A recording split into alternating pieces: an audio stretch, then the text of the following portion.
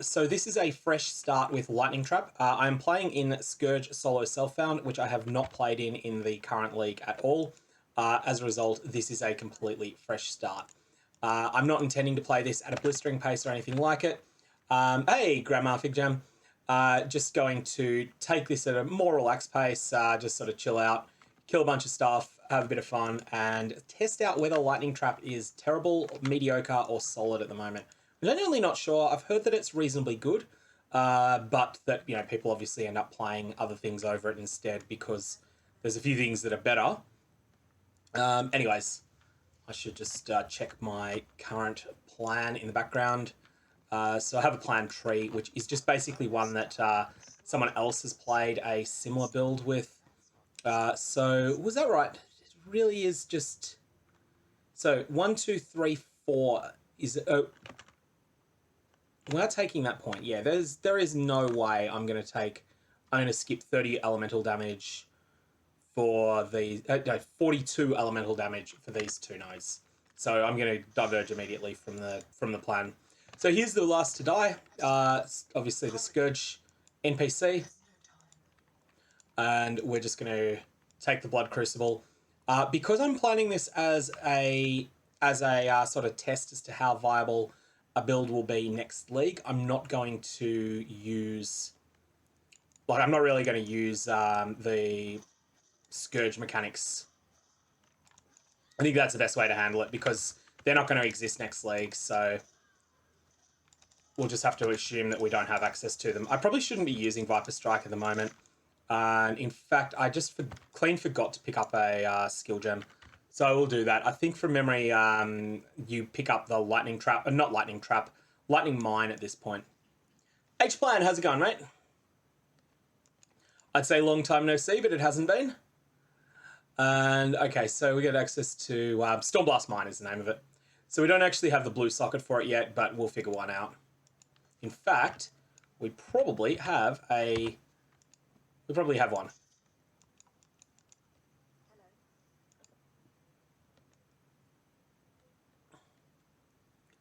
Yeah, spell damage, cold resistance, that'll work. So let's become a miner already, rather than using that.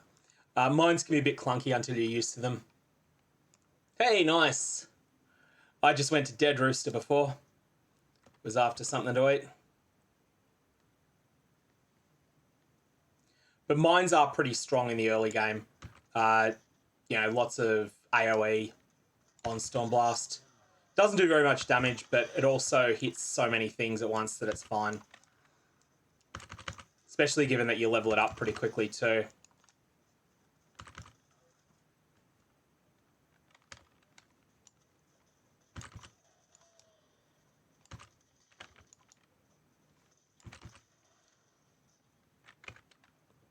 I may need to shift realities once just to get rid of that stupid thing. Quest, if it gets annoying, I'll do it once, but I'm not going to do any real spamming with it.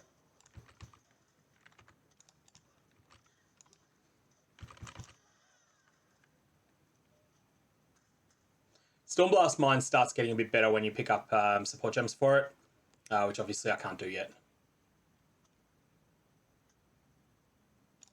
Oh, it's their chicken that that is what I'll get, but it's partly I live close to one, so that's why that's why they end up being where I'll go. It's like the only things I live close to. There's a Dead Rooster, there's a KFC, and there's a Nando's. KFC is further away and worse than Red Rooster in pretty much every imaginable way. Nando's is expensive but really nice, and that's basically it for fast food.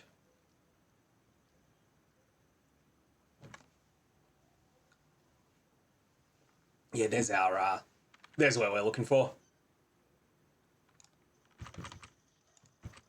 So at this point, you always have two options. You can push onwards, which is the faster way usually, or you can go into the tidal island. I actually was intending to go to the mudflats, but it seems like my sense of direction was wrong. So we will do the tidal island now. I kind of like turning in the quest reward for this when you're level 4. It just means that the reward you get is better. It'll always be a Quicksilver Flask, but an item level 4 one has more things, more beneficial things you can roll on it. Most notably, the lowest tier, I think it is, of freeze resilience. Actually, I should check if that's still true, because there were a bunch of changes to Flasks in 3.16.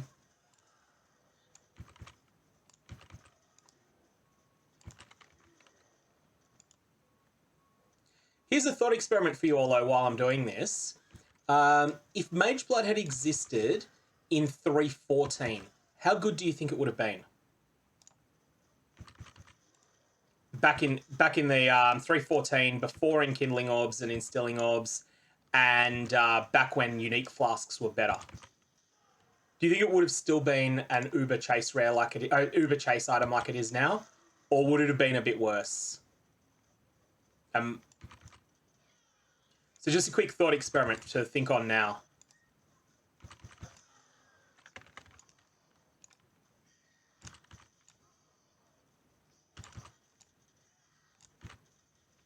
So Hail Rate takes your current direction into account now with his targeting.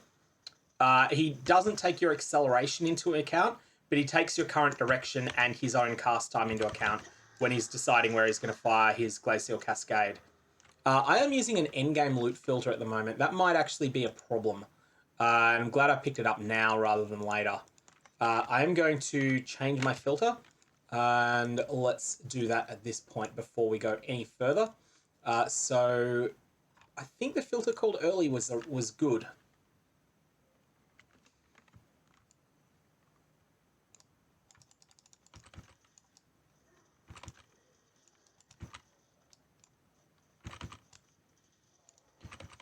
Once we hit level 4, we'll be in a position to turn in that quest for the Quicksilver Flask. Oh yeah, that's a very good point, Yeah, is right. I'd forgotten about the Harvest Flask enchants. That had Flask effectiveness on it.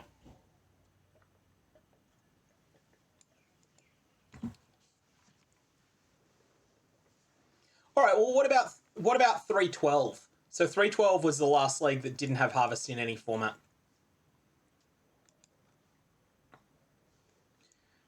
I'm kind of curious on that. I think it would still have been very, very good, but I don't think it would have been some sort of Uber Chase item. It would have just been a really solid thing. Usually here the correct answer is take... oh no, Onslaught doesn't work because I'm not hitting them or killing them, am I? I'm going to need something else. Yeah, Swift Assembly is an easy choice. And Swift Assembly is one of those annoying gems that doesn't clarify whether it's an intelligence or dexterity one from its image. You can see there that it's actually a blue and green, even though it doesn't look like it. It's such an annoying thing. Like, I don't know why it's so obfuscated like that. And I don't even have a blue-green gem here to pick up. I'll grab a coral ring. Always useful early on. And let's just vendor all this trash. So the reason I'm picking up this stuff, with the exception of that one, which I will... actually, that's blue-green. No, with the exception of that one, which I will equip no matter what it is, and I will use it as my main thing. The reason I'm picking these up is that you get a lot of transmute shards from them, and that can help you when buying skill gems later on. Skill and support gems. And I just vended the thing I wanted. I'm a twit. That's me being stupid, so don't do what I just did. Look for a blue-green item if I can get one.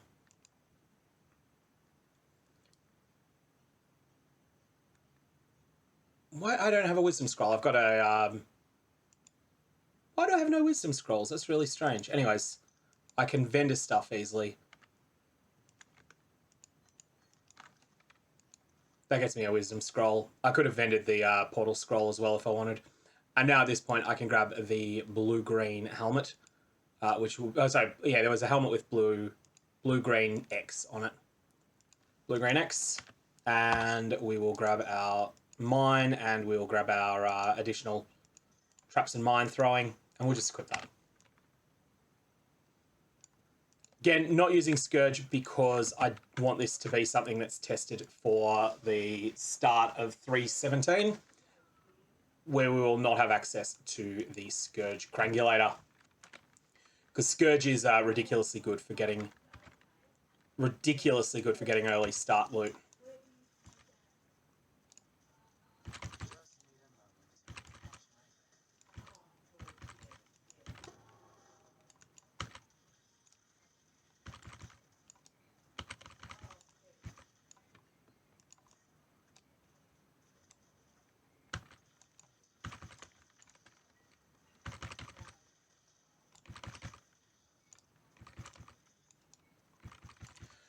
No, it's actually green, and it's just really bad UI. It does have a secondary requirement of intelligence, but it is primarily a dexterity gem. And it's just a really stupid mechanic. I think where they were going for with it is they wanted to clarify visually that this is a gem that has both stat requirements on it, but they ended up just making it more confusing. Physical to lightning from memory is like that as well, and I still can't remember off the top of my head whether Fizz to lightning is like what its stat is. I have to check it when I get it if I was to use it.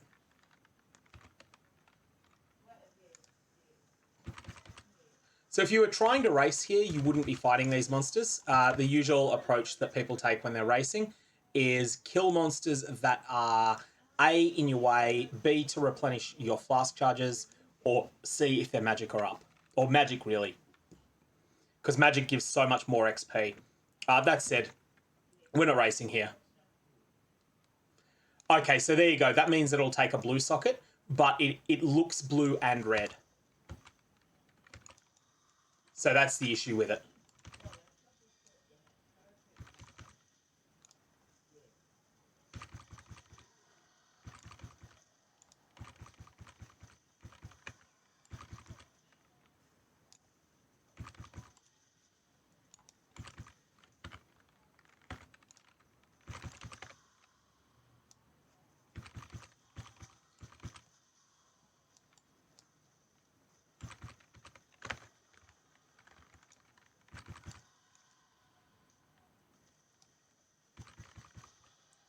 So there will be a new league mechanic replacing Scourge in 3.17, but we don't know yet how strong it will be leveling. Scourge is incredibly powerful for leveling in Act 1. It's also incredibly powerful for getting your first 5 and 6 link, but we don't know in what ways the new mechanic will be generous, so I'm just not going to use it. Except maybe once to get rid of the icon for it, the quest. One thing I keep doing is pressing 3 out of habit to activate my Quicksilver Flask. It's actually on 4 at the moment. I might want to change that. I get a lot of damage here, actually. It's because I don't have much life. I've only got 1 coral ring on, and I'm also wearing just basically no equipment. I think my current setup on a loot filter might be too strict still.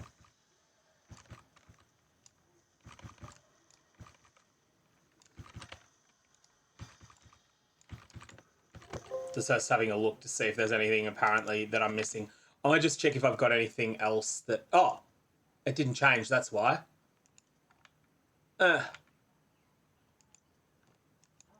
must have failed to save it last time, that's why it didn't... That's why we had that mistake. Anyways, that's all solved now. I will just occasionally overwrite my loot filter just to see what's dropping. Get out of the... Ooh, actually died. Oops. That wasn't even a PK by chat. That was just me being completely not paying attention there. So I deserve that. Even in Act 1, you can die if you're not paying attention.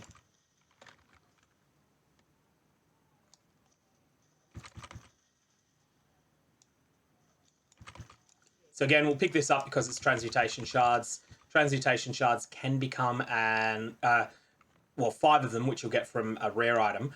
5 of them can become a single identify scroll if you want, or alternately, 5 of them can be one quarter of one of your gems that starts requiring a transmute orb.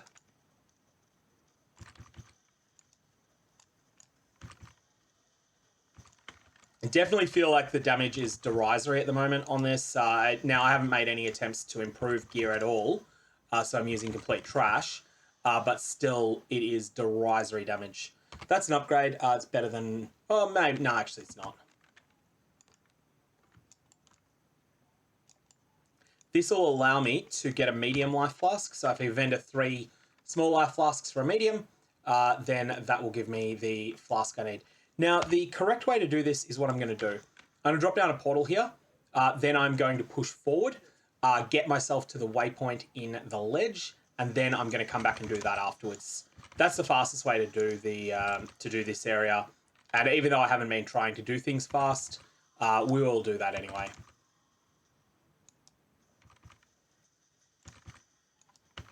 And again, I'll pick up that small life flask as well, and that will get us the medium done. Because it just don't seem to want to drop for me at the moment. And one of the things early in the game, if there's something that RNG messes with you on, there's usually a solution to it. Gone the wrong way again. Oh, it looks like it's down here. I misread the minimap. So you'll find a bridge at some point, and that bridge is what you're looking for. There is also a quest reward I should have picked up, which would give me one of the bad early move skills. And there's an alteration. Alteration is very, very good early on. Not that you're using them for crafting. Again, it's for purchasing gems. Later on, you'd use them for crafting, but early game, they're there to buy your skill gems with. And they can be quite good drops as a result.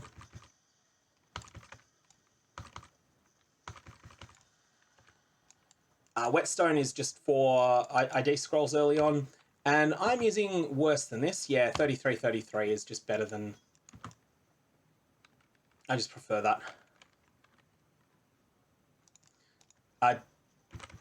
Evasion and armor, even with no speccing into them, are really quite strong in the very early game.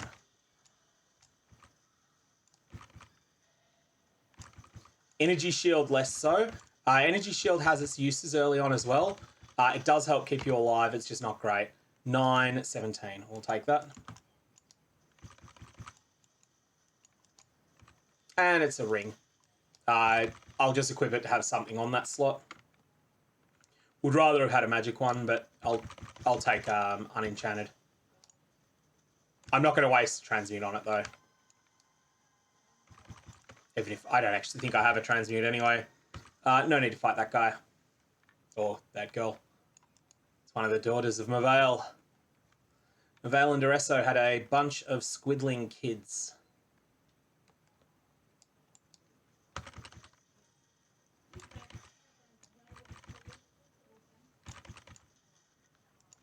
+1 level on skill gems is really good, like on spells. So that's something to be happy about getting every time.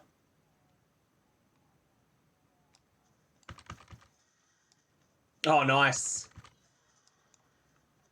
Yeah, I remember when I was first year, I think we started in March. And then subsequent years, I feel like it was the end of February.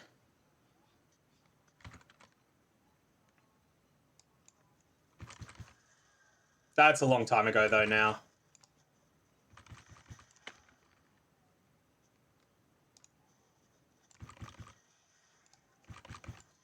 When I was the first year, one of my friends joked to me, uni is the best 8 years of your life. And that was the good advice I didn't take.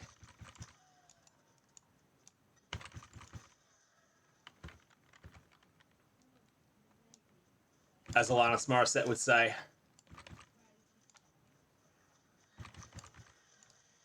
And that was like 20 years ago now.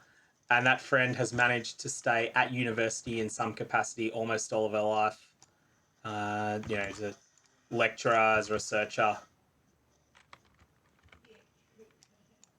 So blue pack here. Blue packs give something 3.5 times the XP of a white pack. So very much worth killing. I will take that Twig Spirit Shield. I'm probably still a little bit too strict on the filtering at the moment.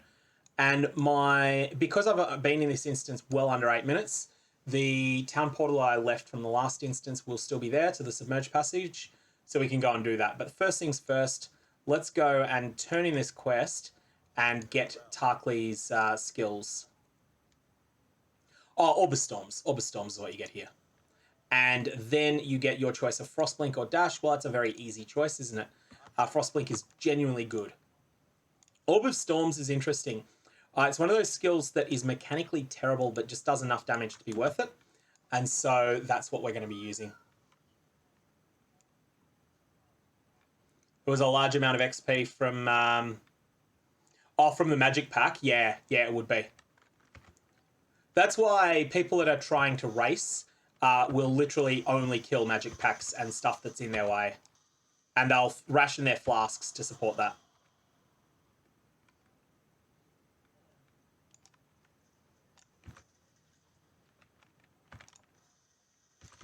So Orb of Storm's really good there. Just the fact that you cast it first, then you fire off whatever your main skill is, and it will fire lightning projectiles at everything that's at your feet, while you then are killing things that are further afield. You just, I think you need to be standing inside the Orb of Storms at the time that you cast your spell.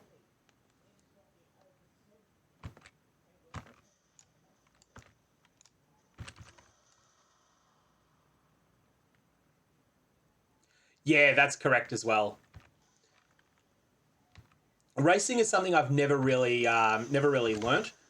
So like I know the basics, but I don't know all of the, I've never really practiced things.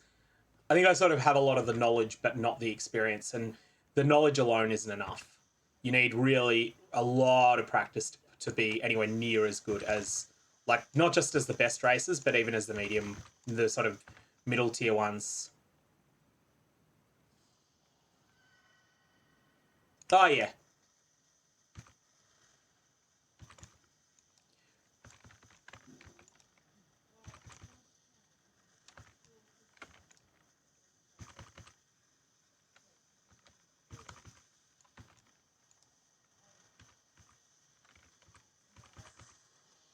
All right, now I got a bunch of rare items here.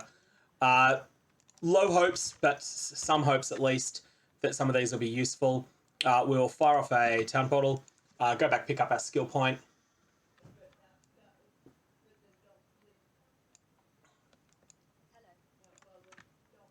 So first things first, we'll vendor the whetstone, and now we can decide what we're going to do here with IDing things. This is just going to be an upgrade if it's got anything on it at all, even though it doesn't have the blue socket. I'll figure something out for that. And the club that's a melee club, isn't it? Yeah. What do we got here? 13 spell damage. Yeah. Useless, but less useless than that. Okay, we'll take this. I'm going to use one of the vendor recipes to make something, some sort of starter gear. We'll take... These are likely better than any magic gloves will be. And that's where we'll put our blue Frostblink. And then we'll just equip this tower shield. Okay, go, go, go, go, go.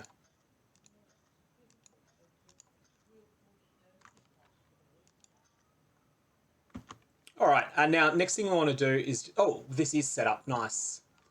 Oh yeah, that's because it's SSF in League. So it is parented to the League thing. Next, we will vendor 3 of these to get a medium flask, because medium flasks don't seem to want to drop for me. And that has automatically equipped itself. We will then put that there. And I also just want to do this. I'll get a second mana flask at some point. But no urgency on that. There's our skill point, and that will pick up the next. The life nodes. 10 life on kill is really nice early in the game. Even though that's, like, this is primarily a 10% maximum life node at endgame.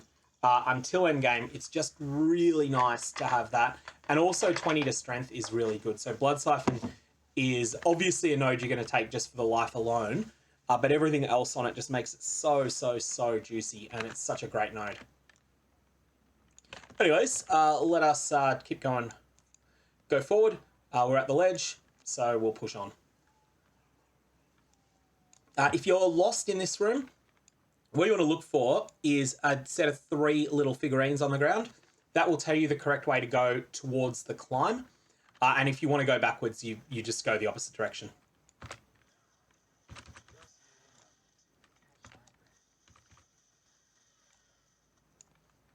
So I'm actually level 8 now, which means that I've got access to the first of the vendor recipes for a damage wand, flat lightning dispels wand.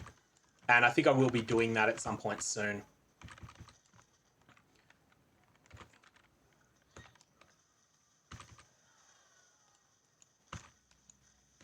There is a level 8, a level 14, and a level 20 version, and most players use only 2 of them. So they'll either go 8 and 20 is the most common, and then just use the level 8 wand all the way through to 20. But you've got the flexibility to do it otherwise as well if you want. So that means I should probably have a quick look for 3 linked wands while I'm going, which would be either I could use blue, blue, green, or I could use blue, green, green. Yeah, blue, blue, green, or blue, green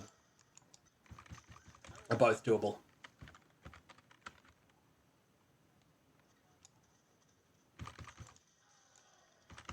Ideally, I would get a second Quicksilver Flask, but that will take quite a bit of luck. There's not many flasks that can drop at this point, but you just don't kill very many monsters either at low level.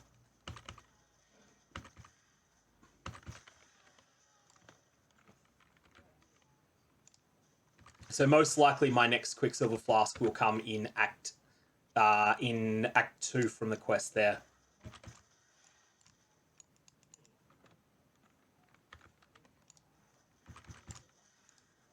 What sort of time do you get on Act 5 runs, H-Plan, when you're actually trying to race them?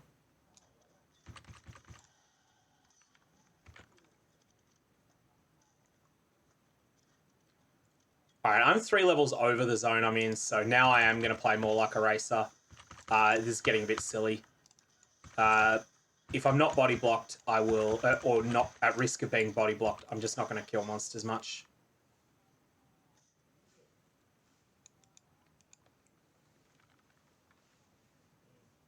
This zone's much worse for killing monsters in than the ledge is anyway.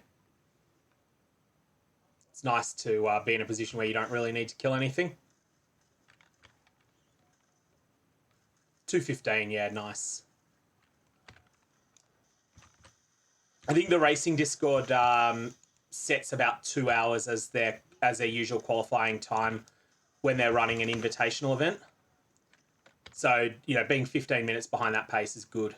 That's like, you know, that you're quite close to to being in the sort of elite level. Alchemy Orb, really good when you're leveling, obviously. Generally best to, well, you can hold them or you can use them.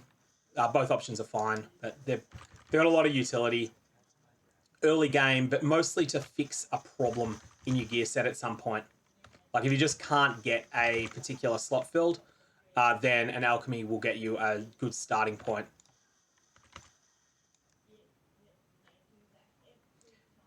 Do keep essences in mind though as alternatives to elks, because often essences can be better, and essences are more common. So there's an amulet. It's not a good base for my character, as I'll probably have no dexterity issues. So that's not a fantastic pull or anything, but it goes straight on. I could use the elk on it if I wanted to, and I may do so if I don't find a, what do you call it? If I don't find a essence in the next zones, I might do that. But if I do, I'd rather use an essence.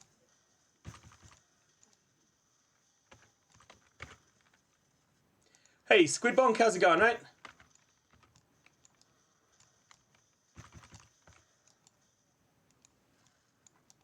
We are starting a new character to partly mess around, but also just to see what the Lightning Trapper archetype feels like at the moment. Because I'm not really sure, but it's something I can't see being nerfed. And if it's solid, it might be something that we'll use as a league start candidate. And if I do decide to recommend it as a league start candidate, it'd be nice to have a full gameplay archived as well that I can refer people to.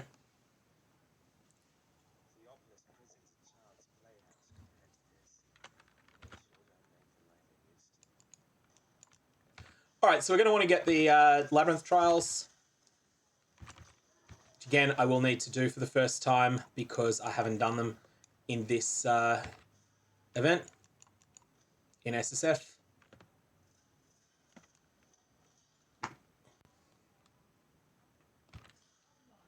So I feel like Champion is one of those things that's at high risk of getting at least a mild nerf. As long as you're cool with that, I'd by all means give it a shot. Just be aware that that's a risk. Yeah, I find that it's too easy to just wait too long. Like, there are so many things I will need to do after patch notes that I wouldn't mind having something that, you know, like I'm taking a gamble here, but I think there's a good chance that I can get something started now that will be of some use, even if there are a few changes.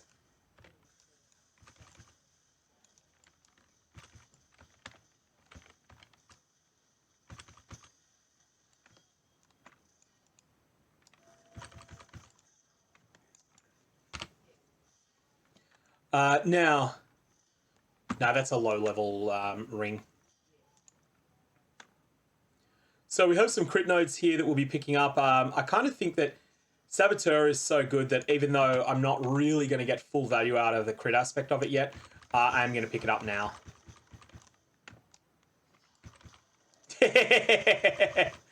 That's the spirit, Optimus.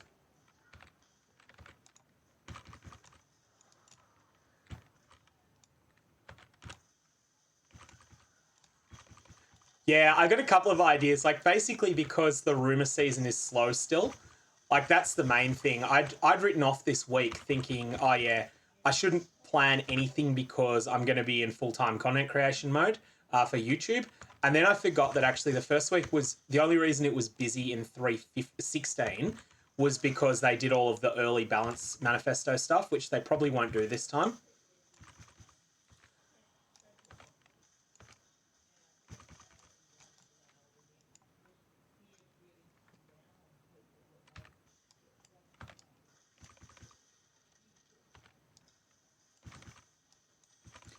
Sapphire ring, nice. Okay, we're going to equip that in place of our right ring. I don't want to do any crafting on that left coral ring because it's a low item level.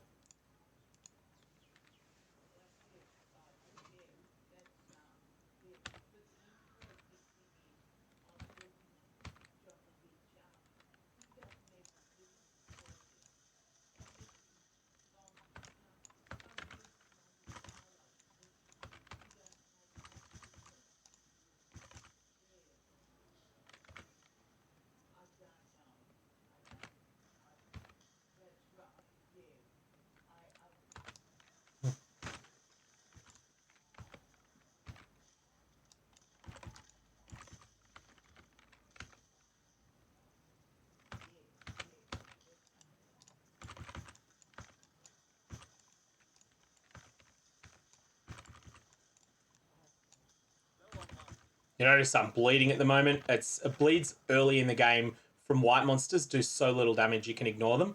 But that's not a good habit to get into. So I made a conscious decision to do that after checking how much damage it was doing and realizing it's basically none. Interestingly, I still haven't had a second mana flask drop. That's something that is pretty unusual. Having to ration mana a little bit more than usual, which is never nice.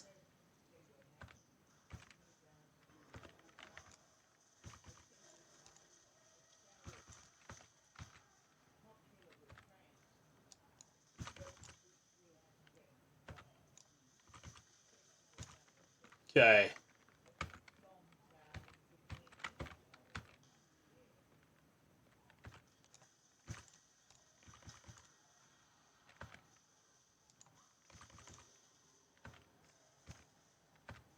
All right, here's our exit.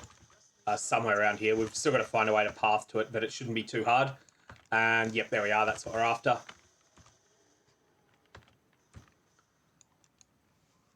Okay, so reminder. They have changed the mechanics on Brutus. They have changed the mechanics on Brutus. They have changed the mechanics on Brutus. It doesn't actually matter in a softcore environment, but still, it's both a nasty surprise and a funny one to get that wrong.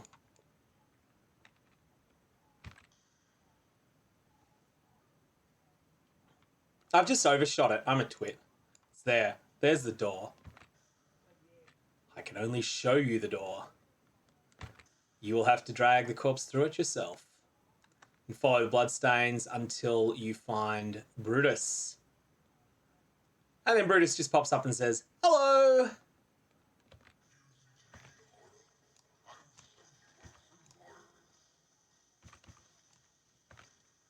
It is funny after any sort of harder game modes, coming back to Brutus and finding how little damage he does in the core game. Because I am super undergeared for this point. I'm mostly in white gear at the moment.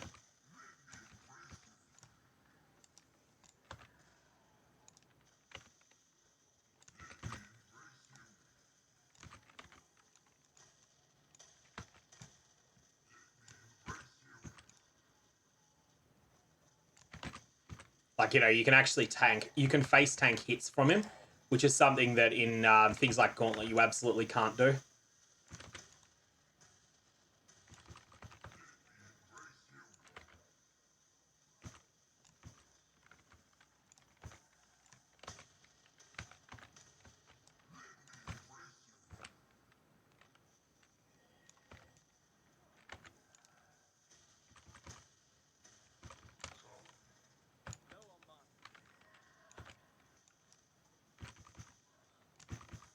Okay, now I'm actually completely out of mana. Which is never pleasant, and this is just because I could not find a second mana flask for love nor money. There he goes. Chain Belt will definitely be an upgrade, as I'm using one of them that is not even magic at the moment. So that's miles better. Still, 0 boots is really weird. I'm just not getting boots anywhere. Default attack transition build. Yeah, it was feeling like that. You do know that you're lagging behind a bit in gear when you run out of mana, though, on a boss. And, like, actually out of mana, not just, oh, I'm low on mana and I need to regen for a bit, but I am out of flasks entirely. Okay, so multi-traps is an alternative option to Swift Assembly, and both of them are fine. That said, I prefer the flat damage supports here. So I'm going to grab one of these. I think we'll go with cold damage, because then we can inflict freezes sometimes, and chills.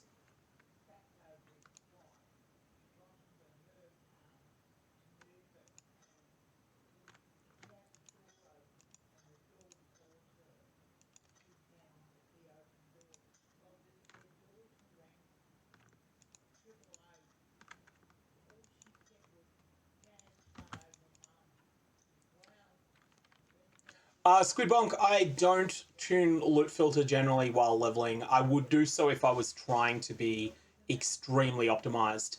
Chun-Li on mine playstyle, like, I'm intending to go traps, but I'm fine with mines. I've done them plenty of times before, and I do generally find them okay. But it is hit or miss. Like, some people hate playing them. So I'm going to take Clarity at this point, which I don't actually have the sockets for, and I'm going to look for boots. First things first, do we have any runners boots? No. Okay, so the reason for that NN, if you're wondering, is because the only things that it picks up are runners boots, so the runners prefix for 10% move speed, or the skinning knife. So it's just it's something that I learned from Tai Killer. And it's just a simple thing that works really well for identifying that. Okay, so we'll just need something blue, don't we? We'll just take that and stick Clarity in it. I do not like having auras on my first hotbars. I'd like sticking them on the control ones instead. It's just because otherwise you turn them off by mistake, and it's really annoying to turn them off. Okay, let's push on. So there's nothing really useful in this zone except for blue packs of monsters with lots of stuff in them. That's a quarter of a transmute though.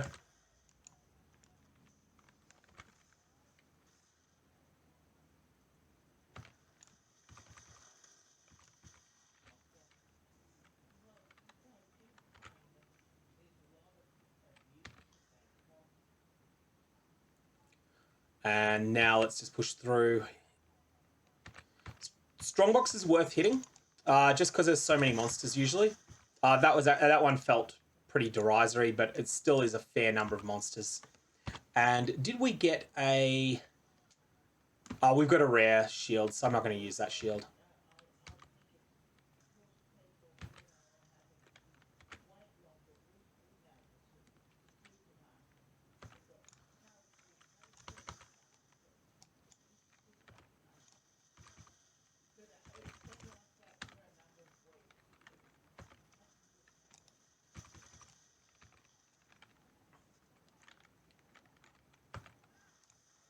I do think, though, on the question about tuning loot filters for specific builds, it is one of the good optimizations you can make if you're wanting to try to make. If you're wanting to try and go faster, it is one of the things I'd recommend. I'm just too lazy to do it myself. Usually.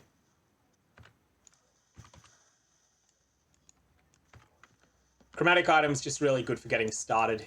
You always find you need a number of chromatics early on in the game.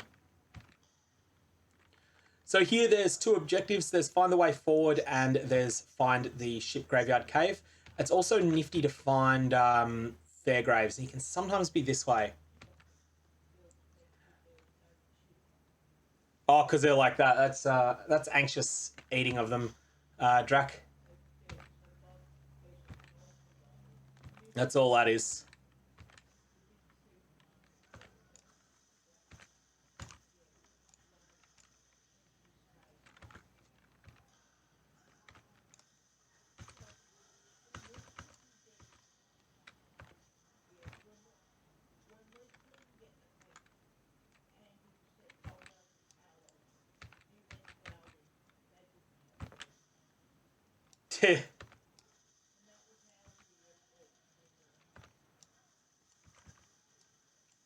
No, it's all good. I just...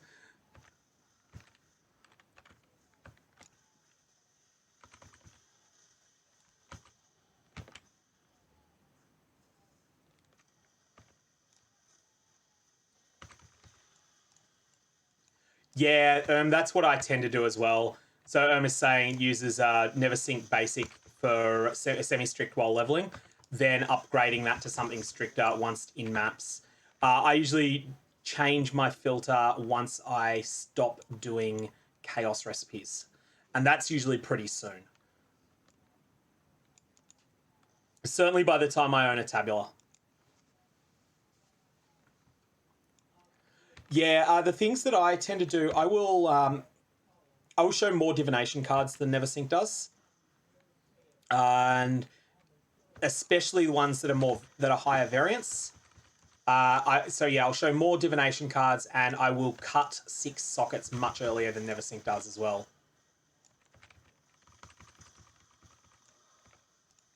Oh, this is a crit shrine. So these are kind of rippy until you get them. Monsters only do 30% more damage with crits, but 30% more is still a lot. And it's still pretty scary. It's, you know, like instead of having 334 health, it's like I had 200 health, 234 instead. But now that I'm doing them, now that I've got the Diamond Shrine, I'm doing 150% baseline damage to everything. And I've got all of the other benefits of critting, like I'm both chilling and I'm freezing, shocking, and chilling. Freeze and chill are redundant, but if the freeze duration persists longer, then it starts to matter. Yeah, Optimus, I cut 6 sockets. Well, in this league especially, because this league Tainted Fusings rendered Fusing Orbs super cheap. But the thing with 6 sockets is that they're worth picking up from this is 1.75 fusings basis, but there's a bunch of time involved in actually turning them into those fusings. And that's the thing that always makes me decide to get rid of them.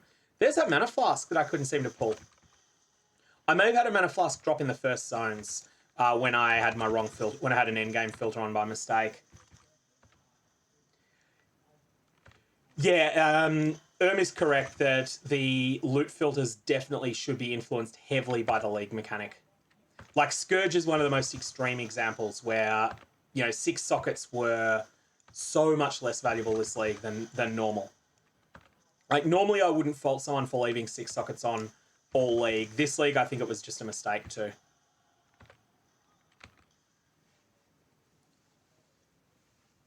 And tainted fuses were nuts. Like, it's basically getting 200 fuses, which is great until you consider that that means that the fusing orbs that drop as loot are now worth a lot less to you.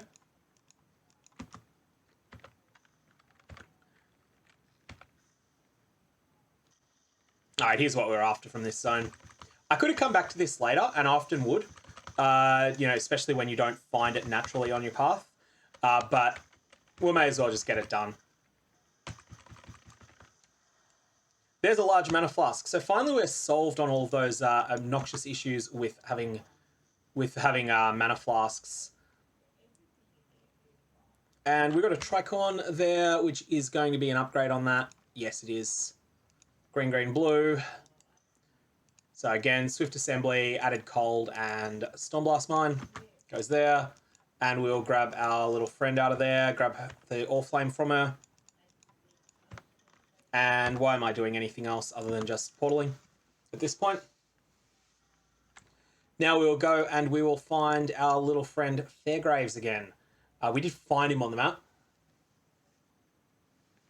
It's just a matter of where he was. I can't remember. I think he is...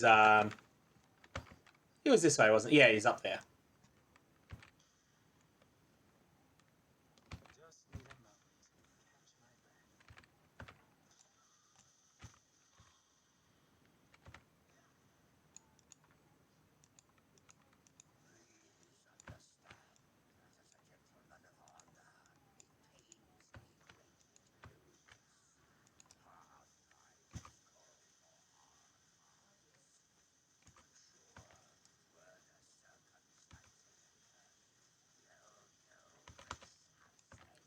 And that will be an upgrade.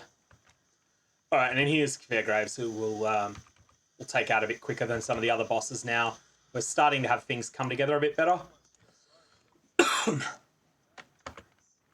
And I can't remember whether I've actually gone... I haven't gone into the next zone. I've just found it. So now we know where to go. It's down the bottom way.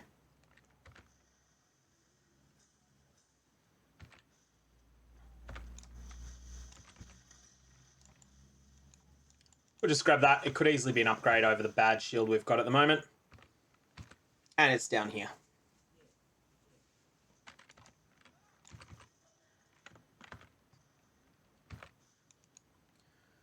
Okay, so because I'm not using Scourge, I have terrible jewelry. And I also have found 0 essences, which is somewhat unusual. But that's what we've got. We're taking Saboteur, and we are now going to pick up... I think at this point we're just going to exit out. Well, this is... I don't have any crit support yet, but that is just such a good node that I'm going to take it now anyway. And then we are going to work our way towards Expeditions Munitions, which is our next goal. And at that point we'll start having some nodes that don't help us while we're still on a mine character. But that's fine. Lightning Trap comes soon anyway, from memory. I think it might actually... Oh, here it is. Cool. Yeah, there's our Lightning Trap. We're just going to grab that now. And that is going to replace our mines. So Stormblast Mine is being replaced by Lightning Trap. So what Lightning Trap does, if you're not familiar with it, you throw something on the ground. When an enemy sets it off, it will fire projectiles in a circle. Those projectiles will do lots of lightning damage. And that's basically it. It's pretty simple. It's pretty simple once you see it, but it's something I want to know whether it's good at the moment or not. It is not very good for bossing, but the bossing is made up for by Lightning Spire Trap, which is kind of amazing. And here's our step towards the trap skills that we're getting. And in we go. So we're taking one step here towards this Trap Mastery cluster. And this is the end of Act 1 that will be in a sec. So one thing to note is that I'm doing this with very little cold resistance. If you're not experienced with the Vaal fight, what you're going to want to do in this zone and the next zone is farm down 2 sapphire rings. They don't need to be good. They can be quite bad. But that will help you a lot. So this is the core mechanics of Lightning Trap. As you can see, you fire this. It takes a little while to arm at the moment. They will arm faster once you're further in progression. and then it will fire these projectiles out that will hit everything around. Leather belt, even a blank leather belt might be an upgrade over the bad chain belt I've got at the moment. I should just check that. It's not. I could use my elk on this, though, on this belt. I won't because it's not well rolled. If that had been a 40%, I'd probably have elked it. Even though you would get a better outcome from an alchemy orb at endgame, alchemy orbs are not so scarce that you need to, that you need to conserve them for endgame. You can use them while you're leveling, get through the core storyline faster. I probably should do that with boots, though. If I get myself a 3-link set of boots, I might do that. With any sort of usable colours on it. So I think from memory, Lightning Spire Trap comes online quite late, like level 30 or something. Maybe it's a Gravicious skill. Maybe it's somewhere around there. But we'll find that out. There's also patterns you can learn to the pathing through this zone. They tend to get thrown when there's a Vaal side area. I'm just going to do the Vaal side area for fun. This is not a useful use of your time at league start, though. So just don't do them if you're, if you're trying to be as optimal as possible. The time they can be good is if you get quite lucky and get a Vaal haste out of them. That can be really good, but that's not going to happen often. Or Vaal Detonate Dead if Vaal Detonate Dead manages somehow not to get nerfed, but if that doesn't get nerfed, you won't be playing Lightning Trap, you'll be playing Vaal Detonate Dead.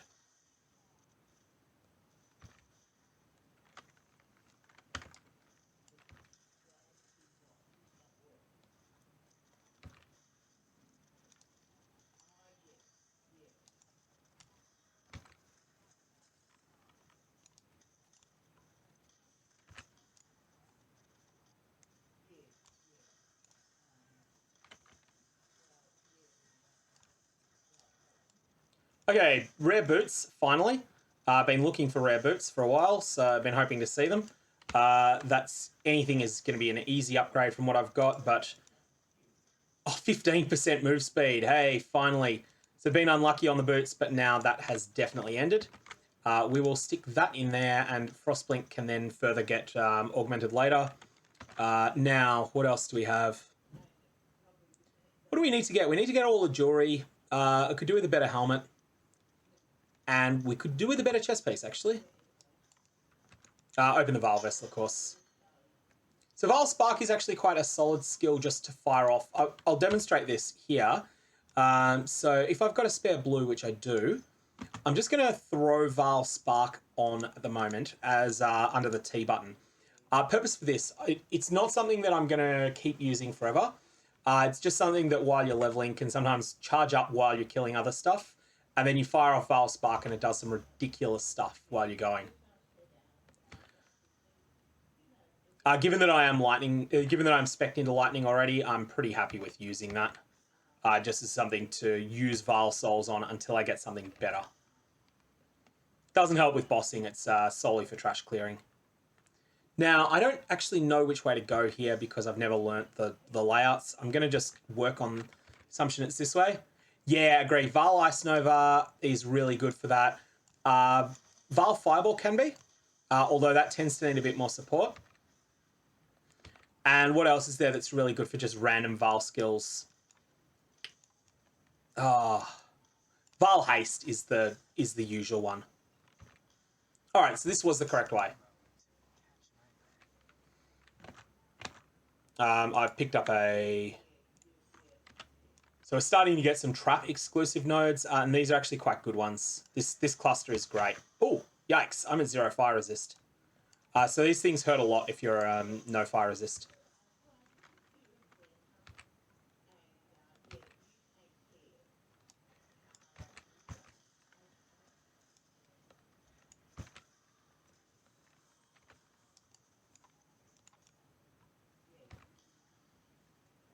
But yeah, it's just widescreen coverage, and that's the reason that Vaal Spark is useful in this application.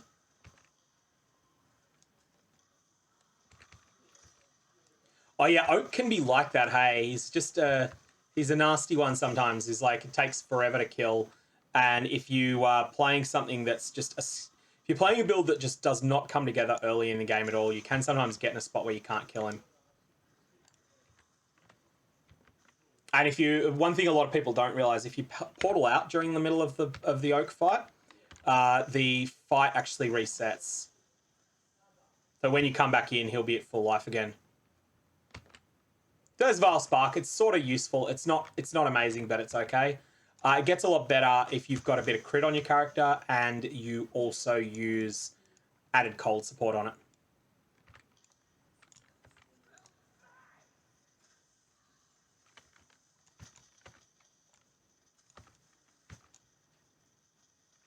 And you can see here that the bossing damage is absolutely derisory here. That is part of the nature of Lightning Trap as a skill. You do not use it as your bosser. That is definitely Lightning Spire Trap. Yes, Vaal Lightning Trap is good too. If you were going to play this, you'd like a league start. You might actually focus your Vaal orbs early on getting a Vaal Lightning Trap.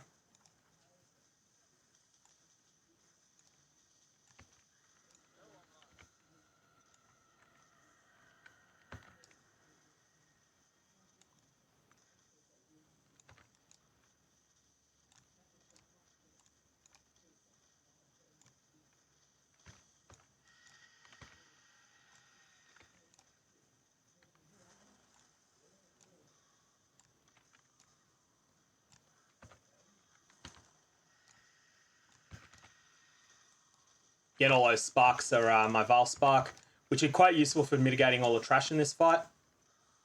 Again, low investment Vaal Spark is something genuinely useful, if not great. Okay, what do we got here? Like a couple of stats. I'm not using anything on this, so let's just equip that. I don't need the colors on this. I picked this up expecting I'd need the colors on it, but given that I haven't replaced my helmet yet, I don't need it. 4 links will start coming online soonish, and that'll solve that problem.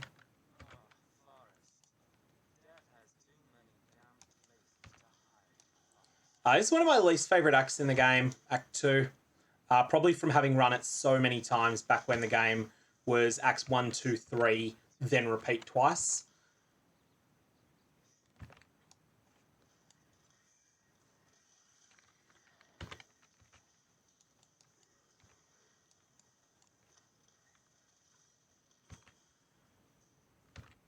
But there we go, through there. And plus 1 level on Lightning Trap is always nice. That's just a bunch of extra damage. Okay, so at this point, I'm just going to remind myself of the exact things in the level 14 version of the Caster Wand recipe. I can never remember this, so I actually just look it up each time. And there is the... I'm just going to quickly... With the details here, it's single item with mod.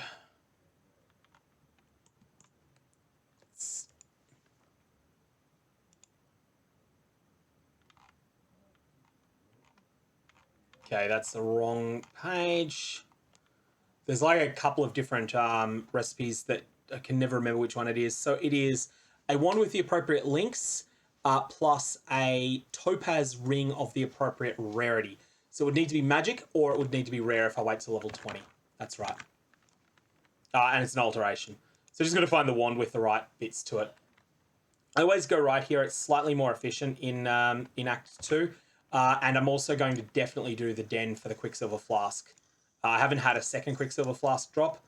It's pretty optional if you've had a second Quicksilver, if you've had a Quicksilver drop, but it's pretty important if you haven't. Because leveling without a Quicksilver Flask, with only 1 Quicksilver can feel a bit uncomfortable, as well as being slower.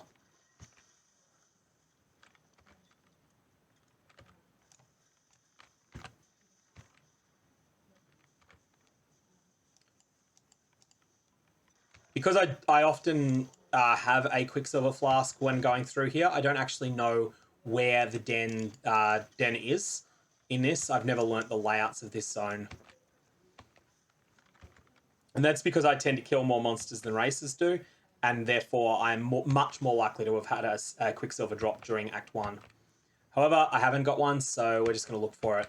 It's often, but not always, it's close to the road, but it's like often a screen away from it, and you don't necessarily see it if you're walking on the road.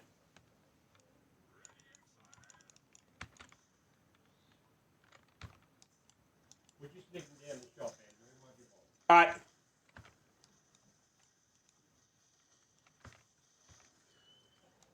As for Einhard beasts, entirely optional to do those during leveling. You know, it's just whether you want to or not. I find they're generally pretty good for getting some early extra power, and well, with flasks and stuff. And also, the red ones give a lot of XP. Yeah, the thing is that you don't necessarily see it on the road, and I have seen it be quite some way from the road. I think that might be when there's a situation with a... when there is a situation where there is a... what do you call it? Brain not good today.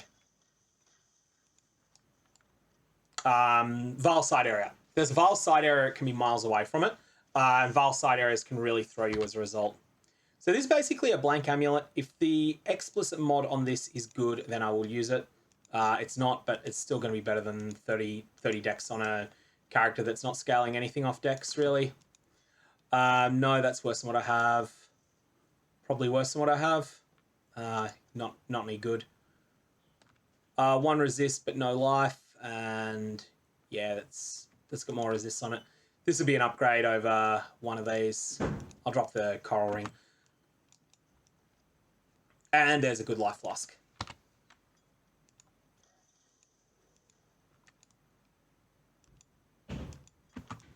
Okay.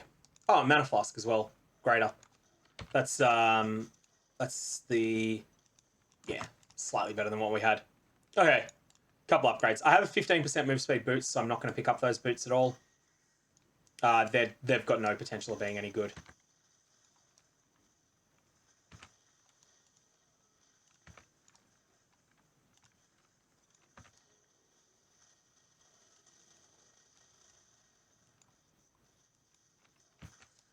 This stupid beast here is just taking too long to kill. You'll notice that you get so many monsters with a red beast that I am back to full... I actually was back to full charges on Vaal Spark during that fight, so I got to use it twice. Not that it's a hugely powerful button or anything, but it just gives you a sense as to how much XP these things do actually give you. It is a lot that you get from them. Okay. And we now know where the next zone is.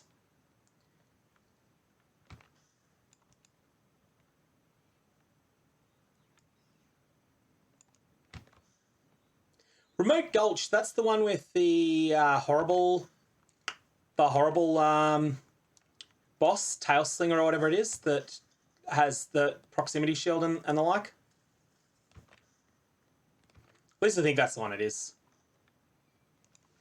Okay, so we're going to go back, pick up my Quicksilver Flask.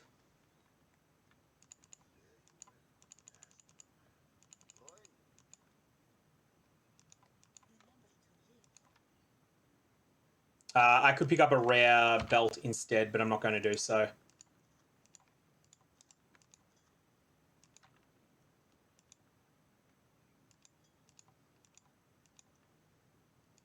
And what do we got here? This is bad, so this could easily be an upgrade. Yep, that's an upgrade. I can't use it yet, but it is an upgrade for sure. Is this an upgrade? Strength, dex, life. Yeah, it's an upgrade over that. So that makes everything doable. Oh, hang on, I can't use it. Why can't I use it? It's character level. Close though on character level, so we will find a way. We'll go without clarity for a sec. We will equip that. We will get rid of that. We'll get rid of that. I don't know why I picked it up. And we will just check this helmet. Okay, cool. So dump, dump, dump, dump, dump, dump. And the next level we'll equip this.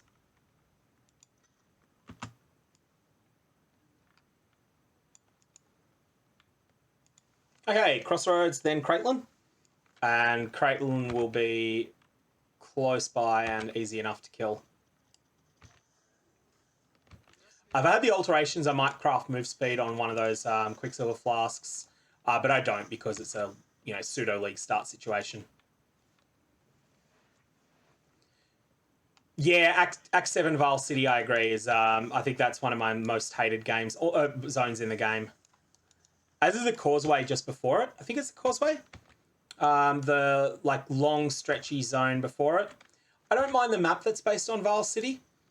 So that's the Ancient City. But that's just because it's got an interesting divination card in it.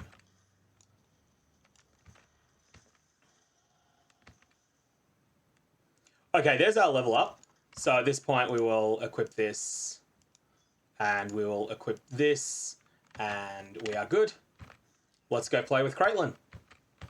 This fight will be easy. She's always one of the weaker ones. Now, one thing you can do is preload a whole bunch of these things down.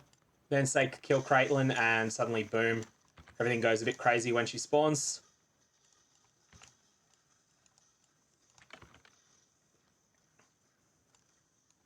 Kratlin does a lot of damage too, if you let her.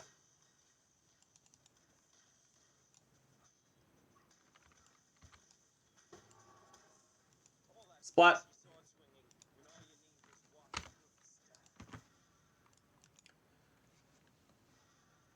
Yeah, it's the zone with the bridges. The one immediately before Vaal City. It's just long and I do not like it at all.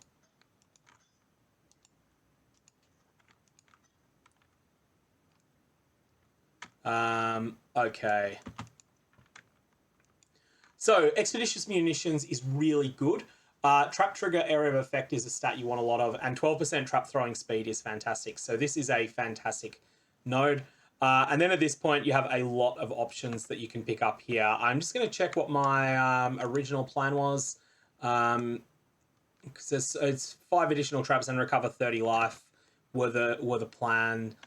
I think I will go with taking the 30 life first. So 30 life is just phenomenal life recovery. It really does get you going, make you a lot safer. Caffeine, of course, because caffeine is good for the soul. And then we will push on.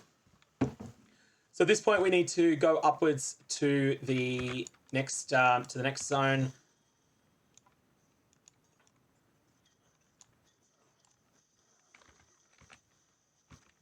Fire off that Vaal Spark again. It's because it's fun. And it does actually kill monsters and get you some XP.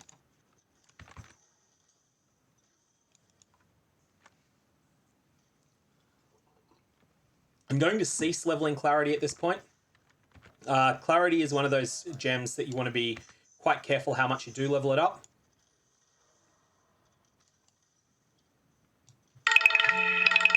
Hey, folks, I've got a scammer calling me. I'm going to mess with them on the stream. Hello?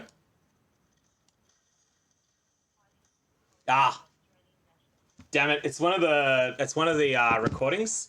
I've had the actual people calling me to try and scam before, and when I get that, I will immediately jump into acting like they've called a radio station and that they're live on the air and that they just need to answer a simple question to win $15,000. And it's just a lot of fun doing that. If you can wreck a scammer's day, that is definitely worth mine. Unfortunately, though, no luck. That was just the infamous calls that everyone in Australia is very, very used to. Robodials with, "Hi, this is Nicole from the National Broadband Network. Trying to get you to pay some fake invoice."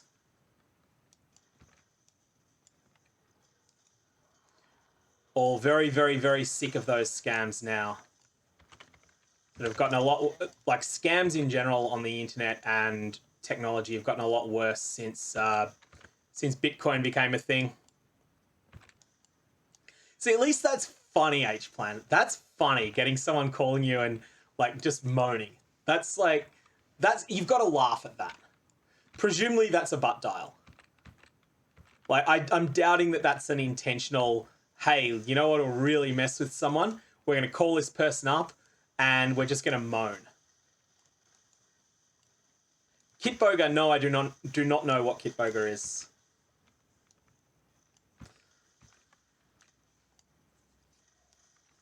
Though it is interesting to butt dial someone who you don't recognize the number of. That's more of an effort.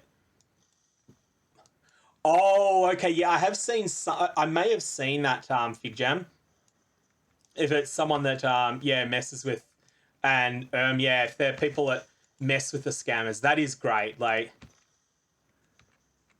it's so frustrating, but since crypto got big, it's given them this way to get people to pay large sums of money. Like, the amount of blackmail that's has gone up since then so much. Like, on my Facebook account, I will get probably 3 or 4 friend requests a week from people who are clearly blackmailers. And, like, all I'll do is, this is especially the case if you've got a relationship listed on Facebook. They'll become your friend, they'll hit on you, and then if you express any serious interest, they'll say, oh, yeah, give us $500 or else your wife finds out. That is hilarious if you've got someone who's at getting them to watch his streams. That's cool. I've got to do the Labyrinth trial in this zone. I had forgotten the Labyrinth trial in here, and it's worth doing now. Like, I could come back later, but I'll do it now. There's also the last Labyrinth trial, which is the one that is in the southeast of Act 2. That's easy to forget to do entirely, I find. I'm doing this zone with low lightning resist, and you'll notice I'm taking a lot of damage and then recovering a lot of life from that Trap Mastery. If you don't have extraordinary life recovery, and I've got to say that Trap Mastery is extraordinary recovery early game, then you are going to need to either have some lightning resistance, or you're just going to need to play a lot more carefully than I was there. Or for that matter, just accept the odd death. That works too.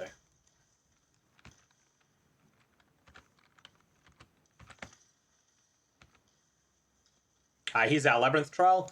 You can tell by the monograph appearing on your minimap. And let's see if we can do this without taking a single point of damage. No.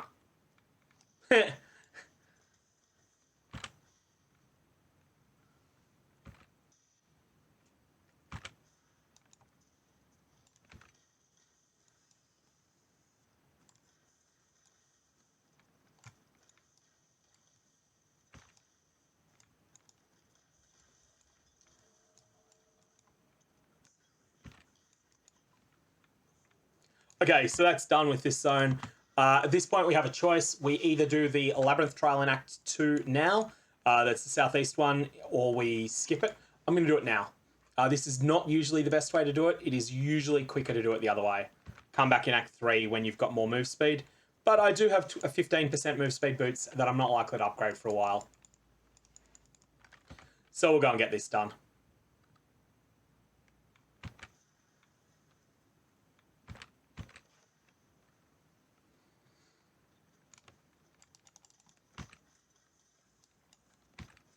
Again, could do the covered up hollow there if we wanted.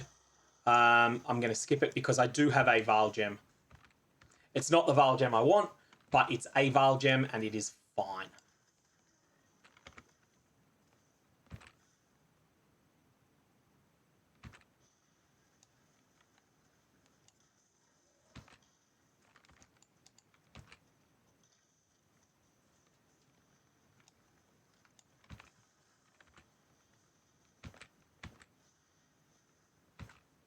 Okay, in we go.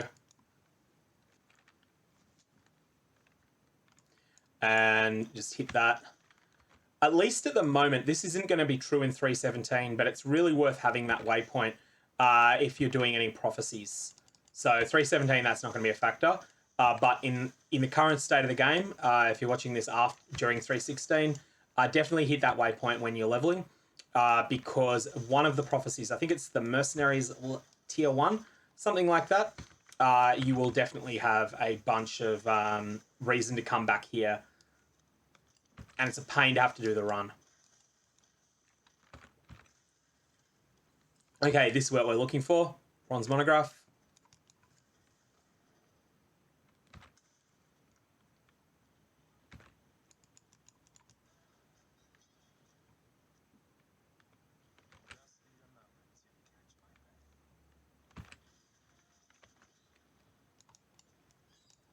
Hey, Wild Aussie, how's it going? Yeah, I did. I had a look at it and I flipped a share on it. Wild Aussie is one of the mad geniuses behind the Anomaly League, which is a private league that's coming up in a few days' time. Should be a lot of fun if people are interested in giving it a go. The rules are simple. You will need to have every item that is equipped to your character scourged at all times from level 12 and onwards. You're not allowed to equip an item if it is not scourged. There's also a couple of monster stat increases in play as well. So definitely have a look at that. I think it's one of the ones in one of the chains. It's part one of the chains. But anyway, the prophecy thing won't be the case pretty soon. Tenky, how's it going, mate?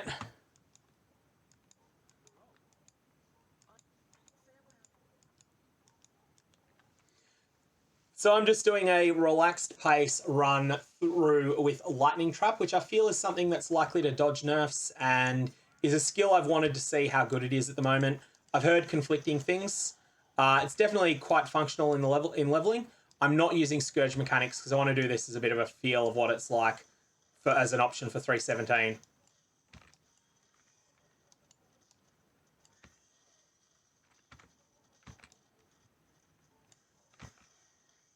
I'm still using Frostblink because although Flame Dash is available, I've really gotten to like Frostblink lately. It's just smooth. Yeah, Lightning Spire Trap is definitely the single target option, a skill of choice.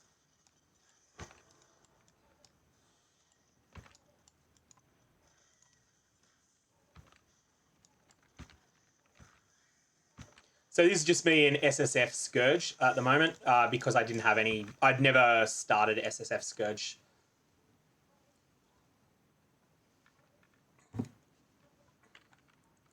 Yeah. There is that assumption. Like if Saboteur gets screwed hard, then this is going to be for nothing. But I feel it's pretty clear that Seismic is the one that's problematic.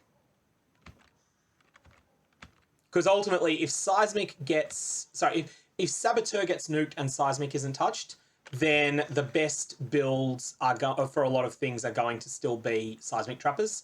They just won't be Saboteurs. Now, Seismic might get gutted and Sabo might get a light slap, in which case I think it'll still be fine. Hey, that's something that'll be a bit of an interesting little trophy in the future. Oh, yeah. Yeah, I'll definitely have to have a look at that, Tenky. I think one of the key things that people that people underestimate the importance of is just getting to endgame fast. Like the power the power boost that gives you. Whether you practice leveling or not, just being someone that's at endgame 3 hours earlier is a huge boost to power.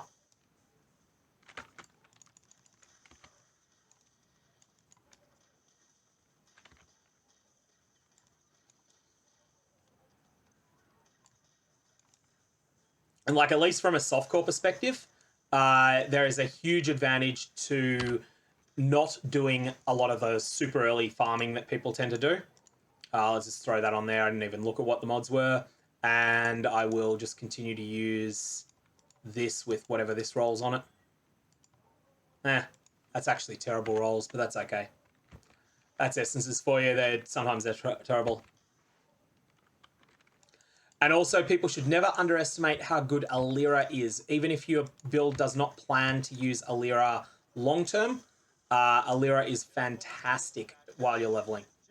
And you can always respec later.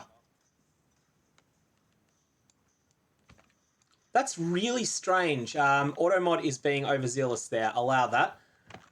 It didn't like the word ammo. And I have no idea why. Automod suspected that was some obnoxious term.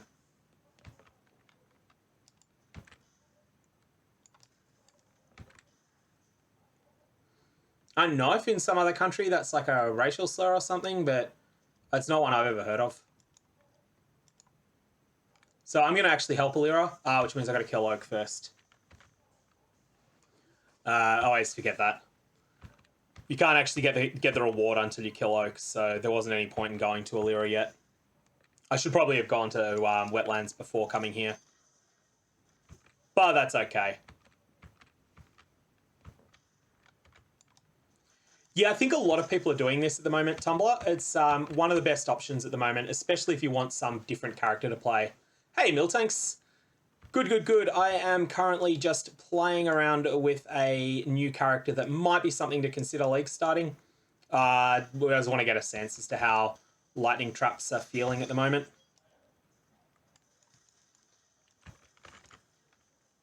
So I'm just playing a character from start in SSF Scourge, where I haven't even started in this league. That could be that's almost certain to be an upgrade, actually. What was I using previously? Yeah, like neither of those are good, but that's an upgrade.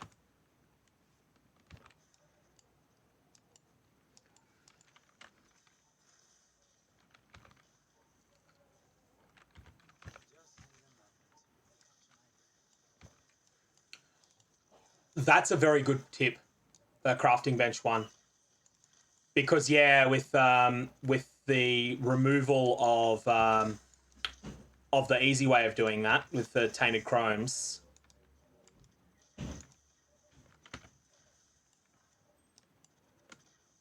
Who says skip essences while leveling? Like, yeah, skip essences once you have a solid rare item in every slot, but that probably doesn't happen until the back half of the axe. And even then, you might still want to have a couple of essences saved up.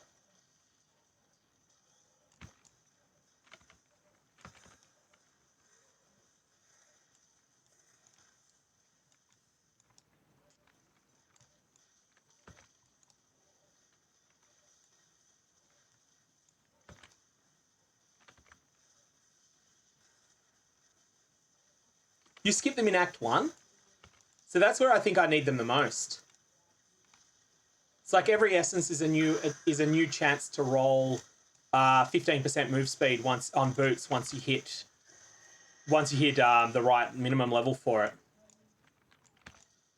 And that's even like that's assuming that you get, let's say you pick up a minion essence on a character that has no minions at all. Even then, it is still useful just because you can throw it on boots. I think skitterbots is a clear pick here, isn't it? He was a skitterbot. I said, see you, little bot. Yeah, greed essences are an potential upgrade always. Like, all this sort of stuff. Trap and Mind Support is going to be the clear choice here. Just making sure I'm not missing anything obvious. I can't actually use Trap and Mind Support effectively yet.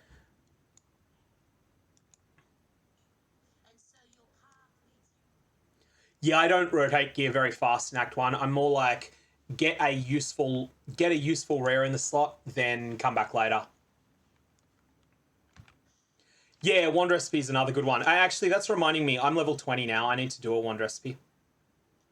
Oh, I haven't done it yet. Where am I? I'm in this zone. I'm not in the wetlands yet.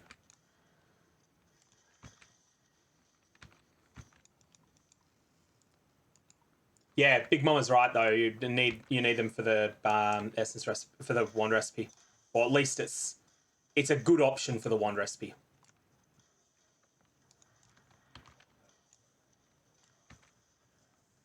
Here we are.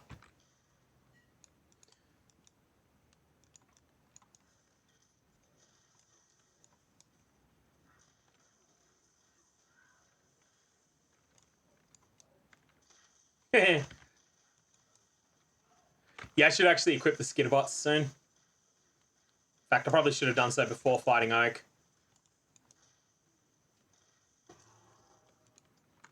Do they work on traps though? Let me just remind myself. They're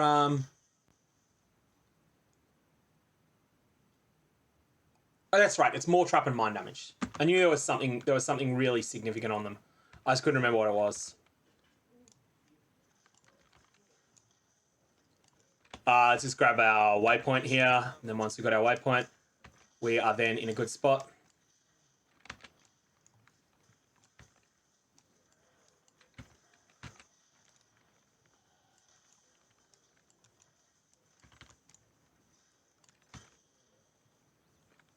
Topaz Ring.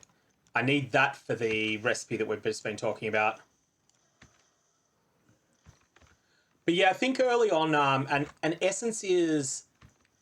Sometimes they're better than an elk, sometimes they're worse. But even if they're worse than an elk, they are still really useful while leveling. You will eventually hit a point where you don't need low tier ones at all anymore. But usually that's not till, like, maybe Act 4. And by that point, you're probably killing essence monsters pretty quickly a lot of the time too. Random Vaal skill use.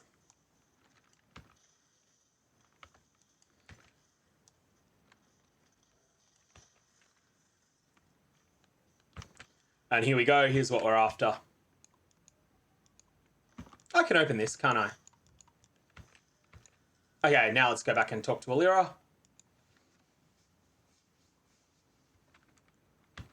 And do the quest down in the bottom area.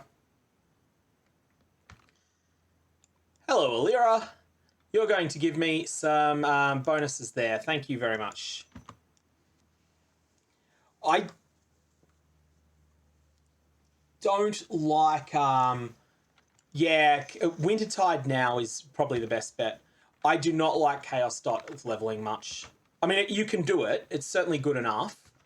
It's good enough to function as a build, but I don't really like it much.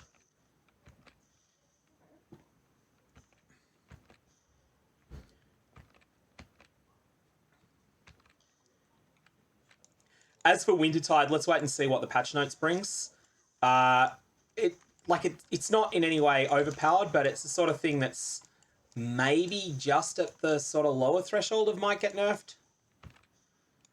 We'll have to see on that front. Let's go and jump to Act 1, turn this thing in, and then we will come back and spend all of our passives. I never played Concoction, but it's clearly a solid build. It was something that was very effective in hardcore solo self-found for bossing, and like it was one of the top meta builds for that. But yeah, I just flat out didn't play it.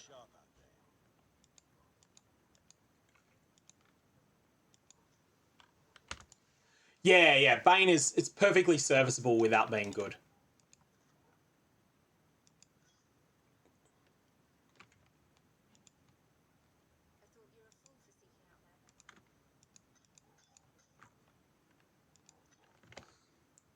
Okay, now at this point, let us remind ourselves of the vendor recipe is a rare Topaz Ring plus a wand with good colors.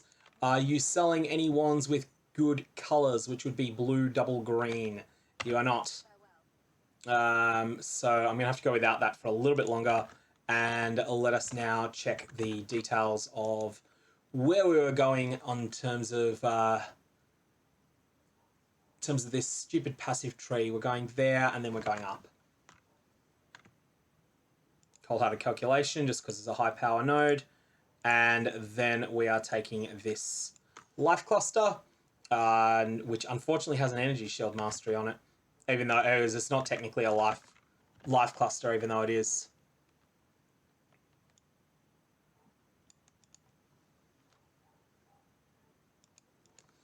Yeah, one thing that I think a lot of people need to decide is their willingness or otherwise to respec a build heavily as well. Like, I prefer to play a build as it's going to be at endgame. That's my preference when I'm leveling, and it's a pretty strong preference in my case. Like, I'm willing to do a respec if I have to, but I avoid it when I can. Even if that'll slow down. Whereas, yeah, obviously Tumblr's indicating a preference for just a build that will get you to library. And, like, if I can skip doing the library, I will do so. Even if it is slightly slower that way.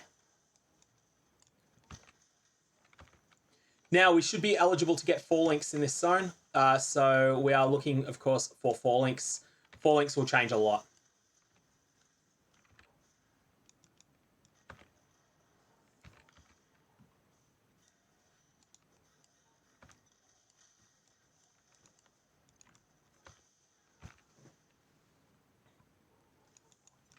Yeah.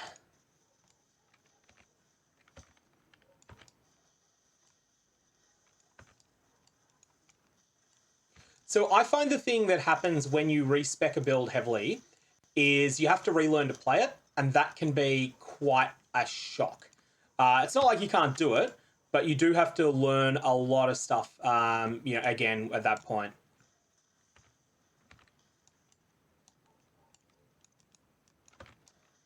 But that said, if I'm planning on playing a build that I know has no viable leveling options, then like when you can't level as the build, then I'll do it.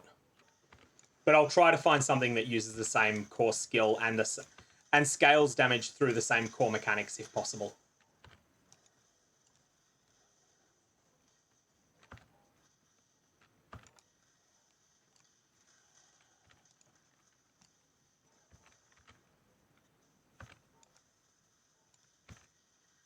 I think the other thing that's a factor in that is that I will definitely get bored playing, like leveling on a meta leveling build will bore me, and it will bore me badly. It will feel like a job, which is something that drives me a bit nuts.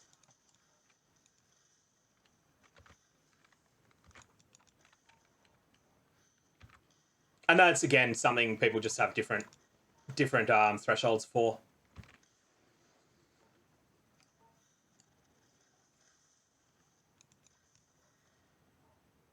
Yeah. I'd be similar to Circular Tyrants there. I would rather level as, like, if I was playing a Bane build, I would rather level as Bane than, or Soul Rend, for instance, something similar.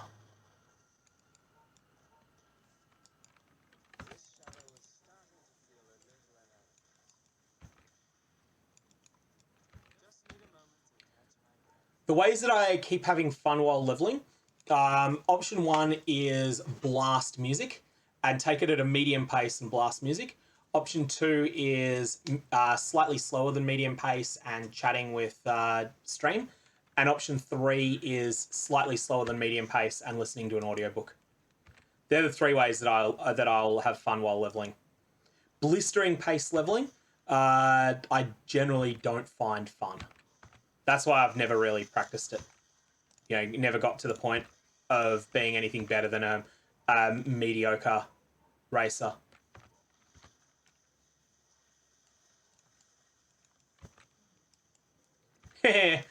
Culdus's Hollow Palm is good. See, Circular Tyrants, the main time I would be leveling is League Start. Well, at least that's the first time, and I will not be drunk at that time. I will not even drinking at all, because it'll be 6 a.m. when the league starts here. Oh, so you're watching someone else's live stream, yeah. I never actually thought of trying to watch someone else's live stream while leveling. I think I only really watch streams if I'm giving them my full attention. I mean, I will level a couple of characters a league sometimes, but then they'll usually be done on a weekend day with me streaming. Speaking of Hollow Palm, what's people's thoughts on Replica Perfect Form, which is the other source of Hollow Palm? So not the cluster jewel that grants it, but the heist item that grants it. Yeah, I'll often, if I am trying to do, well, this isn't going to be the case anymore, but for League Start, I will sometimes have a no beers until 8 watchstones or something like that. And that can be a stream name even.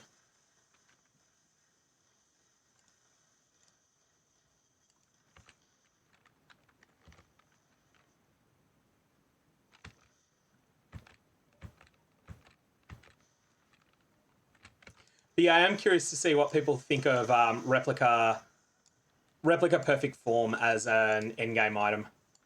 I don't really see people using it, but it feels like it's probably good enough.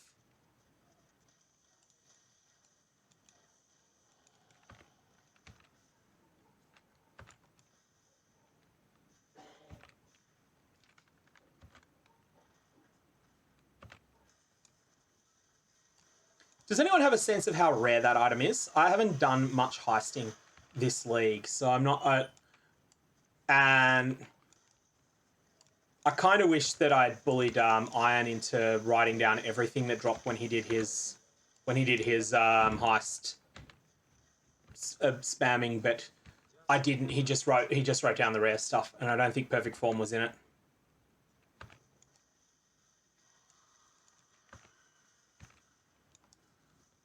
Because it feels like the sort of item that you could recommend as an easy to get build around unique, but I don't want to do that if it's going to end up like if making a video like that would make it suddenly become super expensive.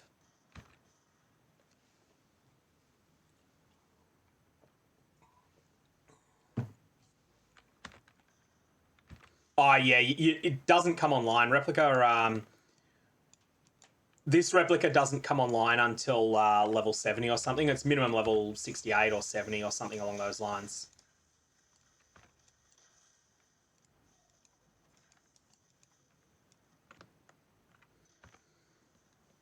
I just think it's such a cool item to have, like, you know, to get both the hollow palm technique and also a bit more on one item. Like, it's got a bunch of dexterity, it's got a few other things on it as well. It's not like it's just a one item wonder.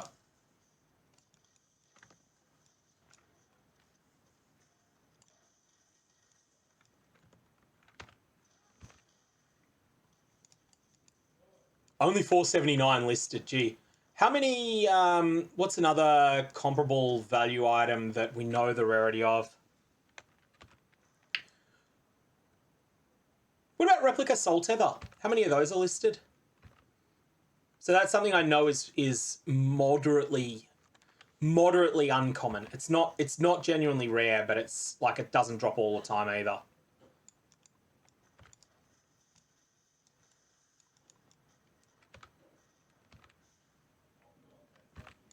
Yeah, it has 10% dexterity, right?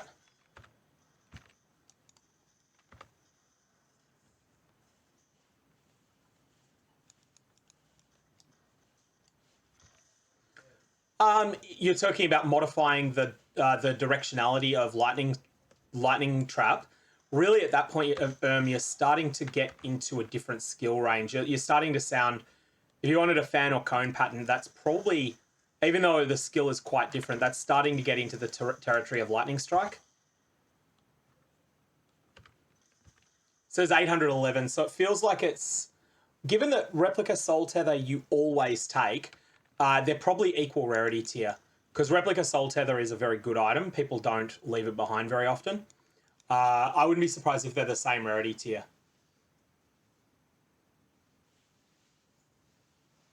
Whereas a crafted rare gives 18% plus 58 at top end, right? Or 18% plus 60. That's not that bad. Like, it's something where you might say that replica, like the replica version is the starting point, and then if you really want to optimize the character later, then at that point make a double influence craft. But you know, once you've got the value, once you've got the currency behind you.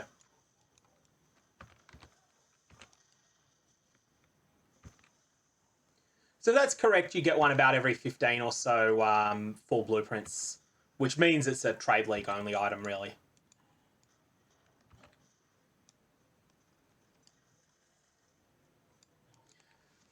Does the replica have any life on it? I think it does, right? It's got like 70? Or am I wrong?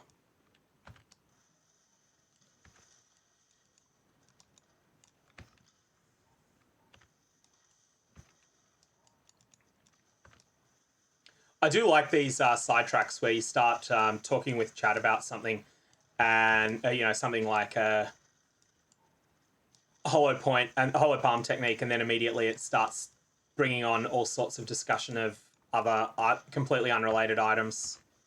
Well, tangentially related items.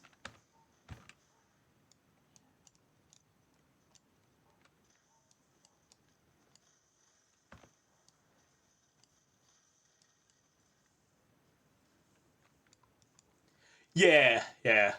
No, I'm more thinking, Tumblr, that if I was to suggest a build around this, would I ruin the market? Like, would I dominate the market for it? That's what I tend to think of on when I'm thinking about an item's rarity.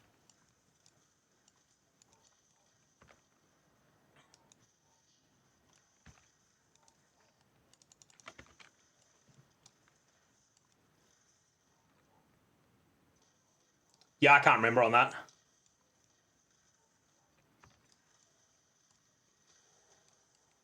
Wild Rep. Yeah, I'm not sure of the alt qualities on Lightning Trap.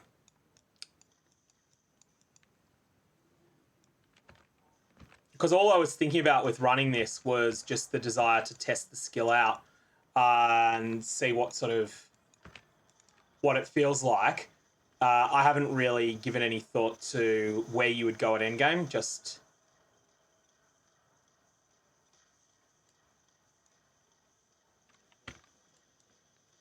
I always underestimate how long this guy takes to load.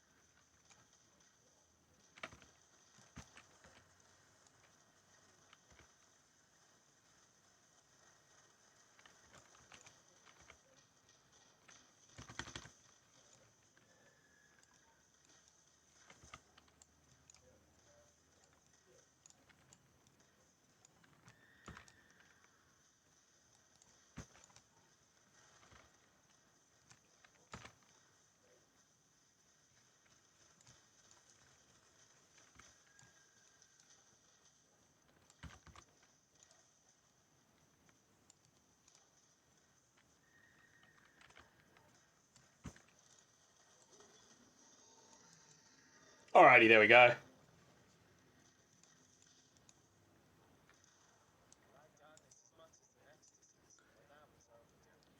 Yeah, Tenki's great. You're only streaming on YouTube though, right? At the moment, is that correct? So you stream solely on YT. Oh, there's a 4-link. Hey, that's what we're after. 4-link that can chrome easily into single blue, I think. And then we're good to go with what we wanted. Perfect. Don't really care what the mods are. It's gonna be an upgrade over a 3-link.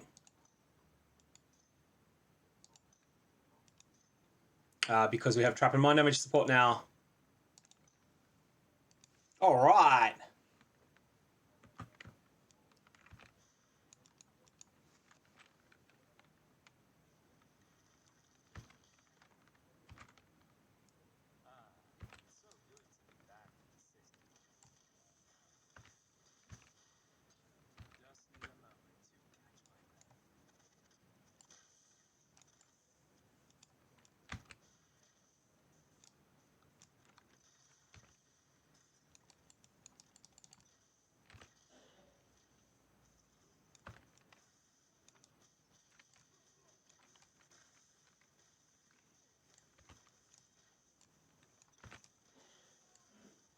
Okay, wait for Clarissa, wait for Clarissa, wait for Clarissa. I always forget to wait for Clarissa here. I don't know if you still need to come back if you forget to wait for her or not, but you used to need to. It was really frustrating. I've had that happen to me before.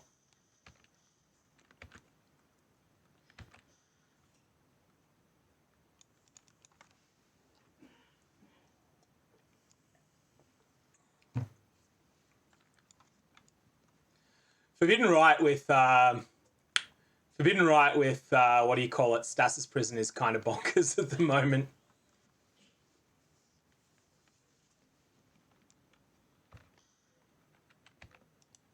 How long does it take you to get Cast on Critical Strike online with that? Like, what's the minimum budget you would say for someone in Trade League getting Forbidden Right, Cast on Crit, Chaos Inoculation going?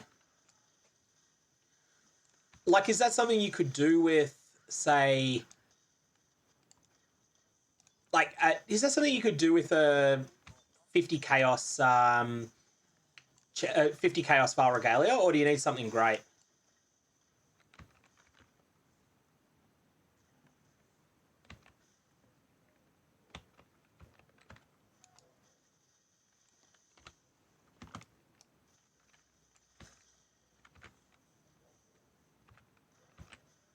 Ah, okay.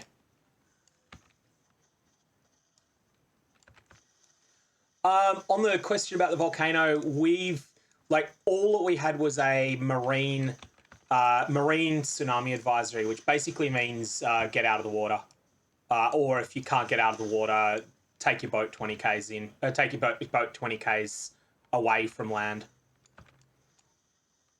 I've gone the wrong way here. Always get lost in this zone. There you go. A cheap Skin of the Loyal is enough. So yeah, the tsunami stuff here was negligible. Like, obviously concerned about Tonga, but it's had no impact here. Just a couple of beaches were closed.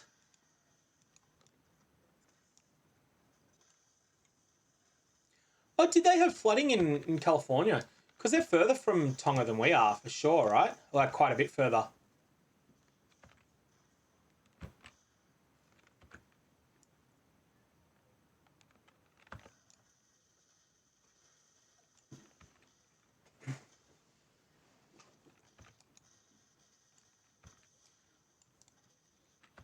You can make a Skin of the Lords. Sorry, Skin of the Loyal, I mean. A Skin of the Loyal with any colours for the cost of 4 Corruption Chambers on average. You just get 4 Skins of the Loyal. Pick ones that have got sort of serviceable colours, ones that someone might want. Double corrupt all 4. And on average, you'll hit one that's 6 bleached.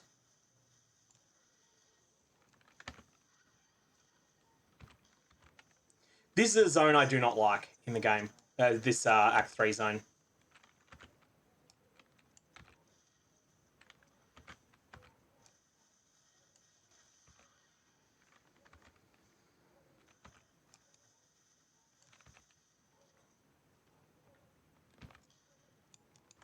And into the crematorium here.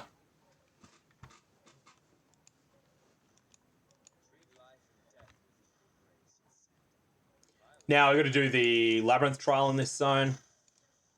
Of course, that is definitely far quicker to do on your way than to forget about it and come back later.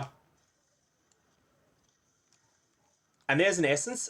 If that essence is not one that I want, then it's going to get me my... it's going to be the rare Topaz Ring that I'm looking for. Well, yeah, you could get unlucky, but like we're talking average price. We're not talking guaranteed.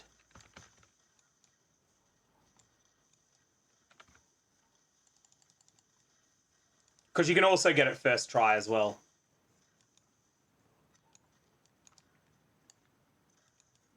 Or, you know, you could get a...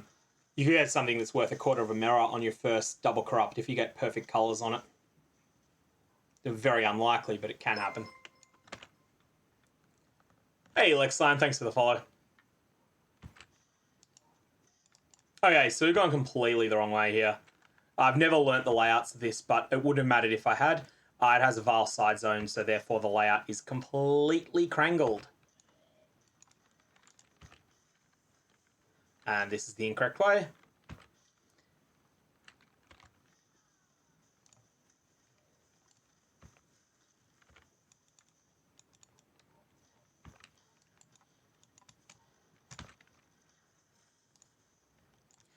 Yeah. So I'm in Australian East Coast. That's my my time zone. So obviously that means a lot of people will that will end up being terrible for a lot of people. But hey, figured why not fire up the stream in the afternoon for once. I haven't got a particularly reliable streaming schedule yet. Partly because I primarily... YouTube is more significant to me than Twitch. And that's remained the case all the time I've been on Twitch. So I haven't really... If I've got time to spend on content creation, YouTube gets first priority normally. And it's trying to find that balance is like one of those things. It's difficult to find the right balance between the two. You're in the middle of Siberia. Wow, that's a cool place. Sorry about the god awful puns, but you don't tune into my stream if you don't want bad puns. That'd be like playing hardcore and thinking that the death penalty is unfair. Thanks, mate. Thank you. We will pick that up. Still haven't found a way to get skitterbots in. Why haven't I done that yet? I've got a... I'll drop that on the ground for a sec. I will chrome this now that I'm actually holding chromes. And then I will get I'll get my little skitter boys going.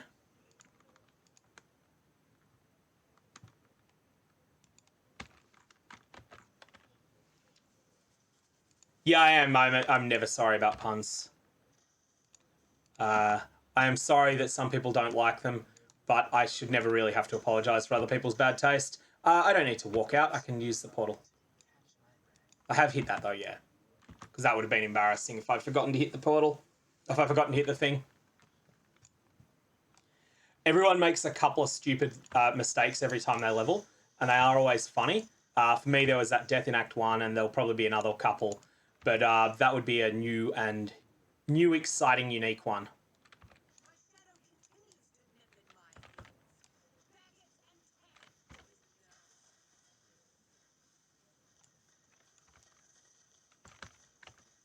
So skitterbots aren't as good as they are on a miner, but they are still good.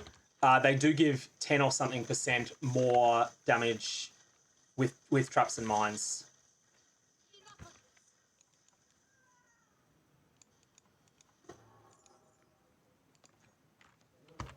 And they've already leveled.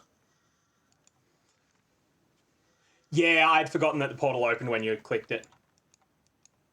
Like, it wasn't a mistake I could have made, but it still felt like one I was going to make. Trying to think what I want here. Probably... I would assume I just want Roth at this point, don't I? Let's just take a Roth and we'll start leveling it. Let's spend some silver coins. Why not? Plaguemore 1, Useful Prophecy. Vaal Invasion. What's that do again? Vaal invaders in the Temple of Lunaris. Okay, that works. Hardcore player, by the way. Yep, rip. It's Tumblr talking about walking into a crit shrine empowered lot of tentacled miscreations. That is very much a one-way ticket back to Act 1 on our hardcore character, I think.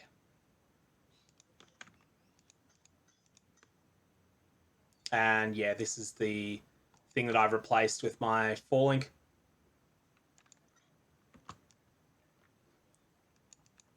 Oh, and you were practicing in solo self-found softcore, so you didn't actually end up losing anything. Obligatory bad casual comment here. Now, do we want to... We want to find any wand at all, actually. I want it to be 3-linked, just for purposes of not wasting any potential sockets in the future. But it doesn't really matter. 3-link, we'll take that. And now at this point, I will vendor the appropriate stuff. So it is a rare ring. Just quickly check and make sure that's not actually good, which it isn't. It is an alteration. And the wand needs to be a specific rarity from memory. I always forget this one. It is...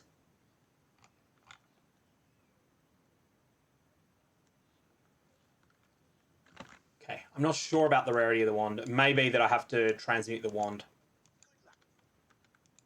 Ah. Yes, I need to transmute the wand.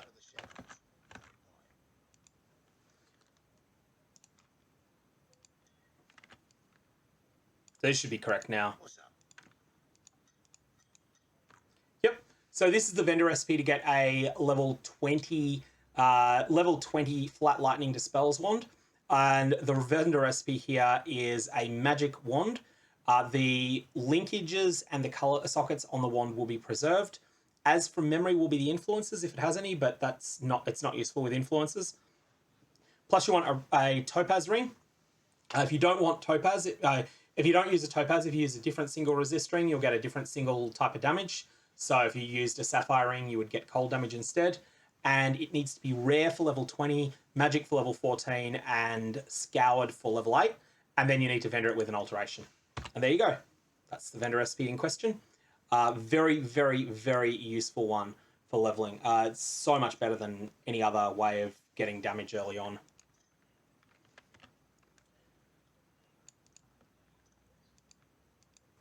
Trying to play like you would in hardcore. Squish.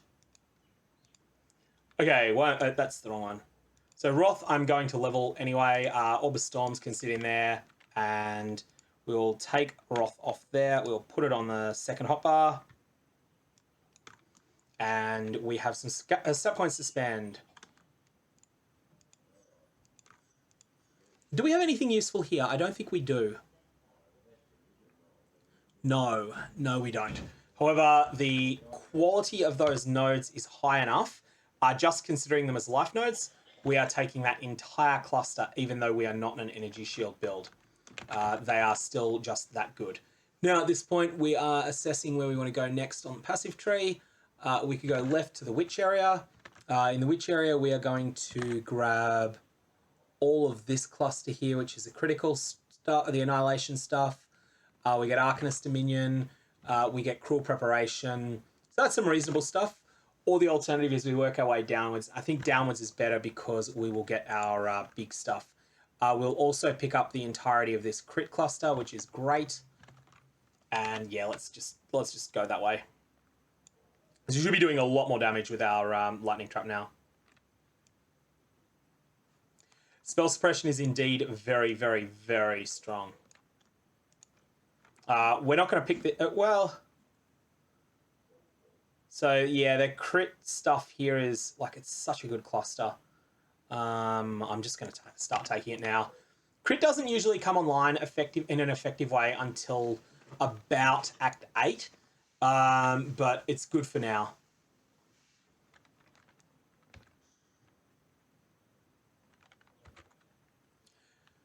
Yeah, Tenki is saying there in chat that I should grab Ghost Dance when I go to the trap wheel, and I do agree with that. It's just an extra little significant defensive layer that you might spec out of later, but it is pretty meaningful even with a smallish amount of ES and evasion. It also makes Grace incredibly good.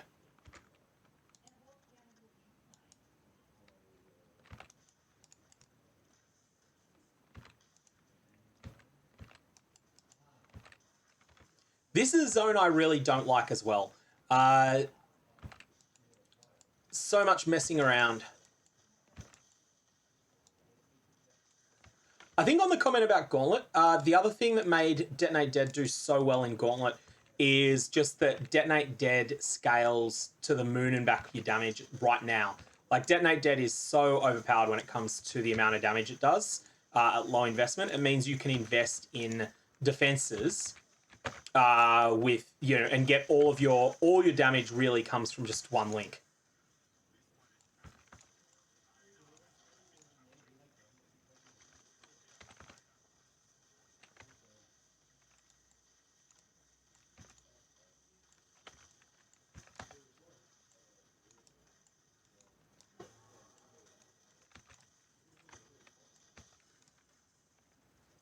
We're going to start replacing gear with 4 links around here, which we will then roll a little bit.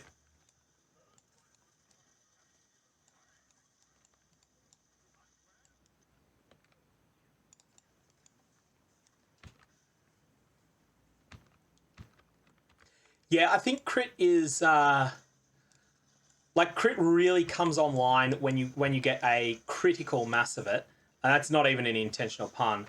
It's just the truth. And that tends to become available a little bit earlier for casters than attack builds. But the defensive benefits of ailments are a real bonus with it. Something that can't be understated.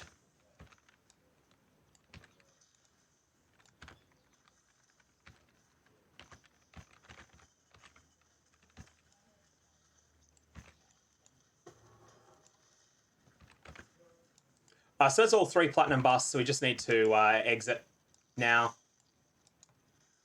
Just gonna remember, did I pick up? I did pick up the waypoint. I think I picked up the waypoint. That would be a stupid mistake if I made the mistake I'm concerned I might have made there.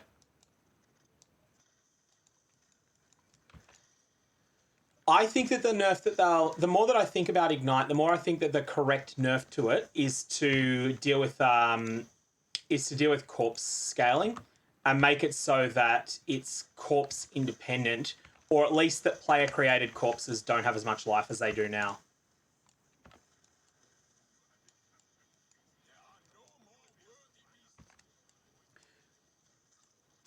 Because all of the Ignite skills, Tenki pointed out recently, all the Ignite skills would need the like maybe 85% less damage with ailments on them, which is sort of a clunky and really awkward and silly line to have.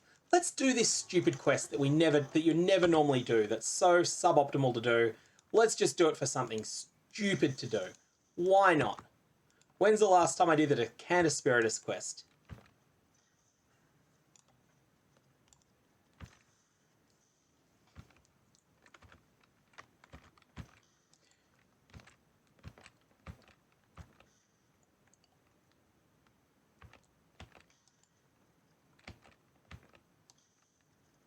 Yeah, I think that there's a very real chance that hit-based Detonate Dead will die as a result of whatever changes are made to.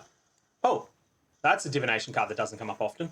There'd be a very real chance that it'll die out as a result of changes that are made to deal with the problem build. That sometimes happens.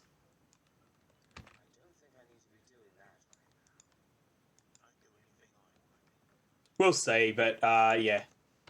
There is no chance that the current version of Detonate Dead will stay as it is. The Ignite Detonate Dead. And I hope that they don't nuke Ignite as a whole to deal with it. Because Ignite's not very strong in other situations.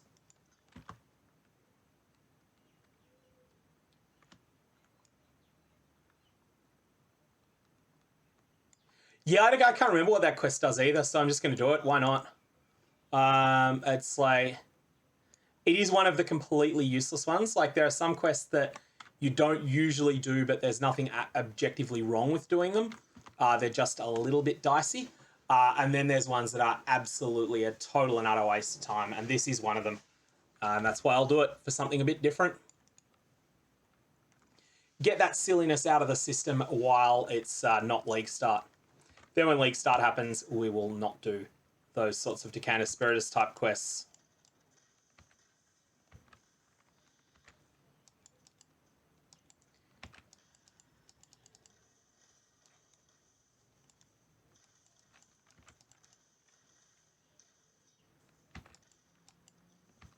So this is a higher level zone than most zones near her, from memory.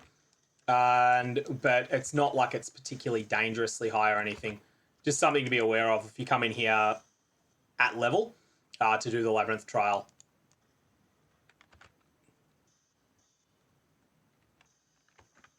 Can't see very well at the moment. There we go. That would have been quicker to do it the intended way. Just following the traps around rather than running against them.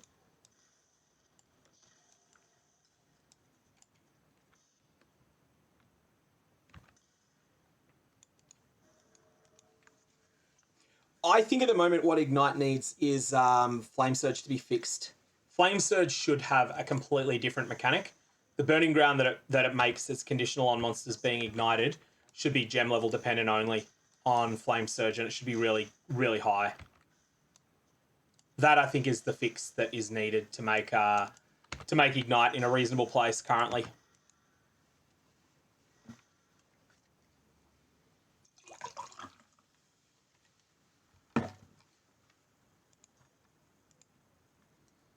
Okay, now at this point, Marketplace again.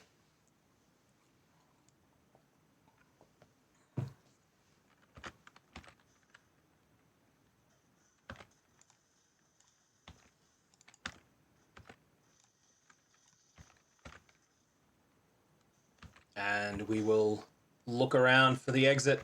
I haven't followed the correct way, so it isn't here, but it's worth just checking that. Yeah, Flame Search needs a lot of AoE. If you want a Battle Mage Ignite meme, Tumblr, then may I remind you that Rebuke of the Vaal exists, and may I also remind you that Rebuke of the Vaal is now chanceable. It is the only weapon of its type that can be chanced on that base, and it is also something that you can get as used with Eternity Shroud as a result.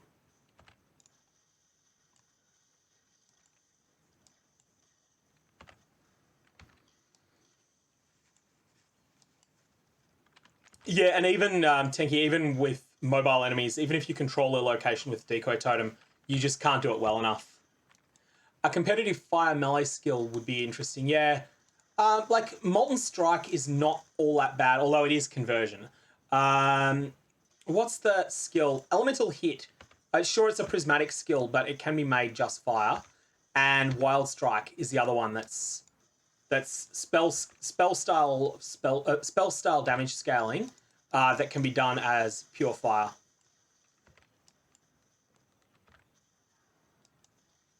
Yeah, Brutus is lead sprinkler as well.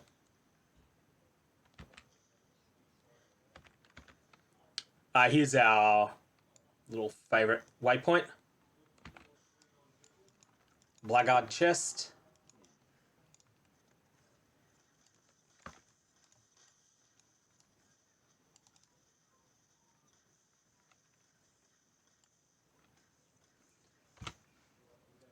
Oh, that's part of the game, really. That everything stretches the idea of melee. I do find it hilarious that Rebirth was the first divination card I got this game.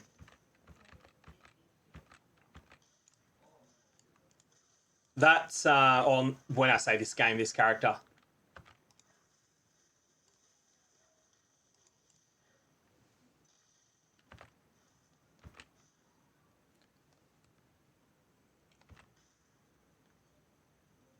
Yeah, Replica Elbrons is what people are talking about if they're talking about fire damage with attacks. Oh, sorry, chaos damage with attacks.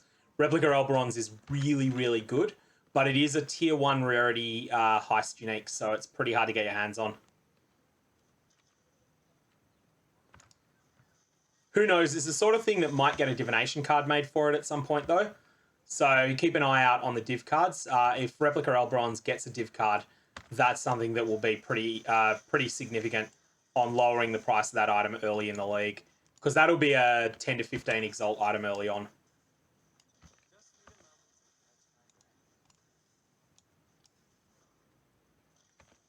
You can offhand a shield, Tumblr. There's plenty of good Shaper shields.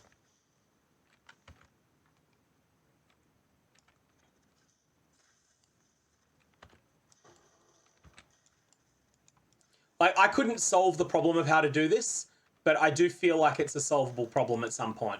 I just don't have the solution myself. All right, let's give this idiot his Decanter Spiritus.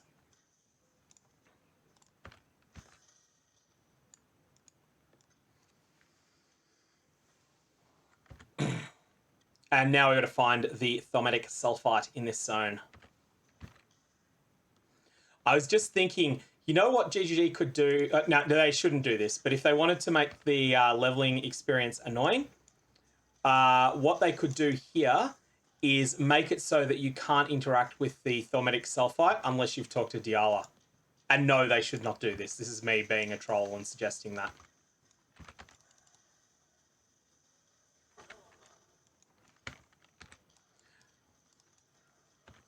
I should make an April Fool's Day video on things GGG could do to make Path of Exile better, and just make a clear statement at the start. Hey, so this has come out on April 1st.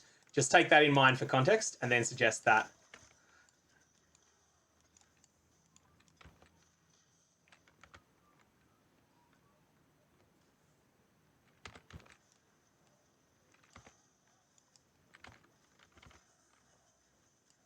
I think that some of the chill effect stuff might get hit.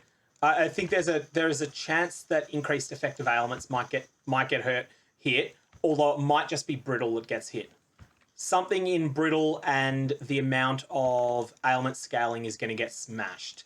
But it wouldn't surprise me if brittle gets gutted as a mechanic. But we'll have to find that out.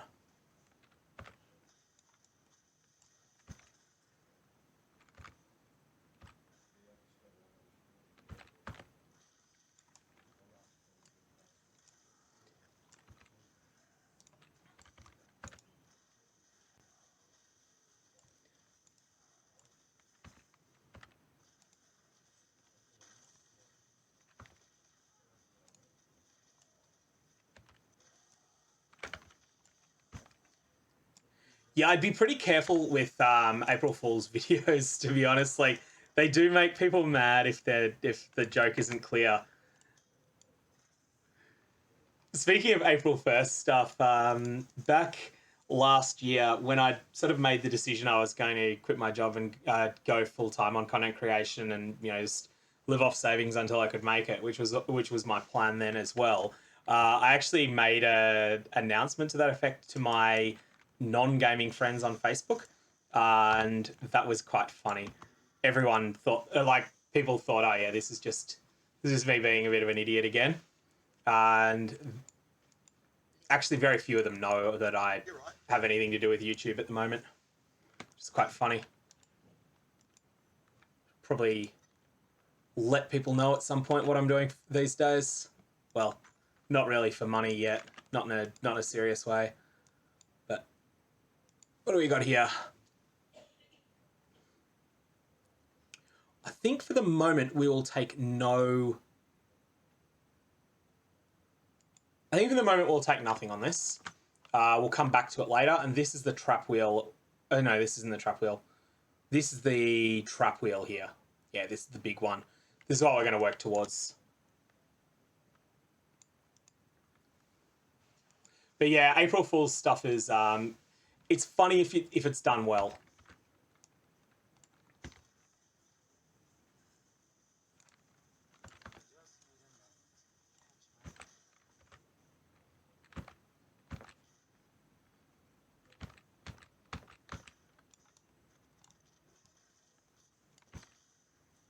I just say that the damage feels fine since we got that magic wand from a vendor craft. Like, that's always the case on spellcasters. Those vendor recipes are amazing.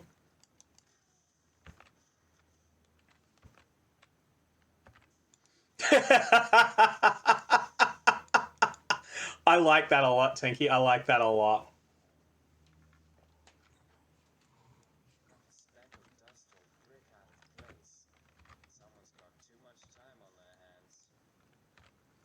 That's hilarious.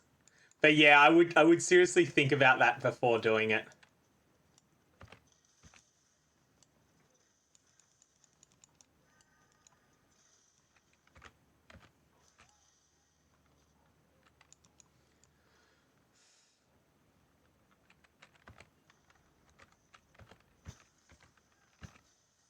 Oh, it's good to have Vaal Spark with an always crit shrine. It's like, that Vaal Spark is so good when it always crits. Like, even completely uninvested Vaal Spark like we got here. It really does remind you of when Vaal Spark was the most broken build in the game. That has potential.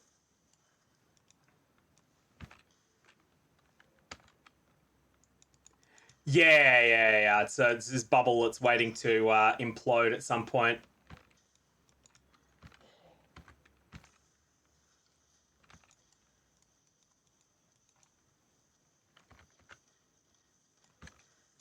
I honestly just have no idea when they're gonna go, when the bubble's gonna burst on all of the crypto related stuff. It could get bigger before it bursts. And if it gets bigger before it bursts, it'll be because people are underconfident in the real world economy. That's how everything from Tulip Mania, or like even the original bubble, Tulip Mania, how that happened.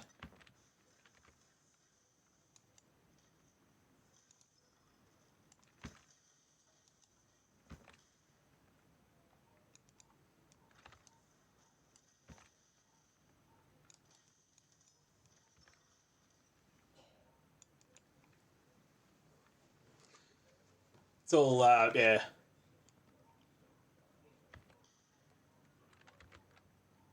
At that point, they're just digital objects, which have existed for a while, like, you know, Magic the Gathering Online. But the thing is that they use an authoritative server rather than a distributed one because, you know, you have trust in an authoritative server.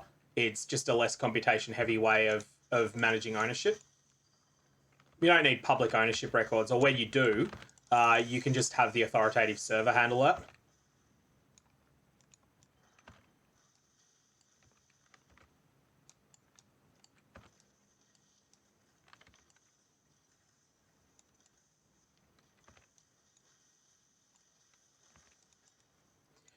Yeah, I do remember the dot-com bubble. That was...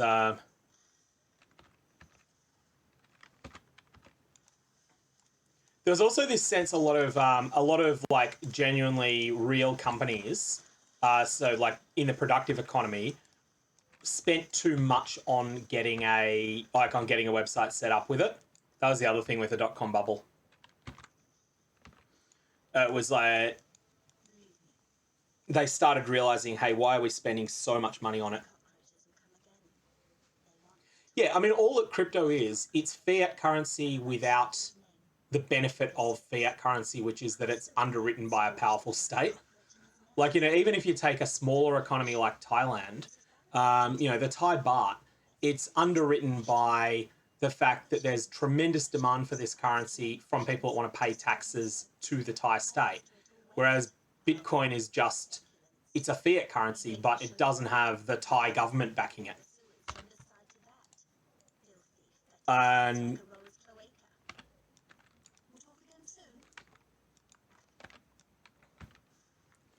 but the thing is that bubbles don't necessarily crash at a logical time for them to crash.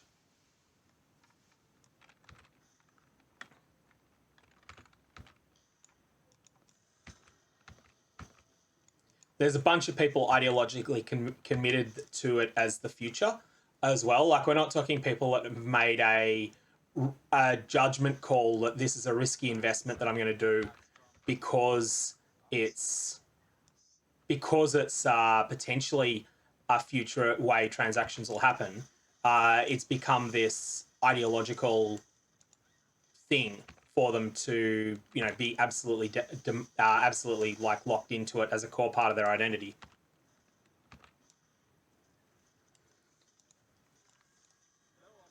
I mean, the thing is that you can purchase real world goods with crypto in some cases, not from that many vendors, but you can in some places.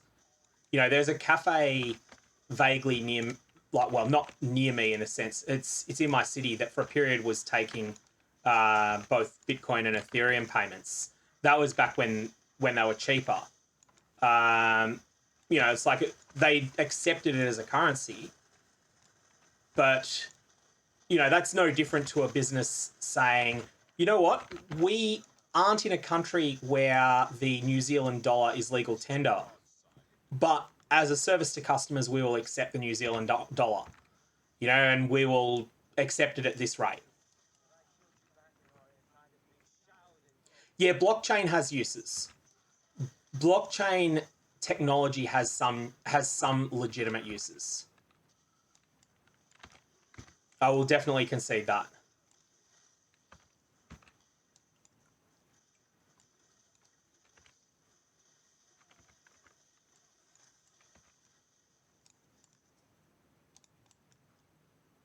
Yeah, proof of work is something that's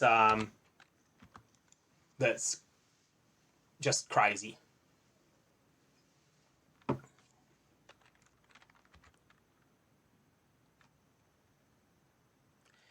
Like, all I see, like, the only real use for NFTs is it's existing digital goods plus a publicly auditable ownership chain. The thing is that sort of already exists, minus the publicly auditable, but the privately auditable, at least the regulatory auditable chain of ownership for, say, vehicle ownership. If I have a VIN number, now I personally can't trace the history of that vehicle, but the cops can. You know, they can go, all right, who owned the car that's currently mine? They have an authoritative record somewhere of who the owner was in 2010.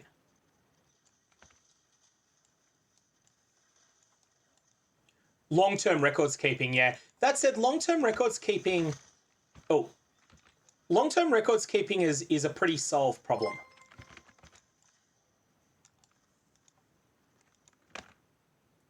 Hey, Malky, thanks for the follow.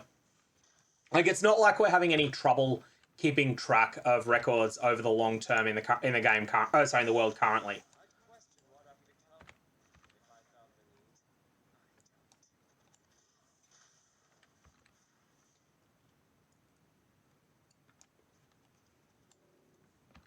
Yes, game keys is an example of something where you could have an auditable, well, a publicly auditable chain of ownership.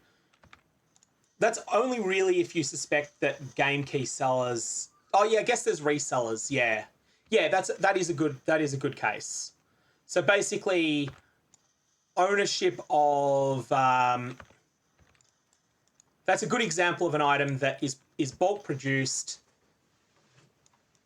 And I guess you could make the same case that for, say, ownership of various other digital media.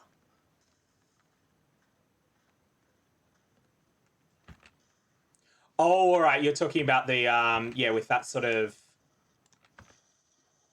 with NFT marketplace. Yeah, that makes sense. That's a good use case, actually.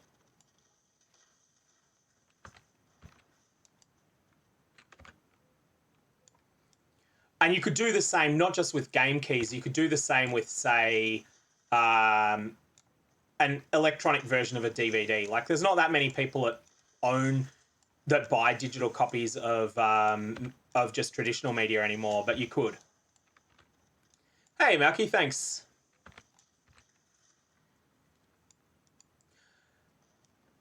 I think that like purchasing art, one thing that would be of interest be if NFTs carried, if they legally carried the right to commercially exploit the artwork, that would be something that would be more interesting. Like, say, for instance, if you own an NFT of it, you have exclusive copyright rights to produce T-shirts of it. Then that would be some case where artwork you could see more of a utility for it.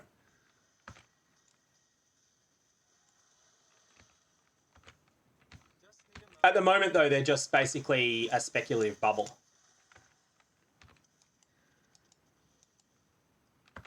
Yeah, exactly. I mean, legit artists do make them, but it's because there's hype around it from money laundering side of things.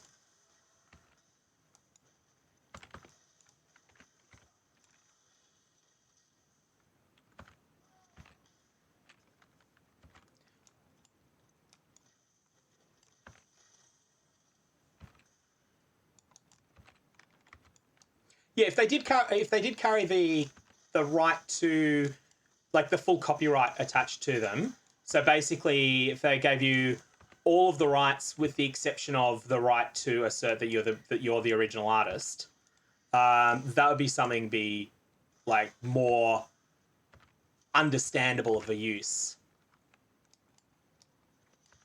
Oh yeah, you could.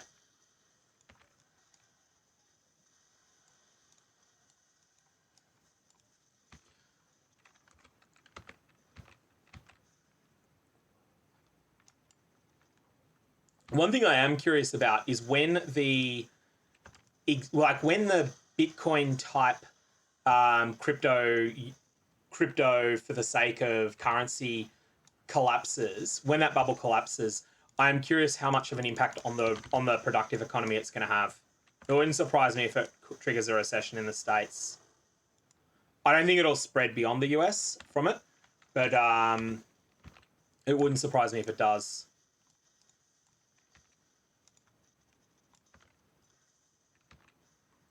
Yeah, there's a lot of, like, storing massive amounts of data via blockchain is computationally intensive, and that has a big effect in power usage and stuff like that.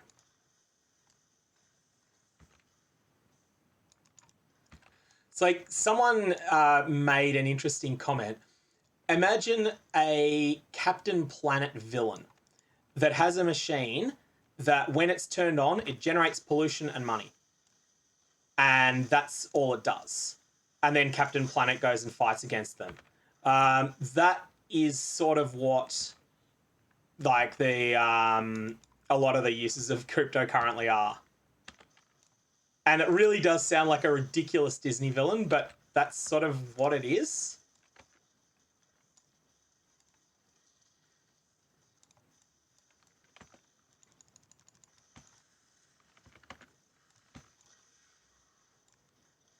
I think for the legitimate uses to come up, you'd need what Tenki's saying, but you'd also need to find a way to, like, you would need to have major, like, more of a breakdown of trust with a lot of the sort of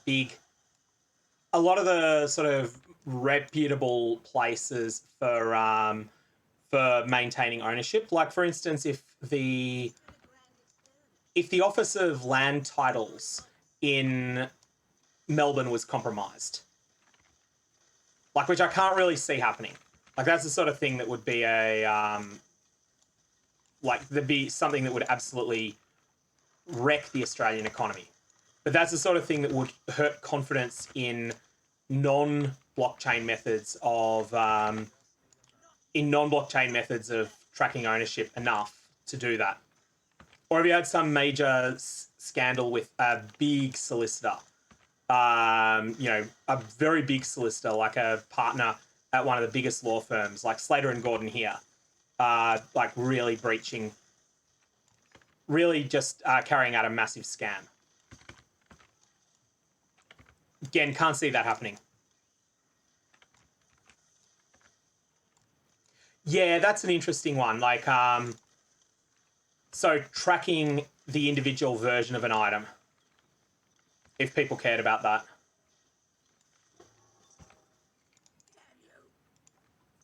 Which I guess in that case, do you consider, although it's not an NFT because ownership is tracked by GGG's authoritative servers, do you consider the demigods that have a history on them to be reasonably similar to an NFT in that sense? In that it's like, oh yeah, this is the one that Zizaran won for #1 chieftain in XYZ Gauntlet, in the Krangle Gauntlet. Because that is slightly different to all of the other ones. Oh. Ah! That was cool. So I went to click, I misclicked, and I misclicked in the right spot. That's cool. Anyways, let's go get added. What were the supports we were going to use on this again? It was Lightning Spire Trap needs to go with added lightning and probably lightning penetration support, I think, in the long run.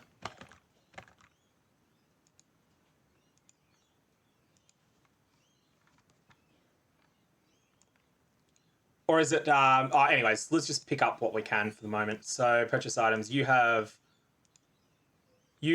added lightning support, which I will take. And you also... Do you have trap and mine? No. Very important, no. Do not ever use cooldown traps with swift assembly support. You will hate your life if you do. And I will let you figure out why that is the case. You'll really feel stupid when you do it the first time because it feels like an obvious thing to do.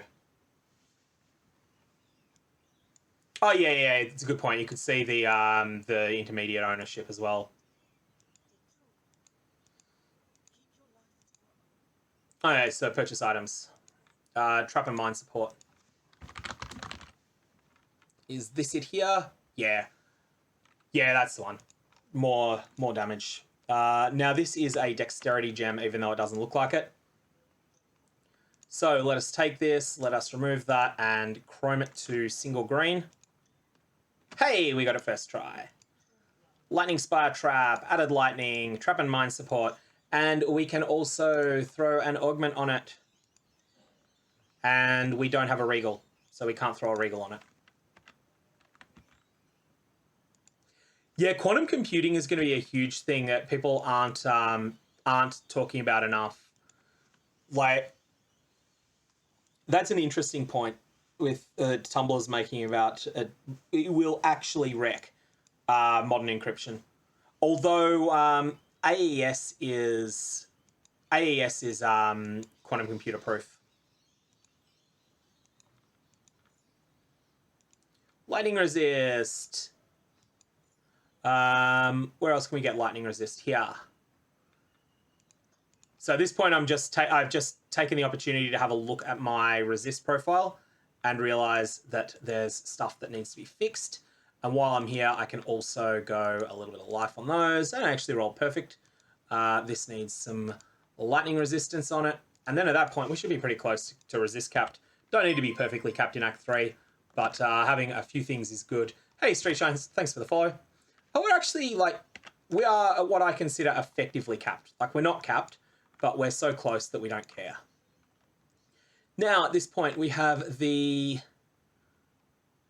following cluster. So we want to go that way.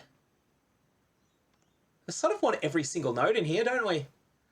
Like 16% damage is too good not to take. Crit chance and multi is too good not to take.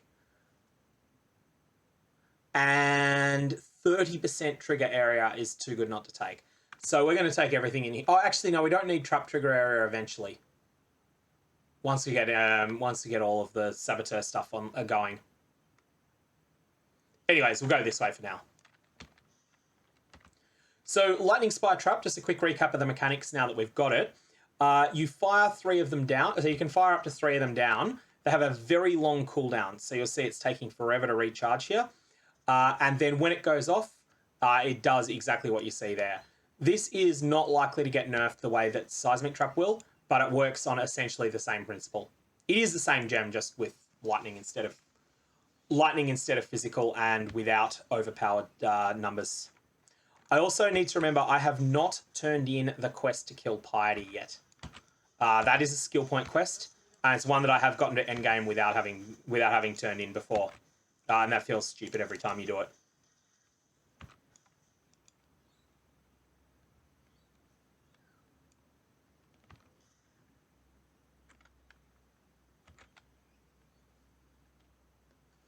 I think we're going to see continual worsening of monetization in most games, if that's what if you're talking about things like where it's horrendous amounts of grind.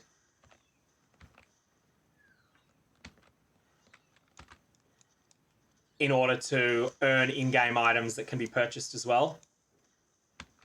I think that stuff's going to keep getting worse.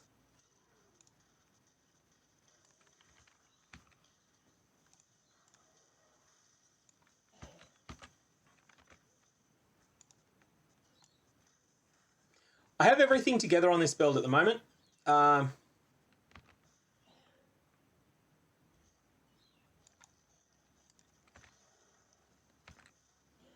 Yeah, like, I mean, it's not something that's a massive powerhouse tumbler, but it's solid. It will do the job fine. And remember that your primary skill for clearing is Lightning Trap, and Lightning Trap is fine. Lightning Spire is just the boss killer. It comes down when you need to do some heavy damage for a boss.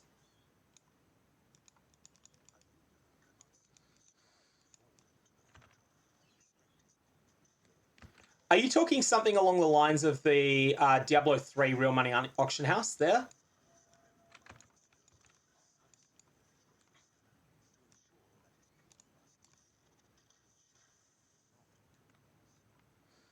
Because, yeah, that's something that was always a terrible deal for most players. There were people who made a bit of money out of it, but it was very much get there quickly, get to the top quickly, or really any other RMT style thing. You can't compete with a sweatshop owner. Like any sort of scheme like that, you cannot compete with a sweatshop owner.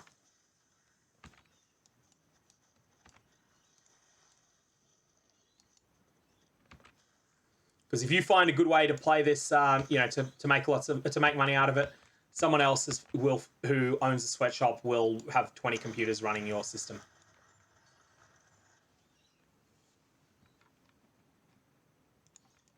Whoever built this was desperately compensating for something.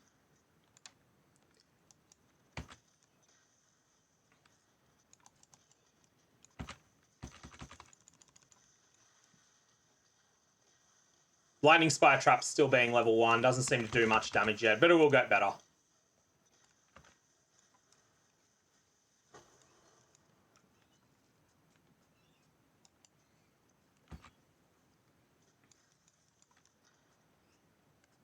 Yeah, EverQuest, you're thinking? Oh, no.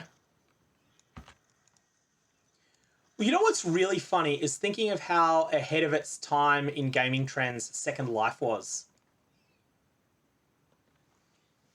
I think the thing with PoE's RMT is that, like, one, the game publisher regards it as cheating and bans people for it. And two, like, yeah, it exists, but also the game community generally regards, like, you know, people keep, if people buy RMT, they keep it quiet even from their own guild. Like, even from people that they broadly trust in the game. Because, you know, a lot of people will just go, oh, you're an RMT cheat. Okay. Guild kick and report.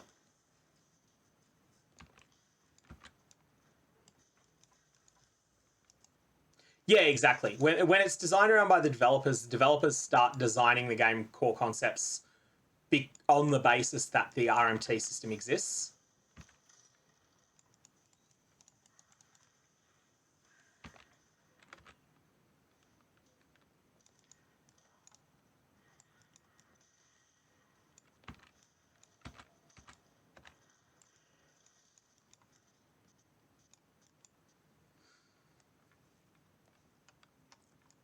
Yeah, I'm surprised that GGD haven't DMCA'd them. Yeah, I just just revoke their right, because they're licensed from a streaming perspective. It allows you to use things, and including monetizing them, but only within the terms of the code of conduct. Like, I'm really surprised they haven't just gone, all right, this is a cease and desist request and a DMCA claim on their videos.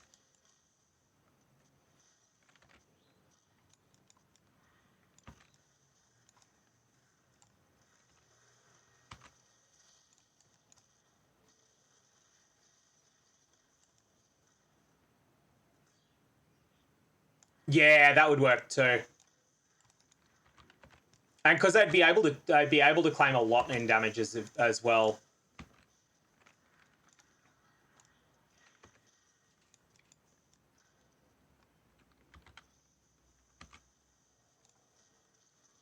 The thing is that they'll still get removed from YouTube over it, even if they're not in a position to sue, to actually win a court judgment that's enforceable. They could still definitely get them DMCA'd off YouTube.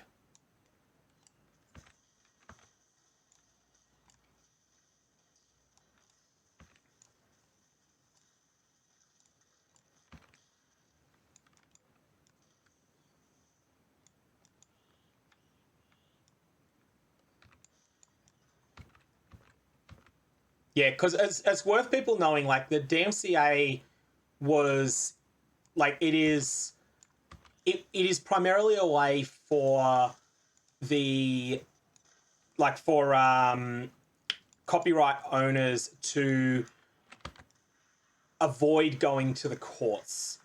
Like, basically, people that are removed from a site via DMCA still have the right to appeal in a court, but it's a way to stamp out copyright infringers without you know, without going to the extent of actually taking the person involved to court.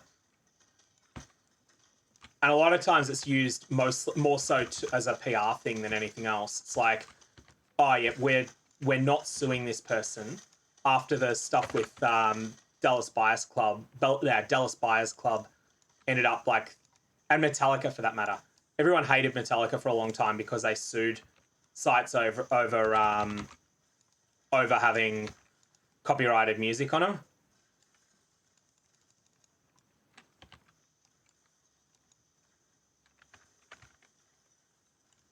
Yeah, Tenki's great, and you know, have streams on YouTube as well.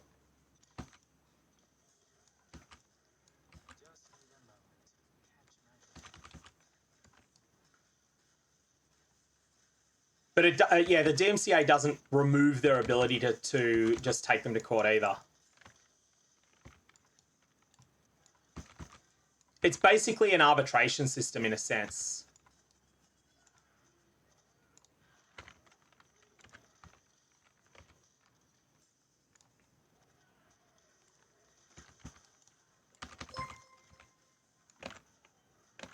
Hey, Penguin, thanks for the follow. Have you ever seen the true face of God, Exile? Oh, that's right. You don't need to pay attention to Dominus's mechanics when you've got lightning resist capped.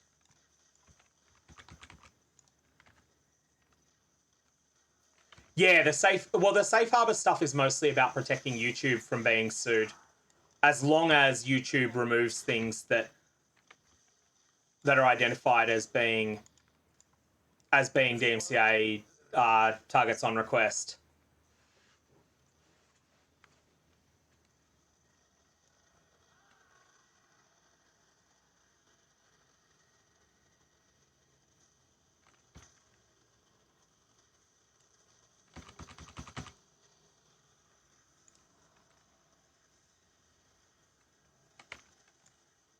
So if you remember how slow it was to kill Piety before, you'll see that the difference from having Lightning Spire Trap is considerable, even though I can't sustain it all the time during this fight.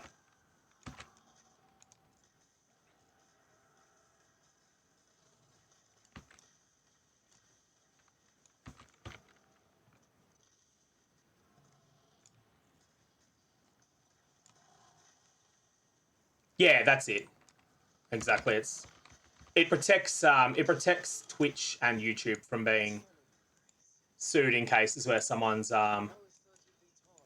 posting copyright stuff on it.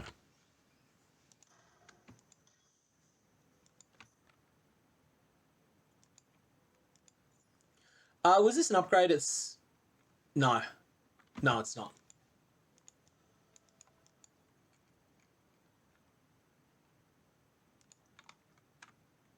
Yeah, and they can ignore, like they can skip the DMCA takedown request as well, and they can just go straight to court if they want. They don't tend to do that in practice, but they do have that right under American law.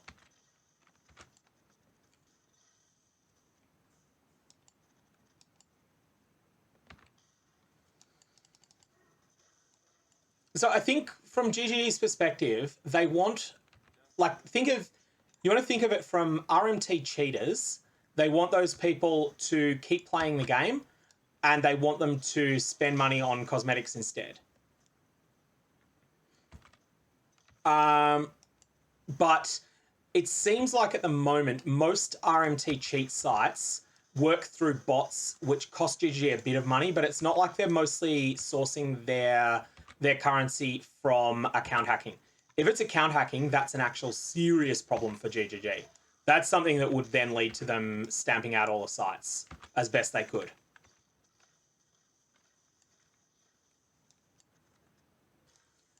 But commercially run bot sweatshops. So, you know, you have you have 50 bots running 24/7 and a person permanently monitoring it 24/7. Those things are a serious nuisance to GGG without being a disaster to them. It's not worth their while spending a large sum of money stamping them out, but if they could stamp them out easily, they would. Whereas then you have the sorts of things that would be a serious problem for them would be an account hacking RMT operation.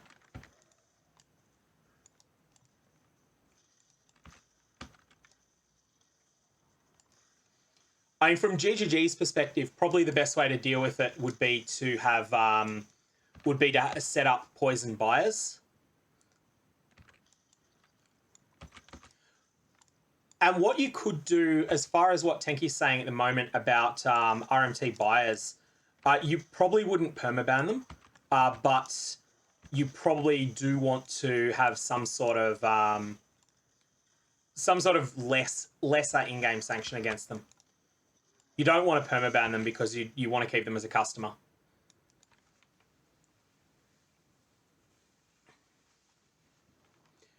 Yeah.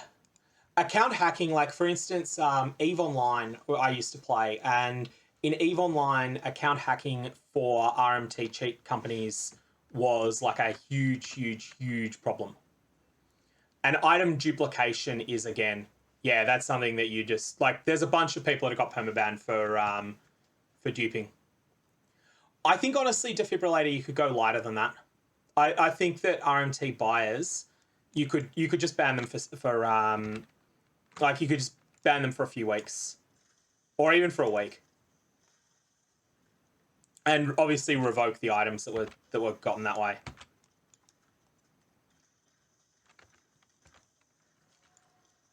Because the goal is, like, really the goal of that sort of ban from GGG's perspective is basically preventing it happening again.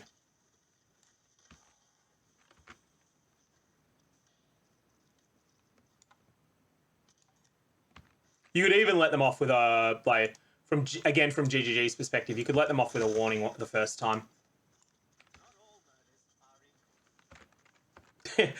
Flag their account for SSF only.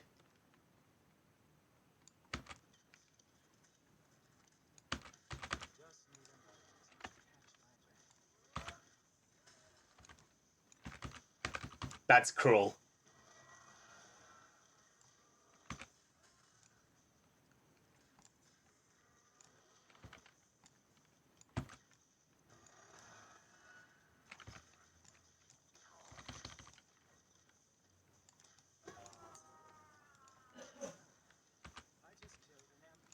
All right, so that's what's his face down, Vaal.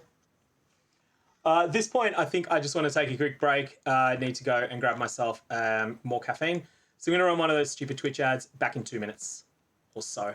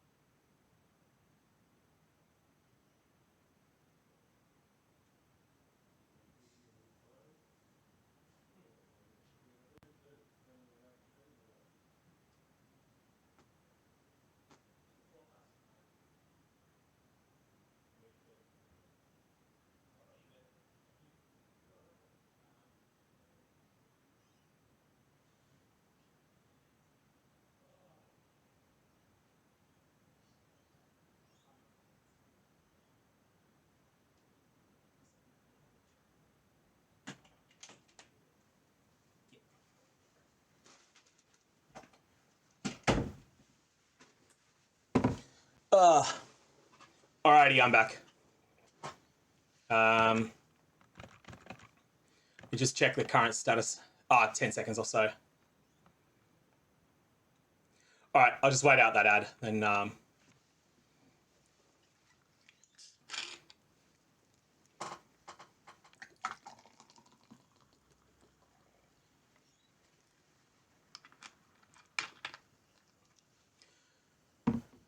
Yeah, on what Tenki's saying, they definitely do have things set up to catch people that have like that use the word PayPal in chat.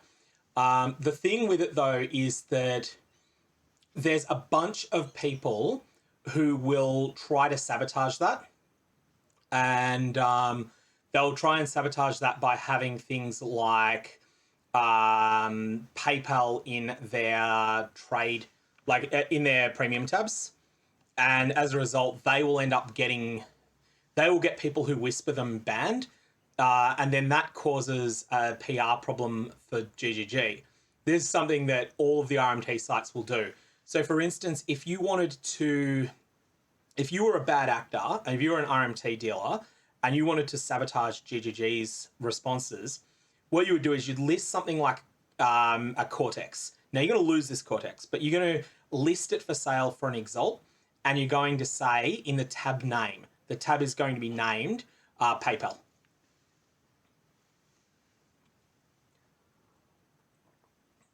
Hey, Trinan. Yeah, so Lightning Trap and Lightning Spire Trap is working fine so far, but we're only in Act 4. We'll see how it goes as we push further.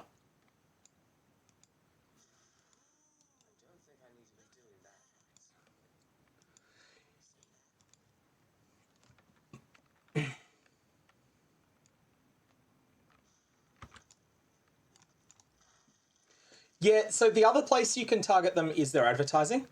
You can definitely target their advertising in-game, and I think GGG could do that better. Like, one thing you could do, for instance, every time that there's a reported message that GGG recognizes is an RMT cheat site, what they should do is have a server announcement go out to that same, at the same time that they ban the account that spammed it, then you would also send out a server message that says, do not purchase, this is just a reminder that trading real-world items for in-game currency is a bannable offense. Don't go to that site. Your account will be banned. And like, that's something that's just really simple. It's really hard though from a content creator's perspective. You don't have fine controls on YouTube, like on Google AdSense. We can't stop them from buying ads on our videos. I've not found a way to do that, and I looked for it, Tanky. I looked closely for that. I've told them to piss off when they've sent me sponsorships. Yeah, I've had that as well. I've also banned a couple of their spammers on YouTube, although I don't think they do that anymore. That was something they used to do a while back. Was just post comments in your videos. I had that a few times early on. But I'm not seeing them in blocked comments anymore. I now have URLs in general blocklisted. That's for a different reason. That's those von.yfi type malware sites. I think it's malware. I've never actually checked them, but it's some sort of sites that would, like, I would get maybe 10 spams in the first hour of a new video and then another 5 over the next day. That said, I'm not getting targeted by, like, my YouTube comments weren't ever getting targeted by gold seller sites. Hey, Sven, thanks for the follow.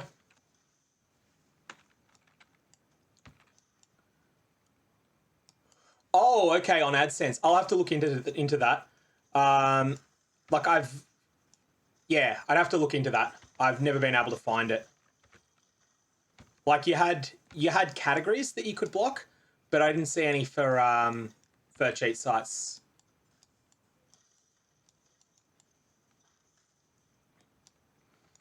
But like you say, if they can bypass it, they'll just bypass it. Yeah, Lightning Trap seems fine so far. It's too early to be sure on that. But Dominus was quick enough and clean enough. Once we got Lightning Spire Trap to address its biggest weakness, which is single target.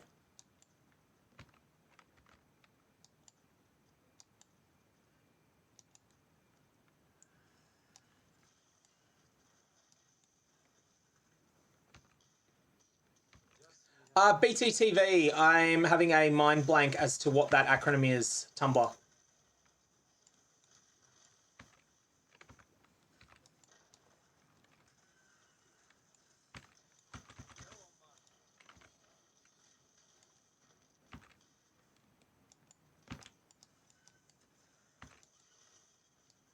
Better Twitch TV. Okay, I will have a look on that. I will have a look at that at some point. Ball Lightning Miner is one of those builds that's still serviceable, but is far from how good it used to be. At the moment, basically, every miner that is not... Well, mines aren't being played in general now because people that like the mine play style are generally content with the trap style as well. And Seismic Trap is so much better than every other Saboteur build. I'm just working under the assumption that there'll be a gutting, crushing nerf to Seismic Trap the next league.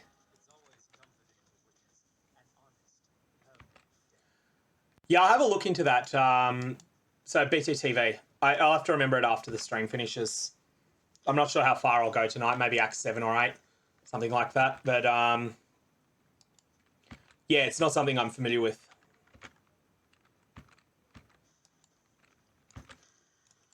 Like, I know a lot less about Twitch than most streamers, even my size on Twitch, because I was a, you know, like, I came here after being a YouTuber rather than the other way around. Oh, yeah, Seismic's getting nerfed, and I'm working on the assumption that, as somewhat of an apology for not gutting it last league when it should have been gutted, they will overdo it. Like, this will not be a softly nerf. Seismic Trap will go from so good that it renders all other trap and mine skills unplayable to completely unplayable, I think.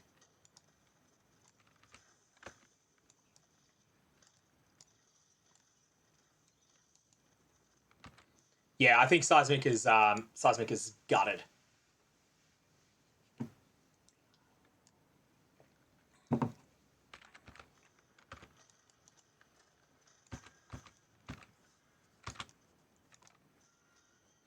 Well, like, they didn't touch it last league, and that was the stuff up. Like, they've been under-nerfing more often than over-nerfing lately. I think that they may under-nerf Determination, too. The Determination might get a small nerf that leaves it still the best aura in the game.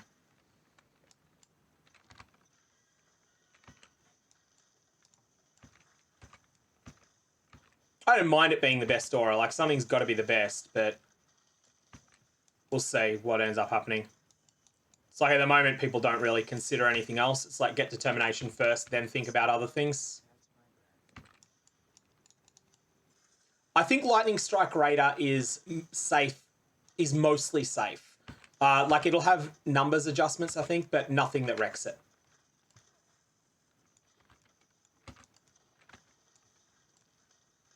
It's not one of those things where there's any real case for a smashing nerf.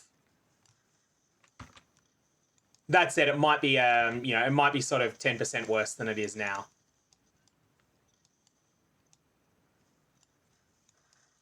That would make sense then, Tumblr. I'll look into it. It's as I said, I never learned all of the things that people learn about Twitch before getting onto it myself.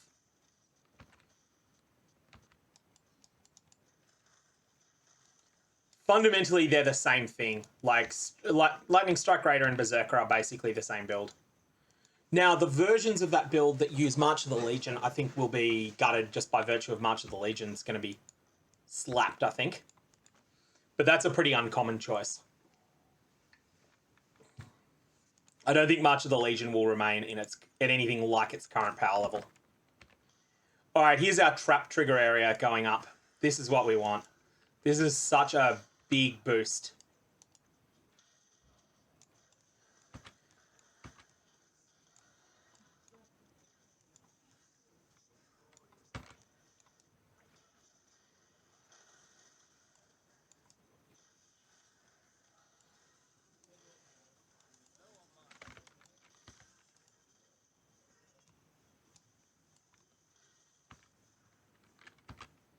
I think I fired off my Vaal Spark a little too late in there.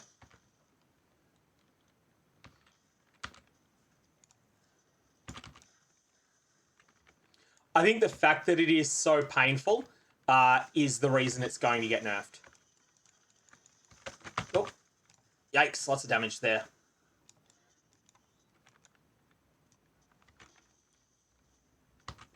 Like, the fact that one of the most powerful ways to play so many skills is so just downright uncomfortable and unpleasant to use.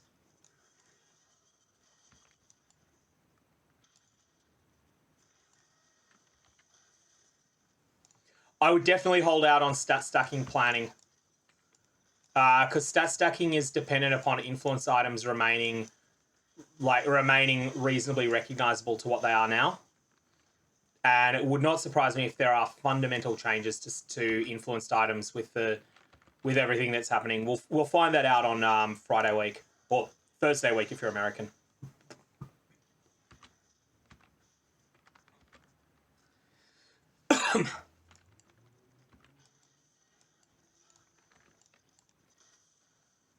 That doesn't sound like proof you don't RMT to me. Like, if you're not a standard player, then that's that sounds like almost like the opposite.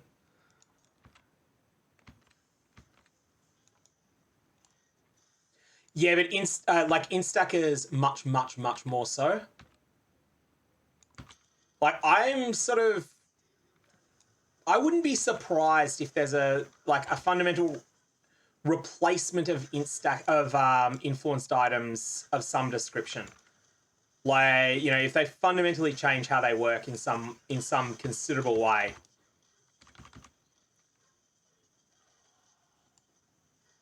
Like, for instance, think about this as an example, right? Imagine that there was a new influence added, and all this influence did was explicit mods on this item have 20% increased effect. Like, that would be meta carnage. So you would only ever use that influence type, and if it was, you know, like Fractured, it was incompatible with other influences. That's something that they could do. They could just advance beyond item level 86, and then there wouldn't be very many sources of post 86 influence gear. We'll have to see what they do, but I'm kind of thinking there'll be a big change to itemization.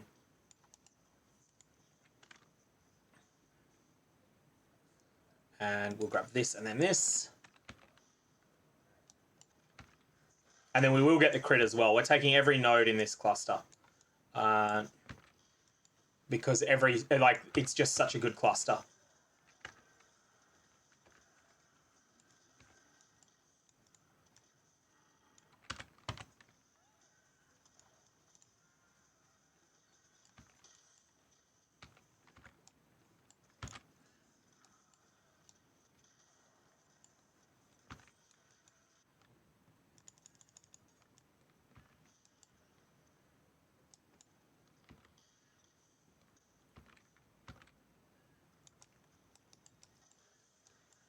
Well, yeah, outpowering them is one option.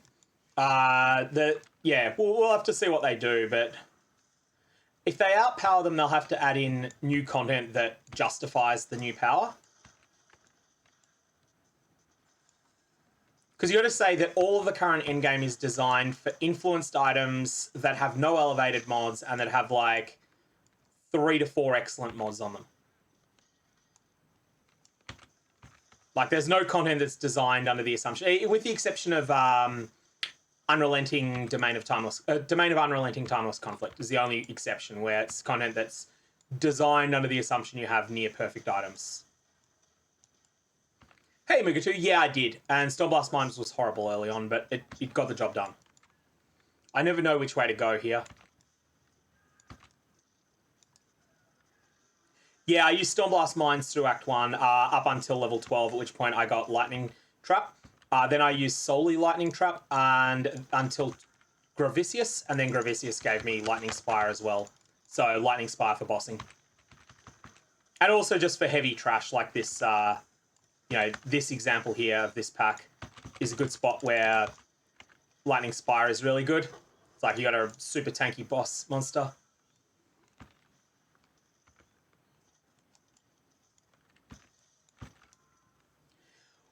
I think, yeah, stat stacking was stat stacking was pretty much the second top build of 2021.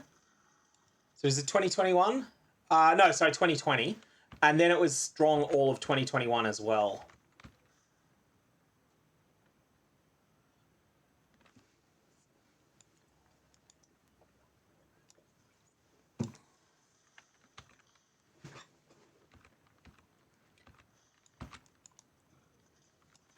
Yeah, I'm curious when we'll get to the point. I don't know how many of you guys played back when Eternal Labyrinth was fairly new content, but I am curious to see how long it takes until Shaper is comparable to what Eternal Lab was when it was fairly new in difficulty.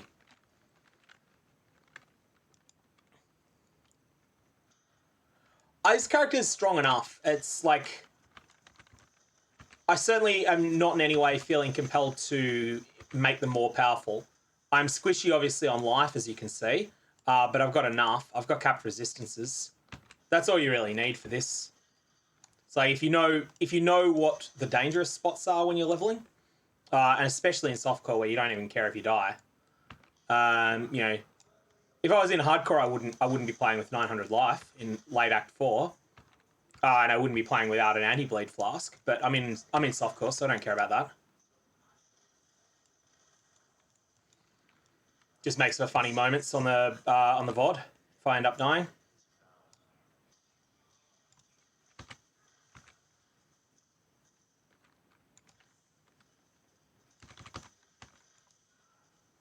I'd say you'd want a little bit more power than this if you weren't, if you didn't know the Dresso fight, for instance.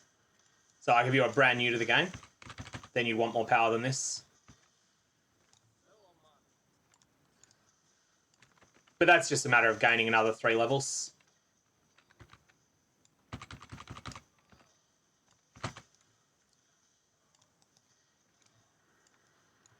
All right, he's in his transition now.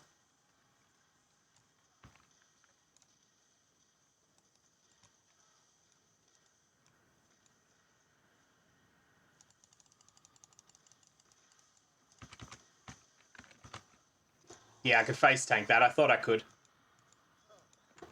I got too much rubbish in my inventory. Why? Why are you still in there? Why are you still in there? You're just a... Why are you still in there? That's better.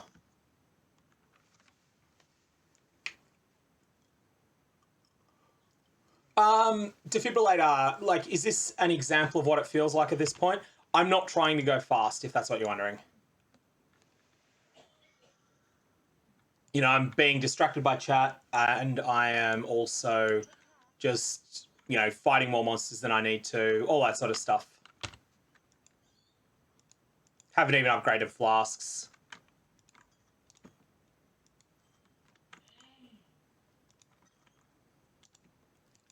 So you could go faster than this if you made an effort to.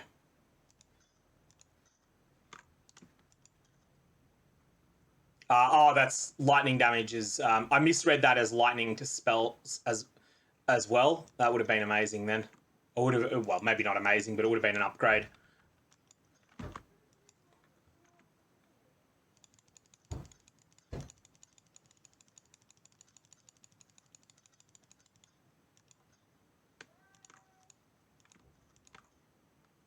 Okay, let's push on. If you want to get a sense as to how competitive something is, if you are trying to go fast, you probably want to be finishing Act 5 around, like, 2 hours 35, 2 hours 40. That's not racer speed, but that's going quite fast. But that requires a lot of knowledge of how to go fast as well. And it is a very different mindset of playing than this. Like, you're killing a lot less stuff. It's just like, let's kill the big packs and go. Just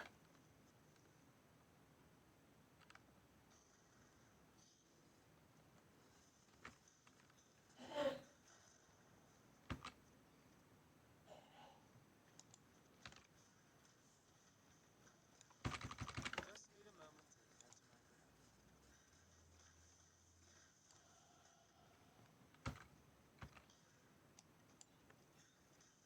breath. You're talking 4.5 to Act 10. That's a blistering pace, 4.5 to Act 10.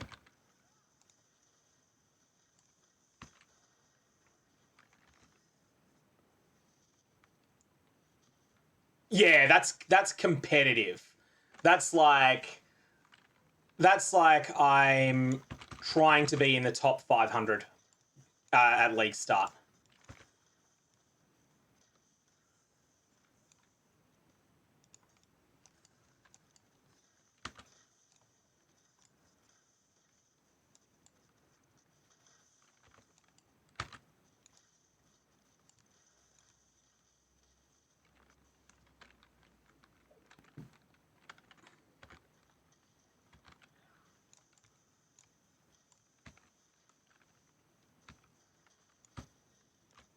Like, no one will get to that speed unless they specifically practice the axe. Specifically practice the axe and specifically practice on that specific skill.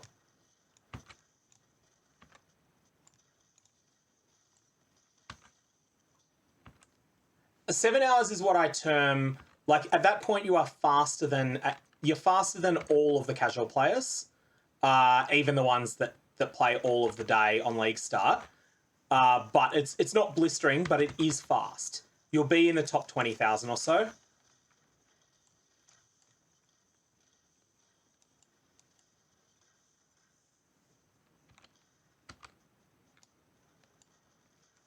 Hey, lightning spire trap +1. That's always nice.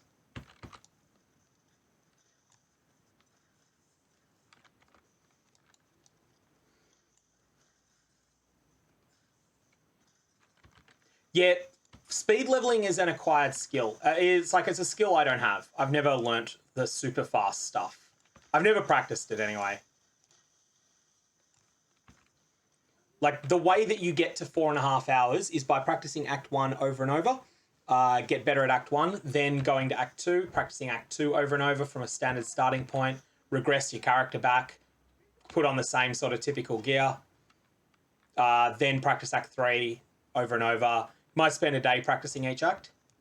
Then at that point, you will get to the point that you're really fast at everything. That's the way that the speedrunner types actually do it.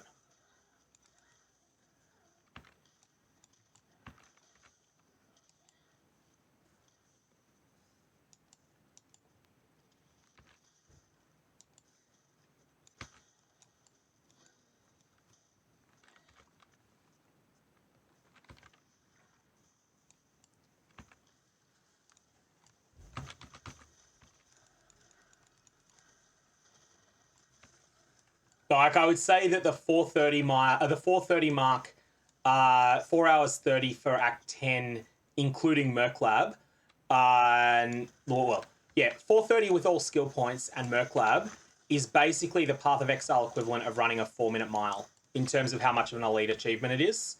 It's very, like, it's something that people can do, but it is very, very out of the ordinary to clear that point. A very small percentage of people can do it.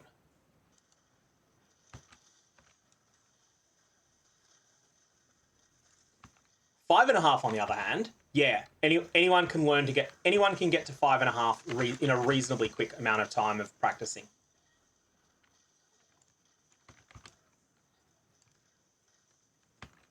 And that will also set you up well for start of league. It's the other way here.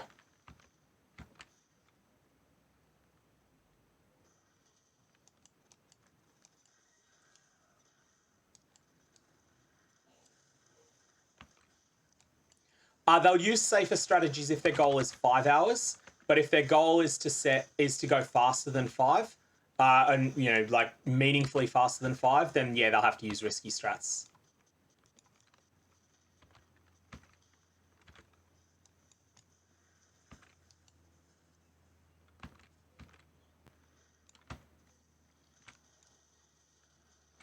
And most people wouldn't do that at league start in hardcore. You wouldn't go that risky.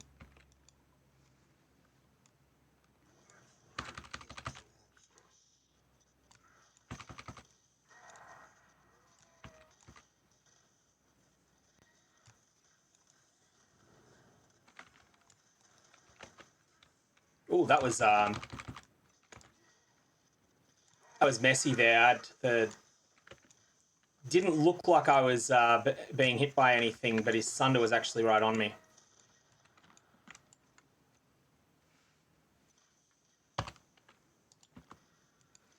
You have to get seed capital first, though. Like, whatever you do, you have to get, like,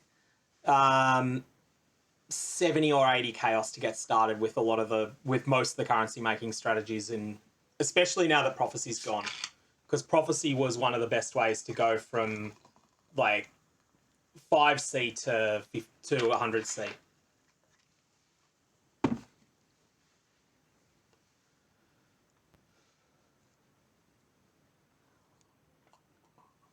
I just realised I don't think I turned in Piety in Act 3. Let's go to Act 3 and do that now. Because I'm pretty sure I forgot the Piety skill point.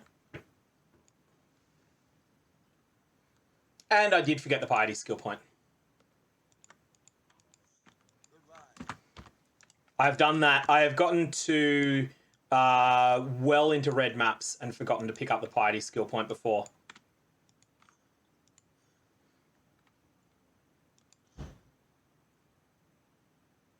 Actually, no, I don't think I want the 5% chance. It's only a DPS boost on trash. I think I want that.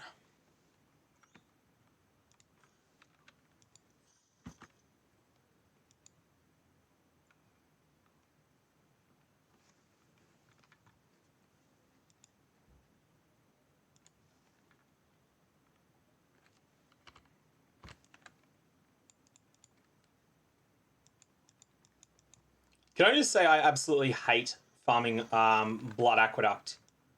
Even if it's the right thing to do in a given league, I will try to avoid it. I just hate that zone.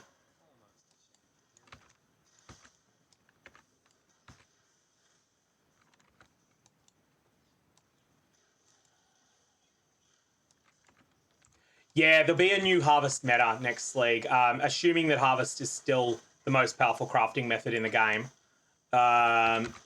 Which I've seen no evidence that they're going to nerf it any further. Certainly not enough to make it not the best thing in the game.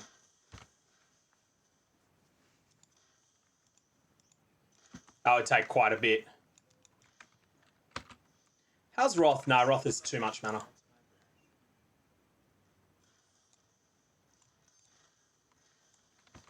I think that Heist, some of the items in Heist need to move out of Heist.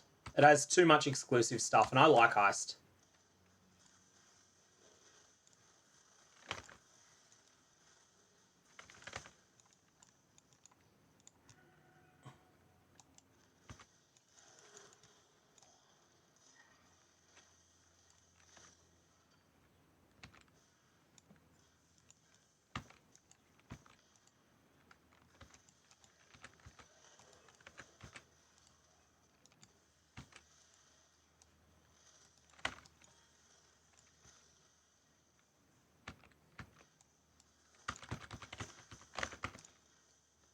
Oh, yeah, if there's tags that are crazy.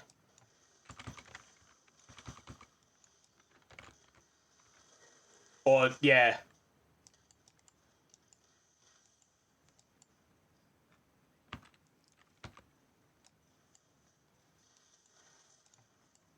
Yeah, definitely follow that advice of from MTNAC.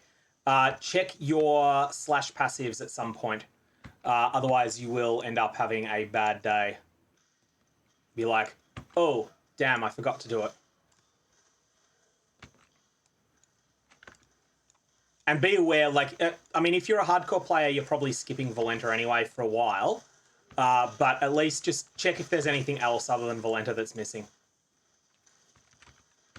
It's also a good time to decide what you're doing long-term with the Bandits as well, if you haven't already decided that.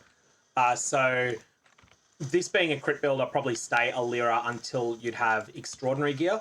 But if you weren't a crit build, that's when you probably want to respec Alira, if you can afford it then. If you can't afford it, then just hold off till Eternal Lab.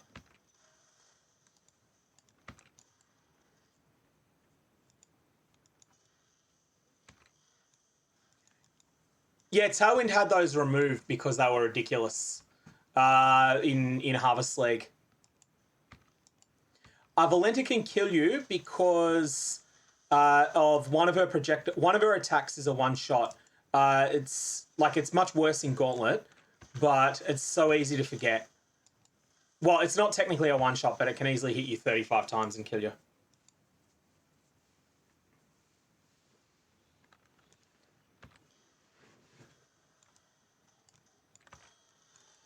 Yeah, Harvest got that removed on the flag.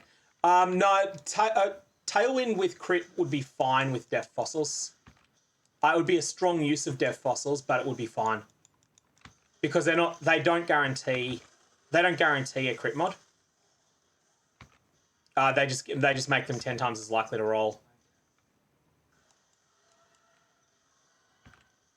It's like, for instance, Fossils never really have any big impact on back when Crusader Explodey chests were all the rage. Yeah, they did help you roll them, but they weren't ridiculously good.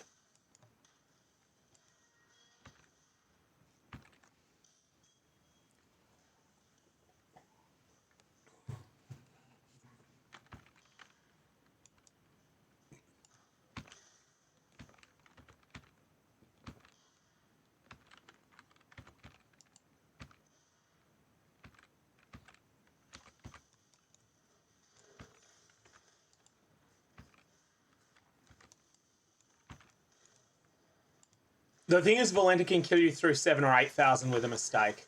That's the reason that she's sketchy. Whereas, say, something like, before doing maps in hardcore, you want to be able to tank a Merciless Azaro Slam. Probably including a crit. But you can't really get your character to the point that you can tank Valenta's Boomerang Projectile.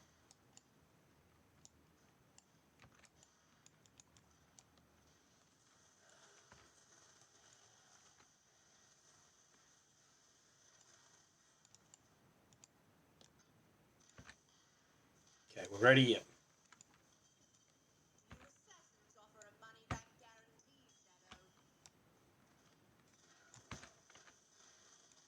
Piety hits so hard in melee.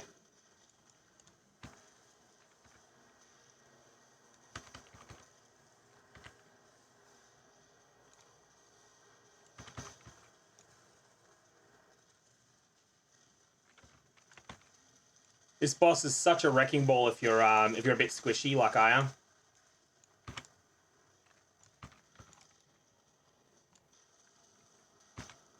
Ah, oops, I misclicked. Oh well, didn't matter. I didn't even get hit somehow.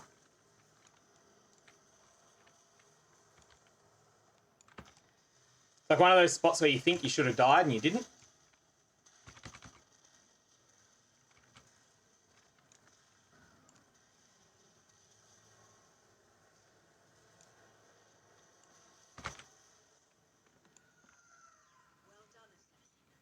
Well, 1k life for Piety is spooky on softcore, yes. Oh, sorry, on hardcore, yes. But this is softcore. So I don't really care if I end up going splat.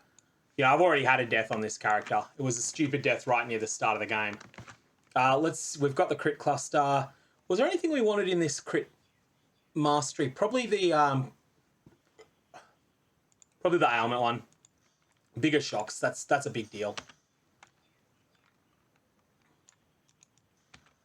Yeah, I think 12 to 1500 is a good point to have for hardcore, but for softcore you don't really care.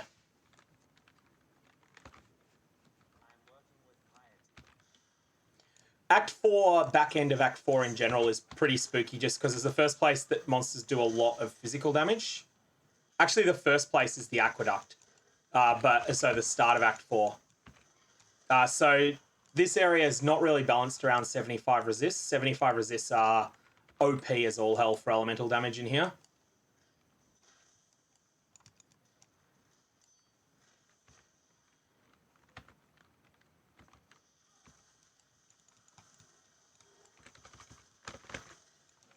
And there we go again with the big sort of incoming damage.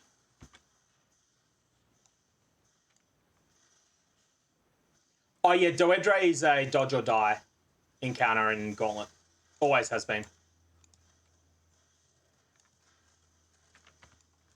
You can't face tanker at all.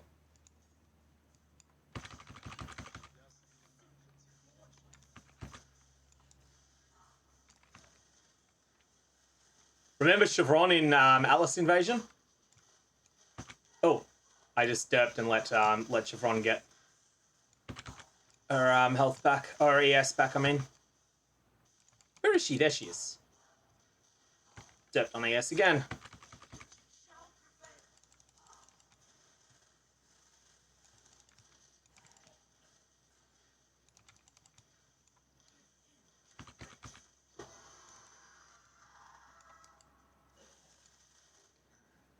That's Wild Slush. I do love the Shadows quote there. For someone so obsessed with looks, that wasn't a pretty death. So in the Harvest, something that took me an embarrassingly long time to learn is that it's always 2 of them to the left and 1 to the right for the mini bosses. I always thought it was 2 and 1 but random as to which way around, and I was just wrong on that.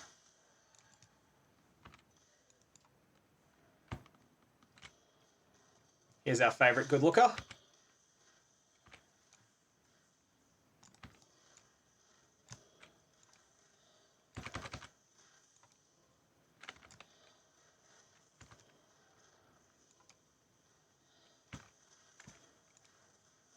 So yeah, the trick with Doedre in Gauntlet is to abuse Decoy Totem. Act 8 is worse. Act 8 is horrible. So Act 8... Oh, no, sorry, Act 8. I was thinking Act 9.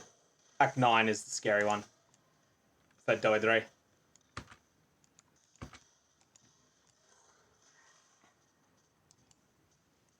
Act 8 can be brutal if you're 0 DPS, because that fight can go for a while and get scary over time.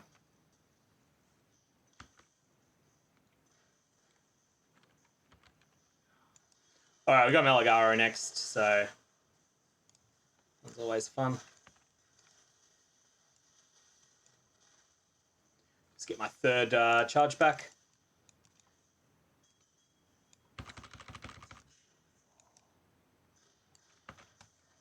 Ah, and he walks out of them. Typical.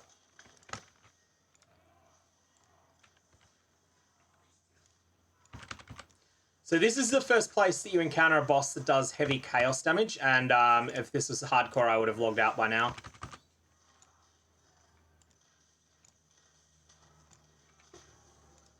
But it's not, so I got away with it. Now, Decoy Totem and Low Deeps is fine on Doedre.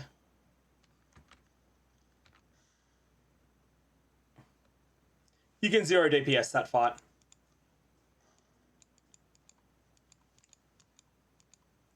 Okay, let's go play with Malachi now.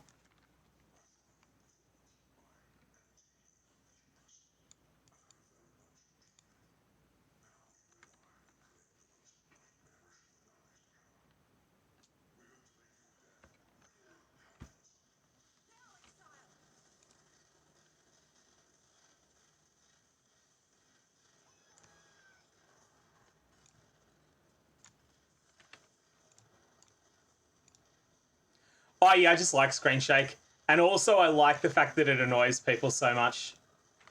Because I'm a terrible human being.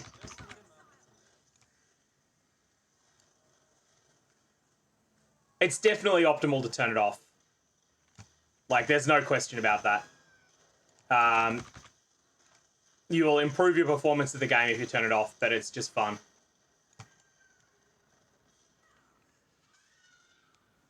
Let's stand on the rune flare trap, see how much damage it's doing. Why did that ignite me? Huh. Anyways, it did. That was a crit and a half. Spicy, how's it going, mate?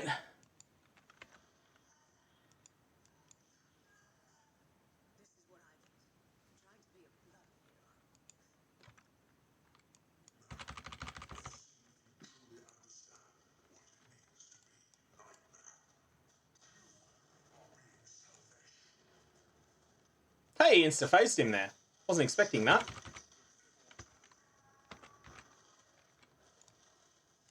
That slam is one not to mess around with. That slam hurts.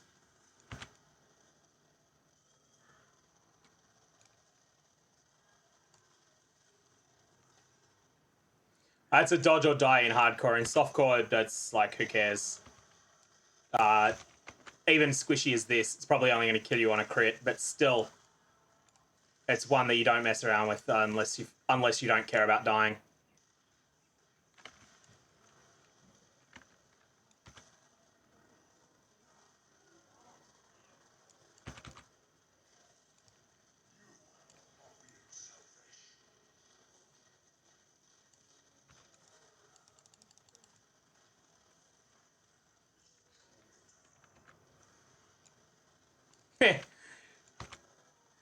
Yeah, it'll certainly tell you quickly if your build is not tanky enough, if it's not hardcore viable.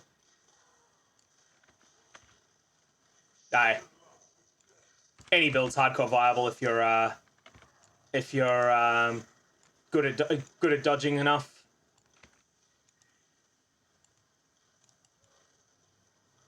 Where are you, Malachi? There you are. Have a lightning trap to the face. There you go.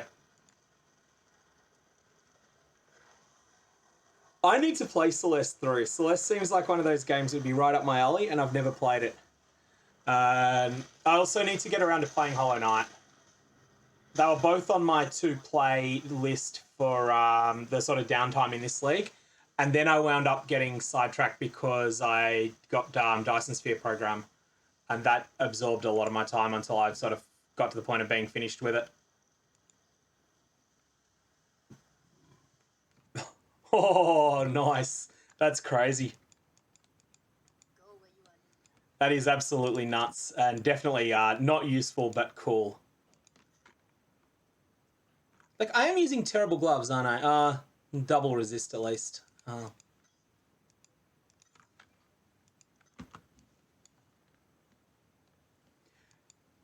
really like that game, Trinant. It was a good little distraction during the period where Path of Exile was getting quiet.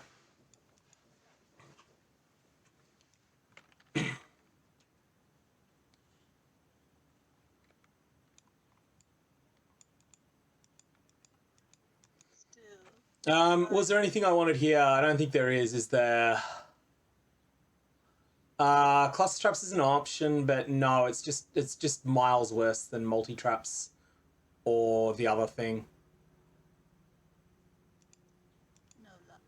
Go where you are needed. I could use a golem, couldn't I? Let's use a stay alive golem, I think. I was right.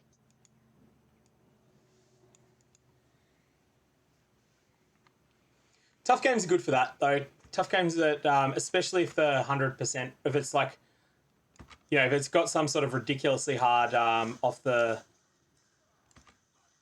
wall side achievements, they're even better.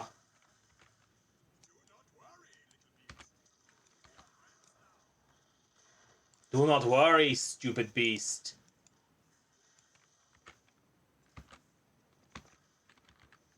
But yeah, I was a huge fan of Super Metroid back in the 90s and actually got obsessed with watching speedruns of it lately. So, like, I've heard there's a lot of crossover in the fan bases of the two games. Obviously, Celeste is more recent, so it's bigger.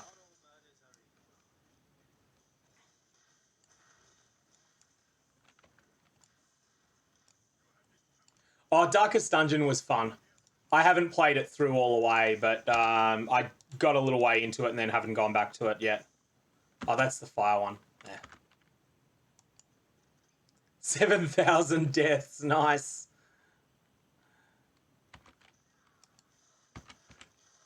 I like games that that are not afraid to not treat players like idiots, and you know, to take the kid gloves right off and go nuts.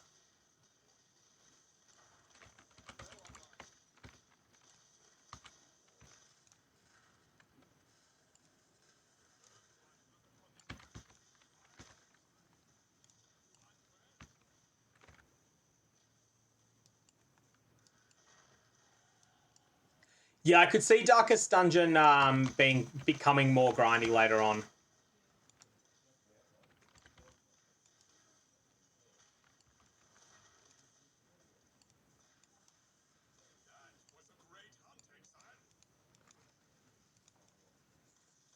A lot of those sorts of older RPGs can be, oh well, I mean Darkest Dungeon isn't an old RPG, but it's like has a bit of influence from them. They can offer things where they're quite hard, but you can grind grind as a way to avoid the difficulty. Like that was particularly common in 90s JRPGs. Like if you try and play Secret of Mana, which is one of my favorite NES games, through without any grinding, it's quite difficult. And you need fairly optimized play in a couple of spots. But then you can go, oh, you know what? I'm just going to gain 15 levels, and then the rest of the game becomes easy.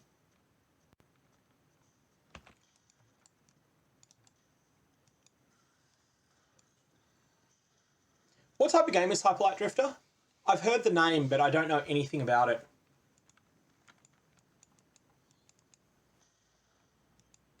Like beyond knowledge of its existence.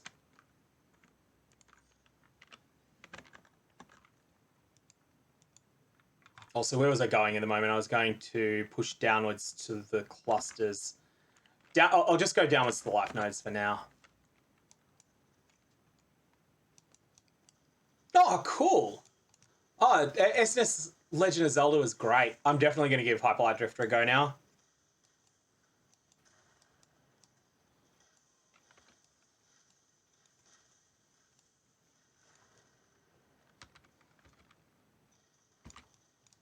Yeah, I'm definitely going to give that a shot. Whether I give it a shot in this quiet season or in next is another question. I get a feeling that next league's quiet season might kick in when Elden Ring comes out. I'm not sure about that. I feel like a lot of my audience will play Elden Ring.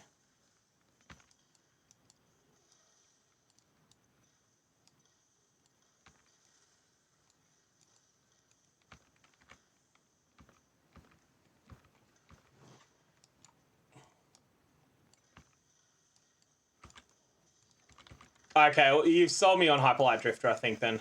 I'll give it a shot.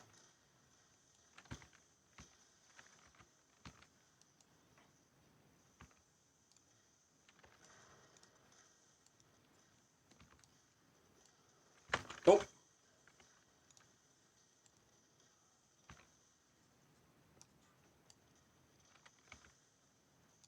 I still need to play through Witcher 3 as well. I got some way into it, like a couple of years ago, but that was then a league start came out, and so I dropped it, and then I'd forgotten where I was at.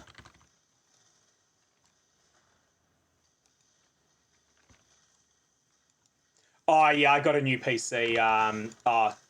Like because I'd done a lot of overtime at my job during 2020, especially. Because I was working in aviation technical records, but for a consulting company that did work for a bunch of leasing companies.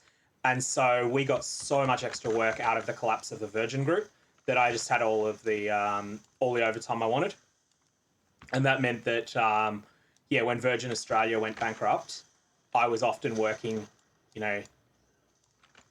55, 60 hours a week, and it was during a period of lockdown, so I wasn't spending money going out.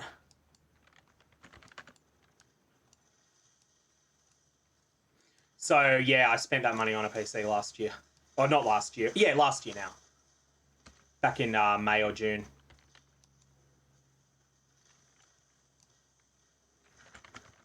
I went with a 3080 and an 11900K.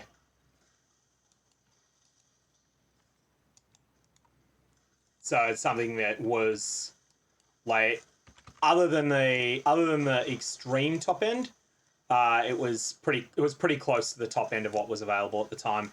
Especially I could have spent another 2,000 and got better, but that wasn't going to happen. So you must be on something similar to what I used to have. My 5-year-old PC, 5.5 now, that's my backup PC, was a 970. I can't remember what the processor was. It was a Xeon that started 13, 13 or 12 or something. Might have been a Xeon 1213, 1314 or something along those sorts of lines.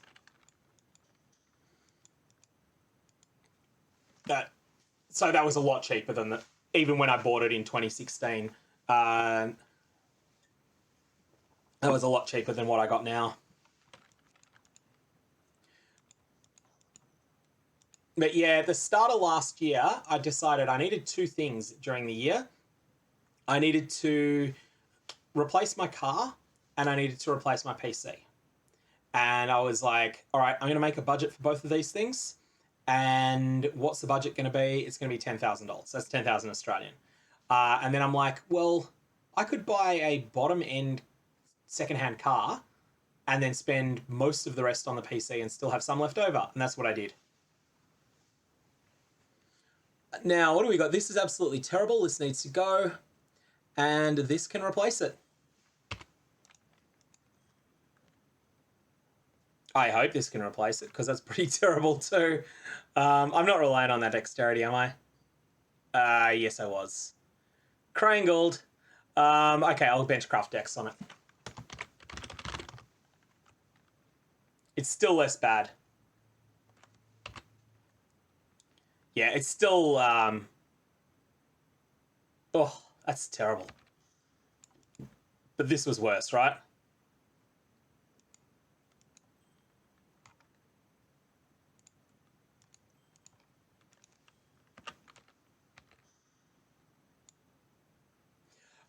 Yeah, Midge, I got mine... So I think the low-end car market is less bad than the medium end. I bought a 2006 Hyundai Accent with 200-ish thousand kilometers on it for 2800 AUD. Yeah. No, it's like you're holding off because you're like, these are temporary prices. I'm going to wait until they're available at MSRP again or close to it. And then that doesn't happen for ages because of crypto.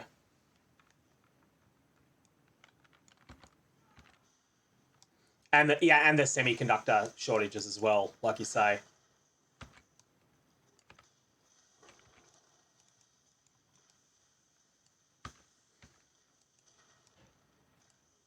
I think one of the other issues with the used market for computer parts at the moment is that secondhand stuff is a bit risky because it could be one that's been burnt to hell by like it's been put through hell by a crypto miner. But when I bought my PC, the situation in Australia was that loose parts were hard to get, but stores still had a bunch of pre-builts.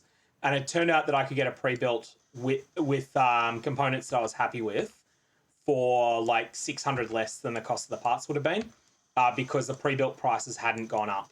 There was only one thing in it that I thought wasn't something I would buy myself, and that was the hard drive split. Like I wouldn't have gone 2 terabyte SSD and 2 terabyte traditional. I would have either gone 1 terabyte SSD and 5 terabyte traditional, because actually I do need a lot of space as a YouTuber. Or I could have just gone just the SSD and then bought a separate traditional drive at some point. Where are you geographically, Tenki? Like, what country are you in?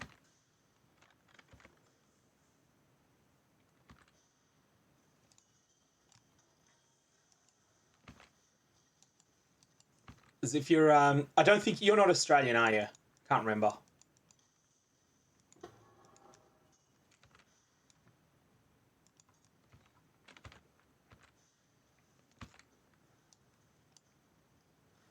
Yeah, AKM, the thing is that if a crypto miner looked after it, yes, it will run fine. But most people don't, like, they don't turn them off. Like, they will run it for more hours. Oh yeah, if you're in the United States, yeah, I can't offer you any help then at all. They're in the centerpiece of the problems for the graphics card issues. But yeah, I was like at the time that I bought mine, so I paid 5,000 flat Australian for my PC, and that because like American prices would be advertised X tax. That's including sales tax and the like. But I'm just thinking, like you would have paid a bit less for the same PC, I'd say, in the States if it was available at MSRP, but you wouldn't be able to get it there at that price. The components at that point were 5,600 if you bought them separately, and that's without buying anything to replace the hard drive I wouldn't have bought.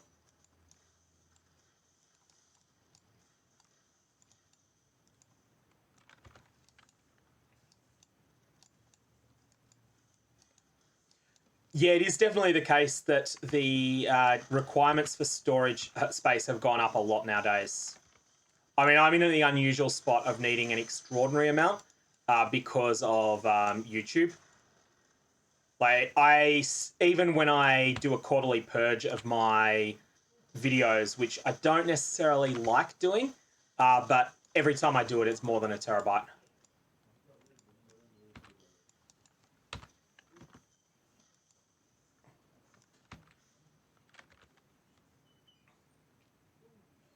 Yeah, Windows updates are nuts at the moment. When you say before tax, Tenky, that means add 8% for Americans, does it? Or is it some is it? I'm not exactly sure how your GST works.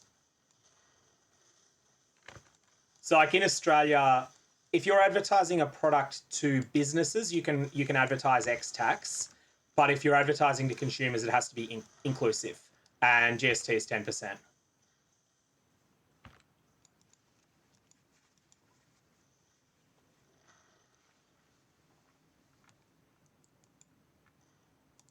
Yeah, I think you'd probably want to get a 5 terabyte, 5 terabyte or larger for YouTube, wouldn't you?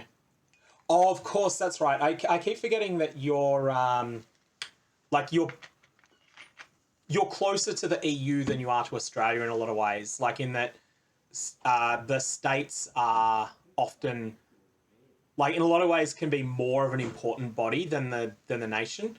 Whereas in Australia, it's like the states have their responsibilities, but they are pretty much subordinate to the national government. Like a state election here doesn't change all that much in Australia. If you have a switch over from yeah, because pretty much all of financial policy is the federal government here.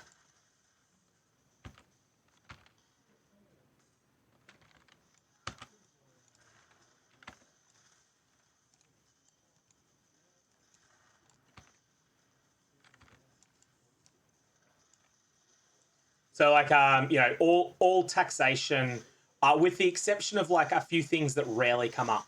The most significant state taxes here. So there's payroll tax, which is like a charge levied on companies, on medium and large businesses based on the amount of people they employ. And there's stamp duty, which is basically a levy for the sale of significant assets, car and up. That's the way that our split works here. That's basically the states. All of the other financial policy is federal. So we're at the moment, at least according to the betting markets, we're something like 65 or 70% to see a change of federal government, and that may change a few things with tax policy here. Although our two parties are pretty similar now.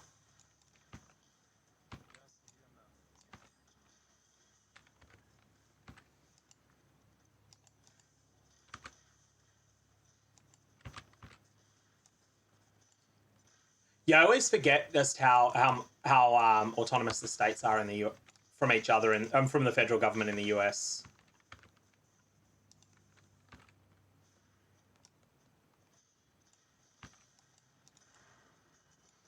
Especially interesting given the history where, like, there's been a civil war fought over, well, like, you know, although fundamentally it ended up being about slavery and economics, like the main sort of, the defeated side's main public argument was we want more rights for the states.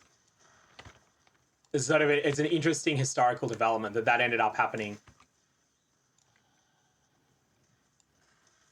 Yeah, it's like it's a really strange thing. Like that was their the argument that they made openly.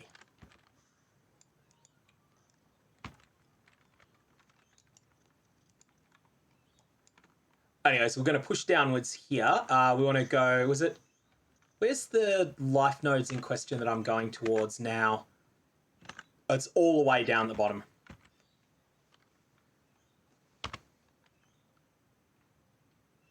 These ones, herbalism, of course. Yeah. So we'll pick up herbalism, and then from there we'll go on. We'll pick up all the stuff in between because there's a lot of good value stuff in between there.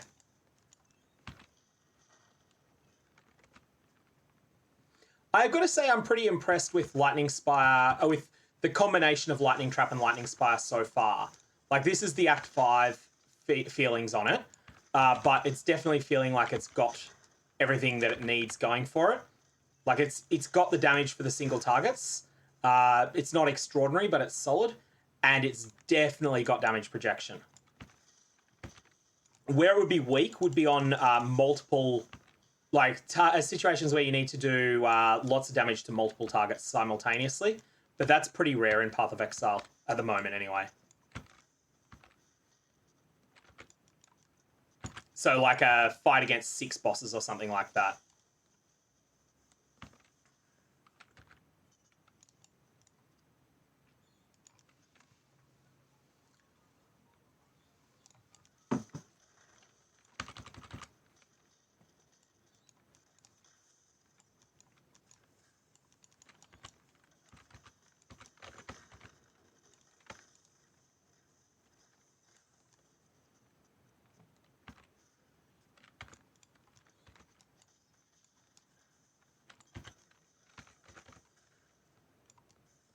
Oh, that is so laggy right now. Feels like I'm no longer on an Australian server for some reason. Yeah, even Maven Arenas, but specifically like a release all at once Maven Arena, probably more so than a normal one. Like that's the sort of thing I'm talking about where you would fall off.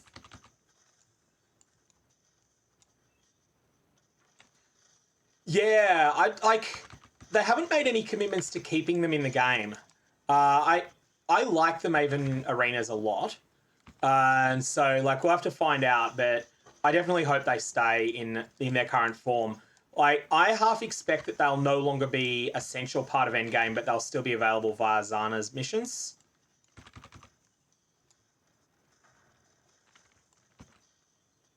Which would be an interesting thing if that were to happen. But that's entirely speculative, I don't know.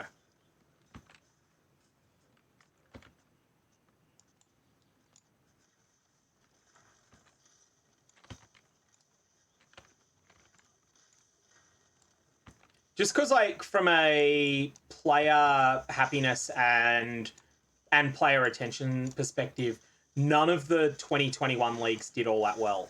That includes 313. None of them did particularly well. None of them outperformed Heist. So I think that they might walk away from the system a fair bit.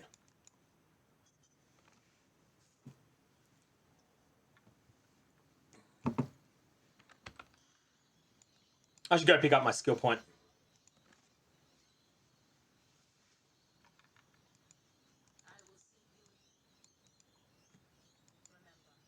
Yeah, what am I doing? Do I want to pick up a granite or a diamond flask at the moment. I kind of like the idea of a granite flask, I think. Diamond would be good too, but I might just get this granite flask going. Yeah, I like them as well. I definitely like the Maven arenas. I think they've just been a fun thing in the game. They've done pretty well.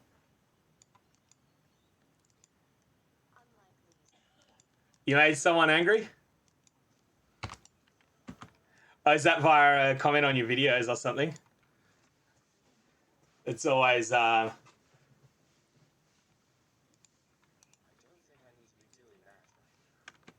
Alright, so I'm just going to go all the way down to herbalism now.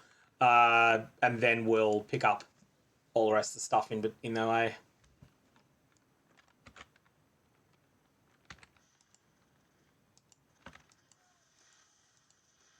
I just flat out ignore an actual lowball.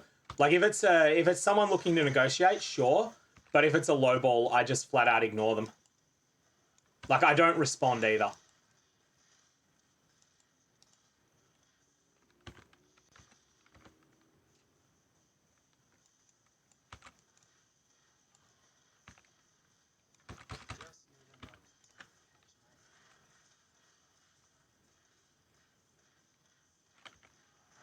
Yeah.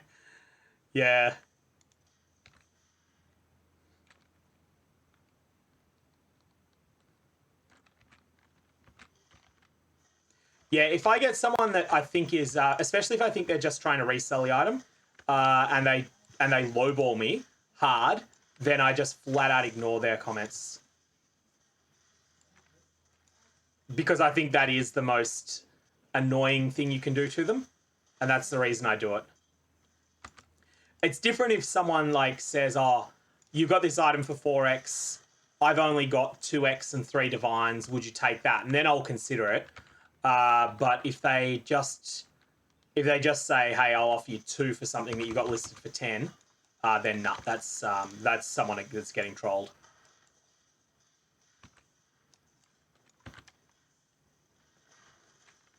No ifs, no buts, no maybes. They're getting stuffed around. Is it an obscure and is it a truly rare item, or is it something that there's lots of substitutes for? You just happen to have one. Oh yeah.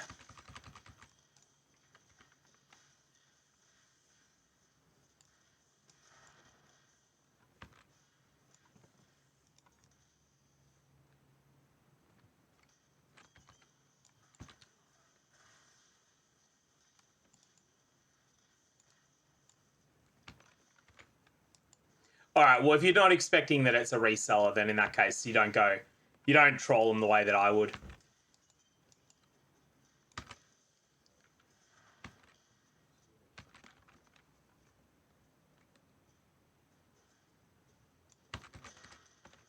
Because like if it's an irreplaceable item if it's a ultra low demand but irreplaceable item, like let's say you had a Crusader Influence Beric's Respite, that's something that is very different to something that's that they're likely to be reselling. I'll have a look at that in one sec. I just gotta clear out this big blue packs here.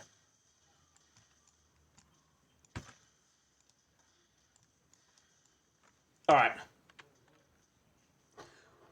So it's a cluster jewel, blood scent, martial prowess, wound aggravation. So blood scent's huge as a mod.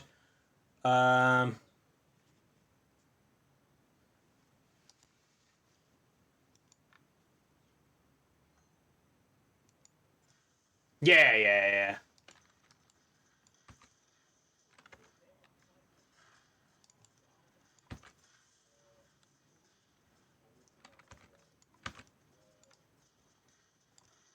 Yeah, I as I say, I definitely will troll someone that's that I think is trying to resell. They will definitely, and that lowball's way below my price. They are definitely getting trolled.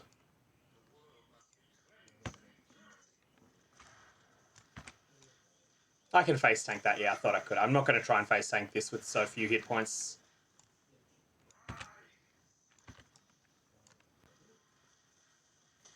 Certainly not going to face tank a slam.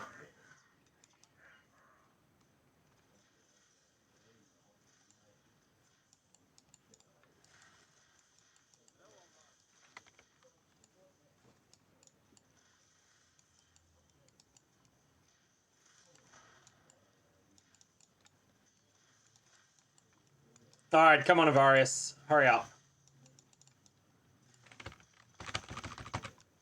Oh, don't move. Come back, come back. Ah. Hey, Sam. Thanks for the follow. All right.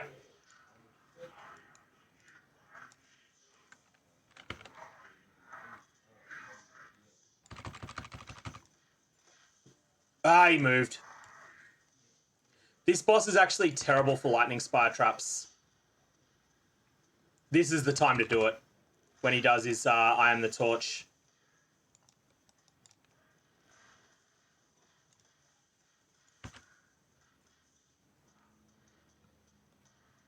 It is funny just watching him getting into a punching match with the stone golem there.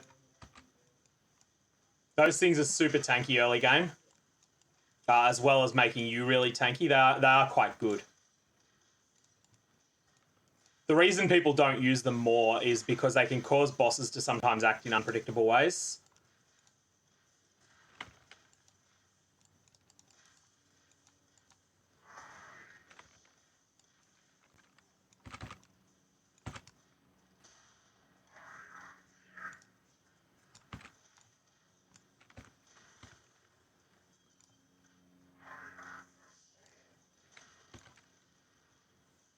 I've actually started going full-time on content creation a while back. So I will be essentially working League launch. But that'll be YouTube stuff.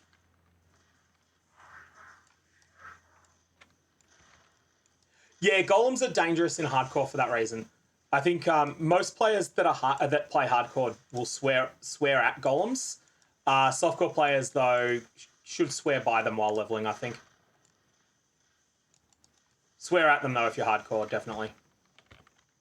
They will get you killed.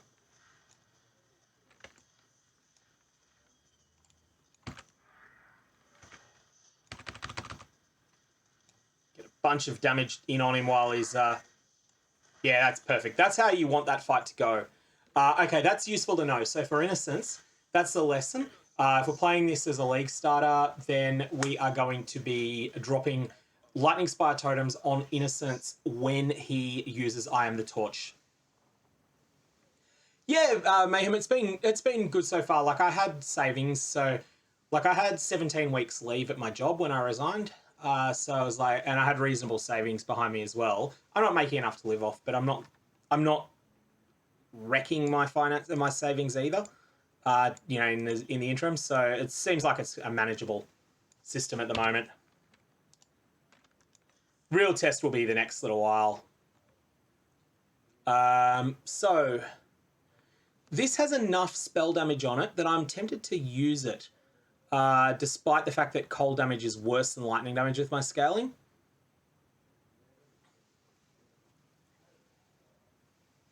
That defibrillator, I did not know. I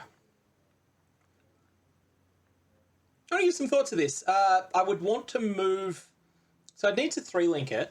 3-linking it's going to cost me a bit of currency at this point in the league. But we've got the extra 27% spell damage is no joke.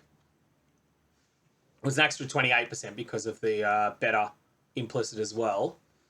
And yeah, also 15% flat chance to shock is really good. I might use that. I won't for now, but I might use it.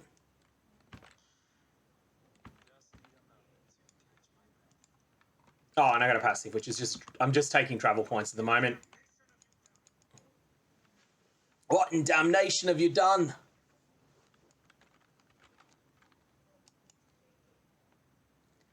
Yeah, Herald of Purity is a good point. Oh, so here's a chance to talk to Tangmazu in the axe. Farewell, Innocence, and hello, my Agent of Anarchy. It appears I've returned just in time for the party.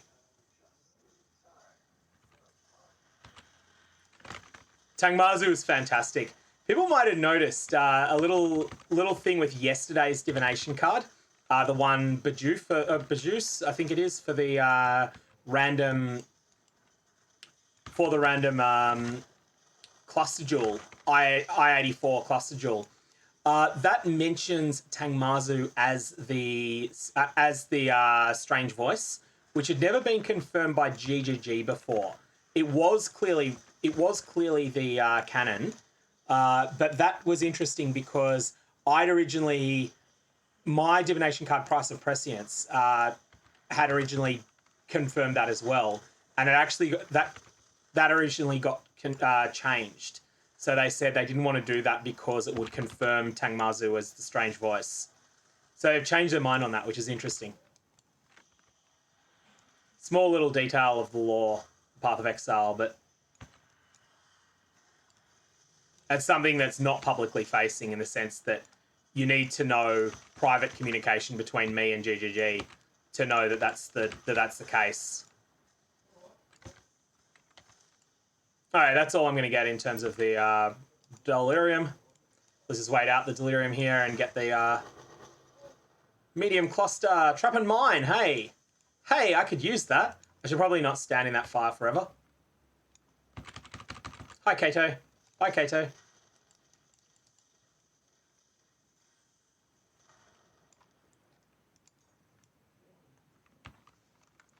I think the lore is pretty generally coherent. Like, one of the things that I noticed with the lore in this world is that there are basically no points of light. It is something that most sort of more grimdark themed worlds, or just generally depressing world histories and the like, tend to have a few things where at times where things have gone better. So if you look at, say, Game of Thrones, all of the times where major events that shaped the world's history happened were terrible. But there was a period before the Mad King where the Targaryens were like, yeah, they're dictatorial, but they weren't awful. Well, not all of them. The Starks were reasonably good rulers. Again, dictatorial, but not horrendous to live under. And yeah, like you have this sort of thing, and then there's the periods where everything changes, and those are terrible. Path of Exile just seems like everything is awful. I think Synthesis lore is canon, still. Like, the only really big retcon is that our players are no longer that our players are no longer the Elder Slayers. That's a big retcon.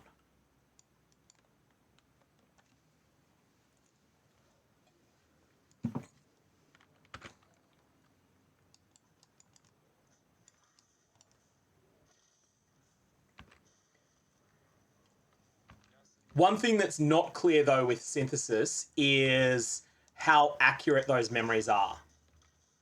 Now, I think they're accurate, but I'm not sure of that. That's something that was never made canon during the League. Like, Carvis's memories, we don't know for certain that those are exactly what happened. That's not the colour scheme I thought it was.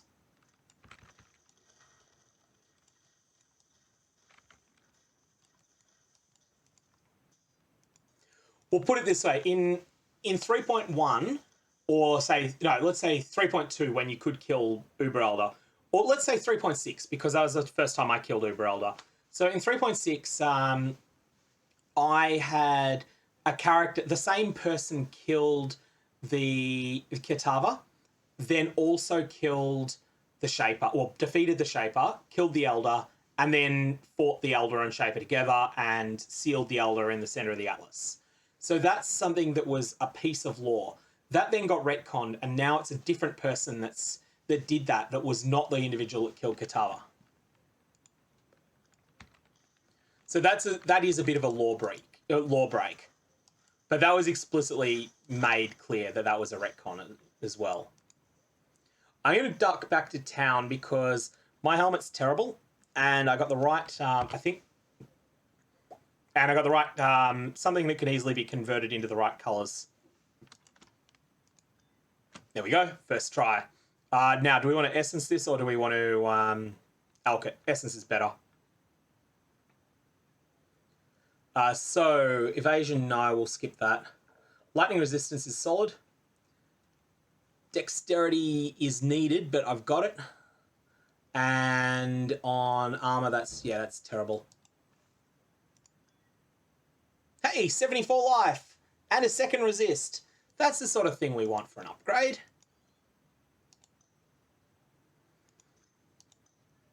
So that's on our lightning trap there. We've got our lightning trap in our helmet at the moment. And that will be something that will make us a little bit stronger as we start pushing towards losing resistances, which we are set for. Okay. Gone. You are terrible, aren't you?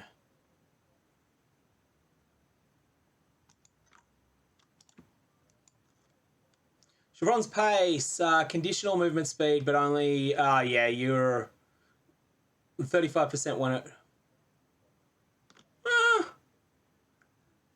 I am using something absolutely terrible. That is better than the terrible thing I've got. Okay, I'll use it. You I might consider. I'm not going to commit to you yet.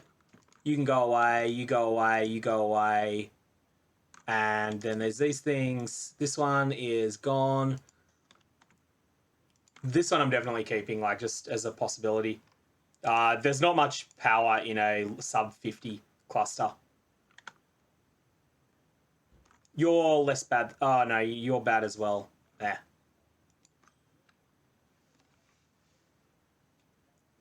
I think Absolution's likely to stay roughly at its current power. It doesn't feel like it's overpowered particularly. Maybe it gets a little bit of a nerfing, but I don't think it's going to get gutted or anything.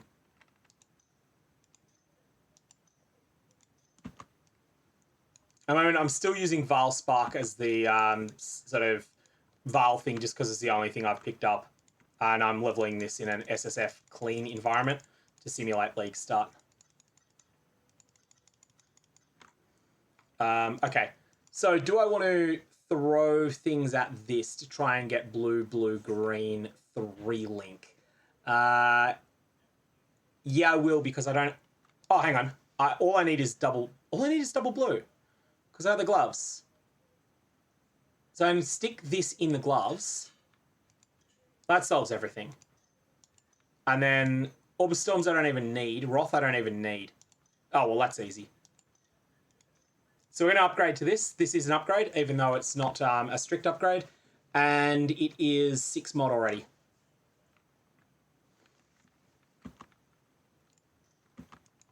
Yeah, I feel like Absolution should be pretty safe. If it gets anything, it should be pretty minor.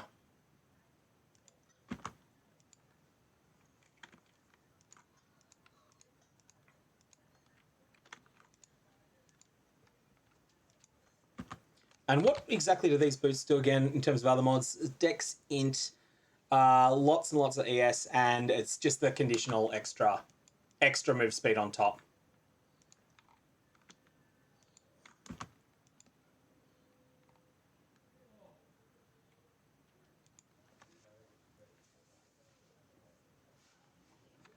All right, let's jump into the ossuary, get this out of the way.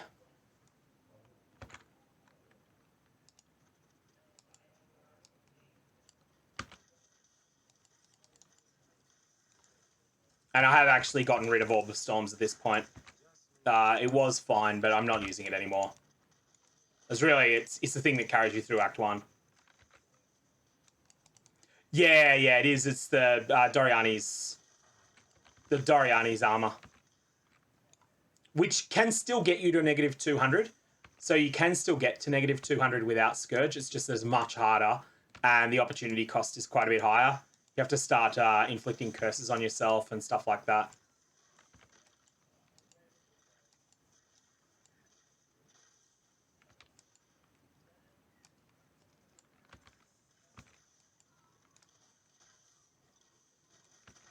That said, I am interested to see what sickening things people do with Doriani's prototype and the...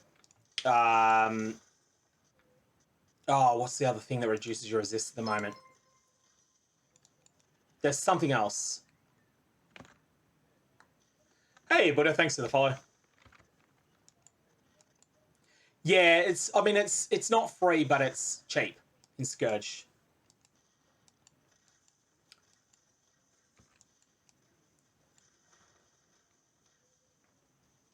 Lightning resistance doesn't affect damage taken from hits from lightning sources. That's part of that's the part of Doriani's that people forget exists. So lightning resistance only applies as a stat defensively when you take lightning damage over time, which is a pretty rare thing to encounter. So you need to have a lot of armor in order to survive monster lightning damage. But you can do that this league because of determination being so good.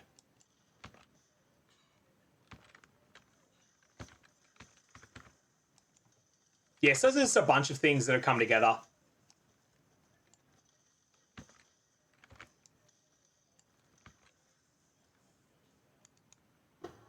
All right, there's our big pointy stick for this zone. One thing that's important, Kitava's Torment's quest. This is a skill point quest, so you don't want to miss it. Thread of Hope is the other big one. And Thread of Hope remains. You can get a -20 Thread of Hope.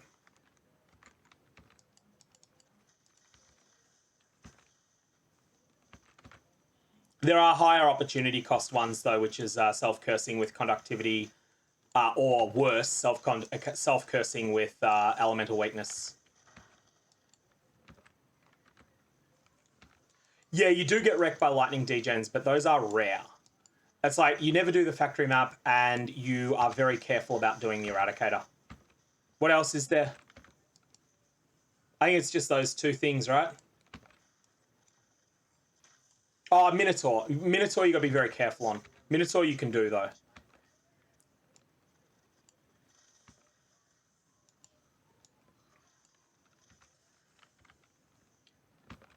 Yeah, you can use a Avian Twins talisman that's doubled, like a Great Wolf talisman that's doubled, and it has lightning as something else.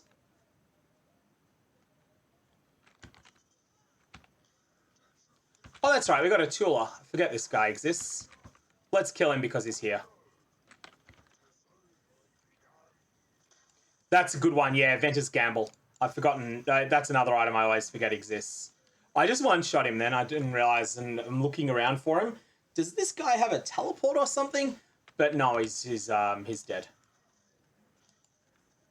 He's one of the squishier campaign mini-bosses, like of all of the optional mini-bosses you fight.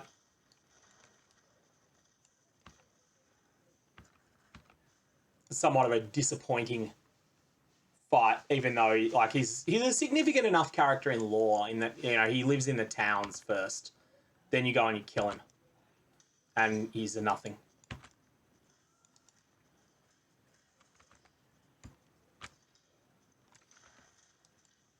Yes, that's a good point. Mineral Pools boss. That's one I'd forgotten about. And I think it's both lava chambers and mineral pools now, isn't it? Or am I wrong? It's something like that anyway. We know the boss. Shock and Horror the boss. Mineral Pools is a truly awful map. And it wasn't even saved by getting a really good divination card recently. The Sea of Blue divination card. That is a useful crafting starting point. Yeah, that's really common, Midge. Like, I know that, like, judging by my metrics as a content creator, it feels like probably, I reckon maybe 60% of interest in it takes place in a 5-week period every 13 weeks. Like 60% of all interest, and the other 40% is in that other 8 weeks.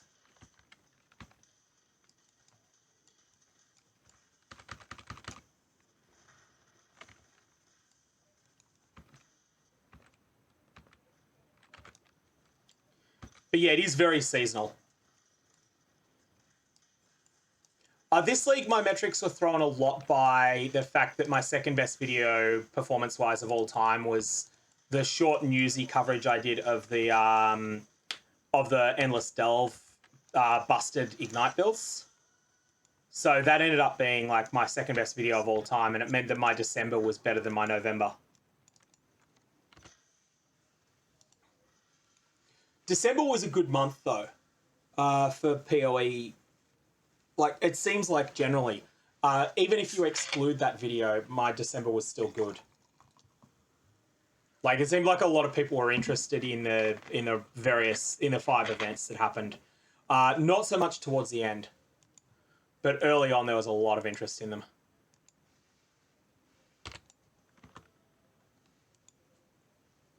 Oh, okay. See, October was my best month of all time, and November and December together were slightly better than October on its own, but I wouldn't normally expect them to be better.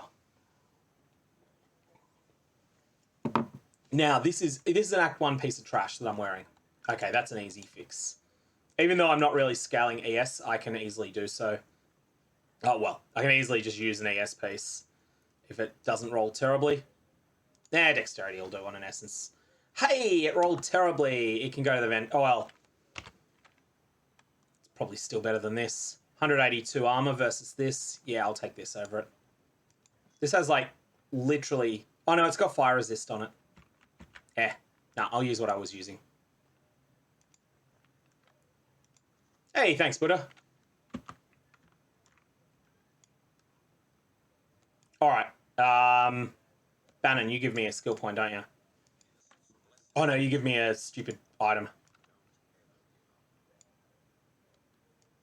Wait, did I get a... Various... Oh, I've already used it, I think.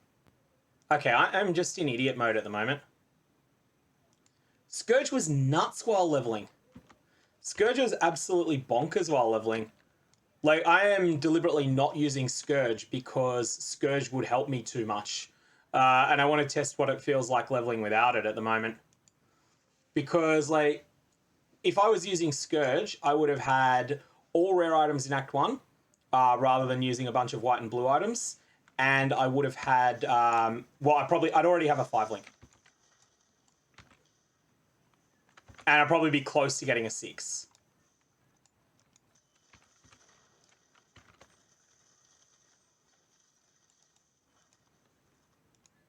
I think I'm still using a Act 1 belt, aren't I? No, that's pretty bad. It's got a lot of life on it. It's got more resists. I need to pick up the lightning resist again, but that's fine. I can do that.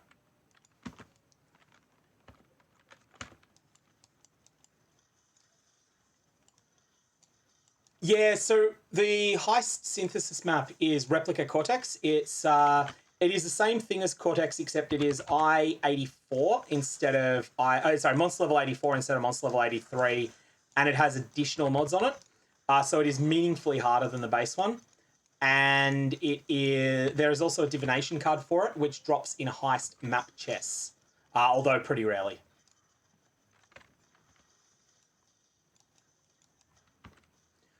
You should get a 5-link. Well, yeah, you probably won't get a 5-link during the axe. So that was the thing with Scourge. Leveling my first character in Scourge, I had a 6-link by Act 7 from memory, which is something like normally. Oh no, sorry, I had a 5-link by early Act 7, but it was a reasonably good 5-link. That's right. 6-link came in early mapping.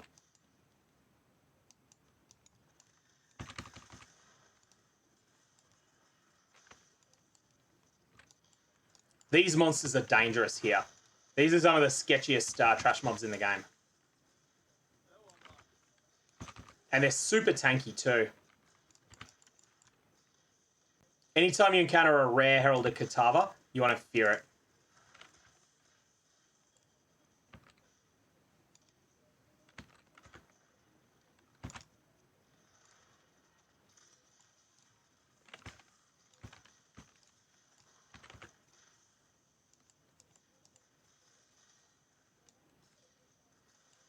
Don't want to level a determination. I probably should. Like, this is just such a good aura now that I should just level it. I'm not going to use it, but I'll have it, and that means I need to not have it on the hotbar at all. But it is just good to have.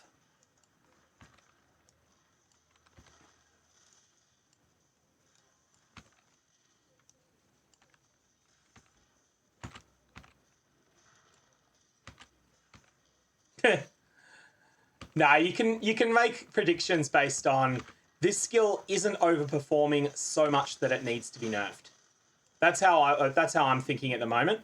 I think that the elemental trappers archetypes are fine at the moment. They might get hit a little bit by things with them. If the Saboteur gets nerfed, then they're going to get caught in the crossfire a little bit. But I think that the nerfs that hit the Seismic Trapper will be quite focused on the thing that's broken, which is Seismic Trap as a skill. Because if they did try to fix it by nerfing the... if they did try a focus nerf on Saboteur, they're not going to succeed in stopping Seismic Trap being the best build for League start. You just won't play it as a Sabo, you'll play it as either an Ascendant or even as something completely unrelated. I think there's a case to be made that the strongest build at the moment for the Deadeye might even be that.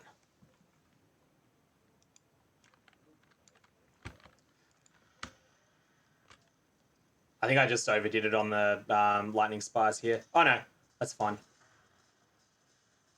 I'm not seeing this as practice so much, Tenki, as just getting a sense of a build that I don't know to know whether or not to recommend it.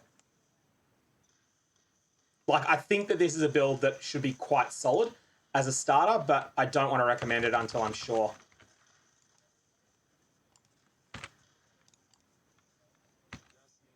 Practice implies that my goal is improving my skill at leveling, which isn't really my goal here with this play.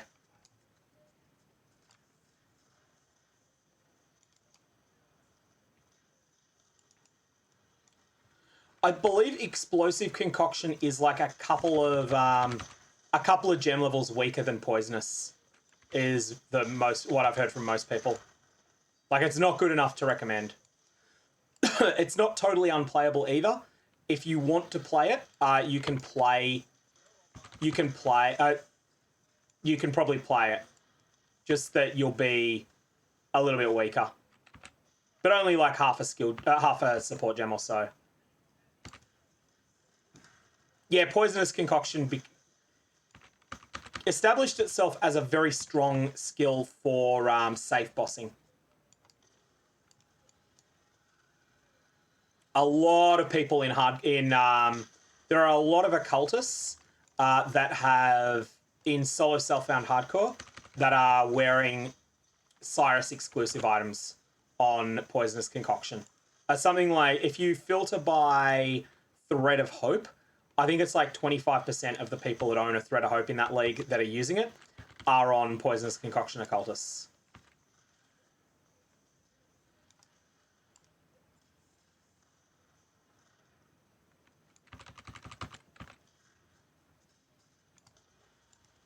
All right, here he goes. Last fight round now, I think. What was that? No, I've actually finished it here. No, I finished it. Thought there was another phase.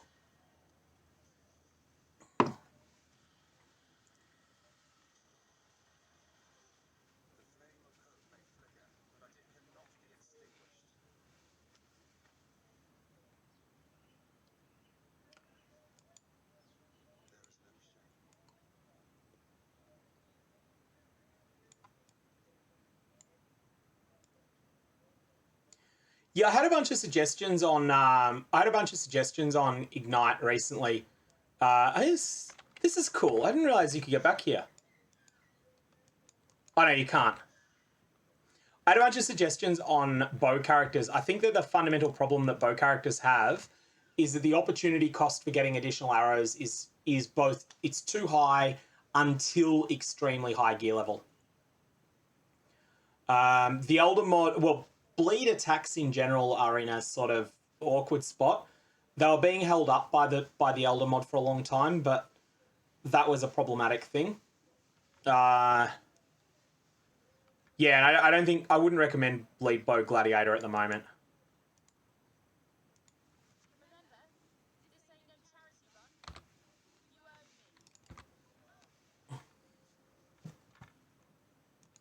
Alright, let's check our resist profile at the moment. Lightning is crangled, and I have the ability to benchcraft a single lightning. So that's what I'm going to do. I'll benchcraft lightning on the item that I recently replaced, which was my belt. That needs bench lightning on it. I will throw an elk at that as well. 24. Yeah, bow dots are fine. Bow hit is not. And I'm going to count Corrupting Fever as bow dot. You're not too bad, but not too great either. And you're just not usable. I'm not going to keep hold of you or try and re-roll you. Oh no, that's to attacks. Misread that lightning damage to attacks as lightning damage to spells for a second then. Just remembering that's actually a shaper mod, so I can't get it yet. Just the numbers on it looked really good, and then it's like, oh no, hang on, I'm just wrong. Okay, Act 6 time.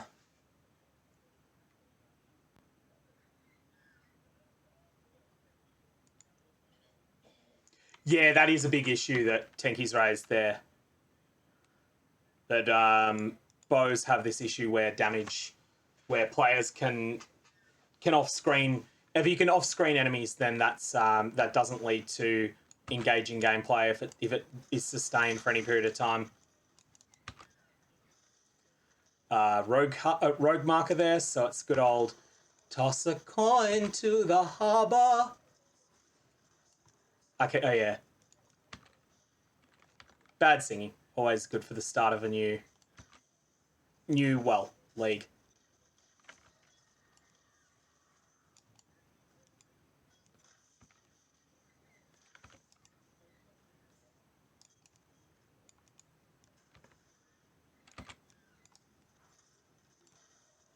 I think the main issue is that the extra arrows from gear come online far too late in gear progression. That's the real problem with bows at the moment.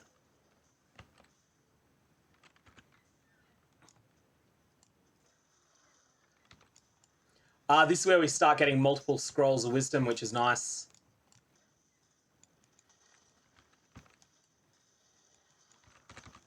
Oh, that's a freeze strongbox. Still survive it.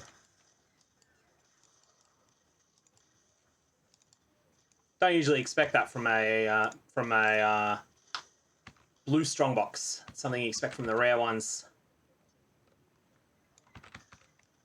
To make the blue strongbox is surprisingly dangerous, actually. Ooh. Not think I was getting hit with that. Oh, barrage support would have to be affected by the package changes that I was suggesting. It couldn't stay in its current form.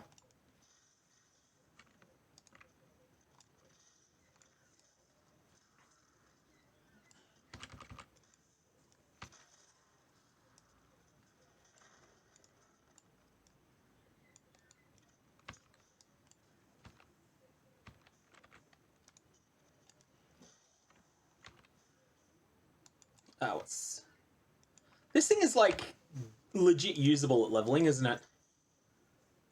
Dex, movement speed. Oh god, yeah, that's definitely getting used. Okay, you are a gem that doesn't require any supports, so you can go there. You are not even needed at all, so you can just get equipped at this point.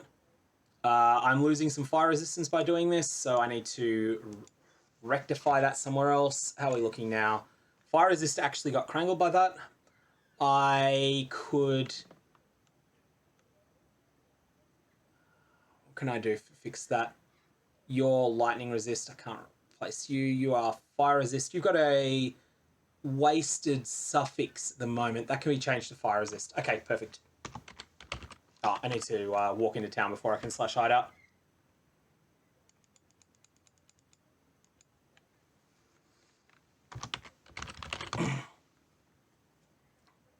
So dexterity is no longer needed because I've picked up travel nodes. So this dex that I crafted was added to solve a problem. It's no longer required. We'll just stick that on there. And we should have enough resistances now. We do.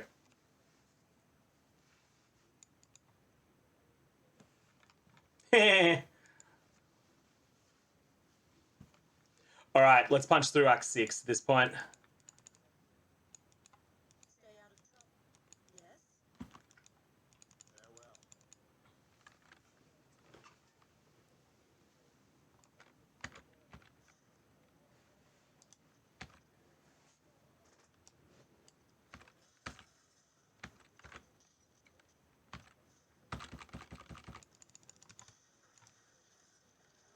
So just being able to front load a whole bunch of damage before opening a fight like that is really nice.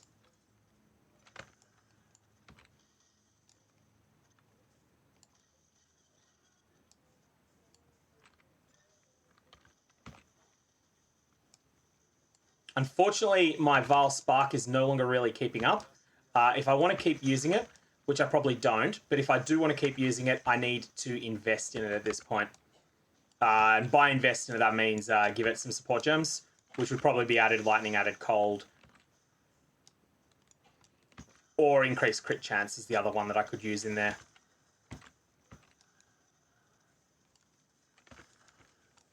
Then at that point, it would actually kill things again.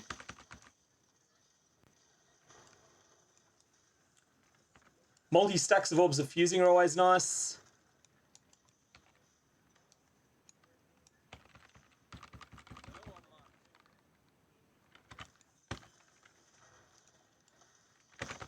Oof.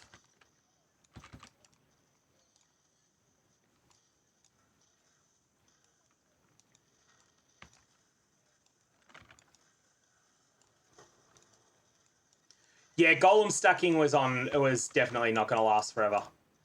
The way it was. It's not been gutted. Like, Golems are still fine, too. They're just no longer incredible on, like, all sorts of builds.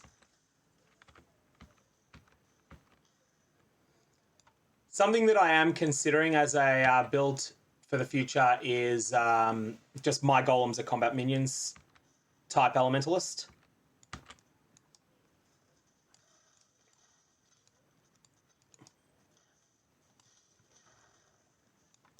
Amethyst rings are so good now.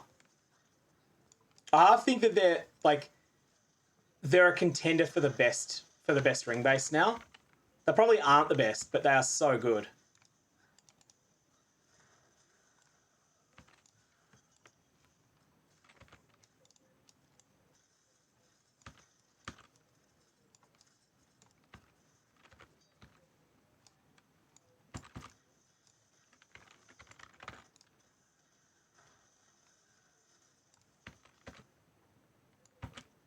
Okay, here's the Dishonored Queen. I was trying to find where she was.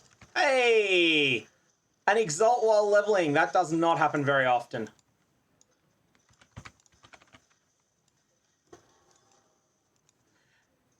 I had a Sacred Orb while leveling. How's it? Like, this is crazy, actually. So I got an Exalt leveling here. I got a Sacred Orb leveling in the Scourge League for the first time. I had... In the last couple of days, I've not played all that much in the Scourge League. I had a Doctor drop from a Breachstone of all places, and I had a Brother's Stash from a stack deck. And that was a stack deck I'd looted. It was not one that I ripped off the ground, that I bought off someone else. I don't usually ever buy them.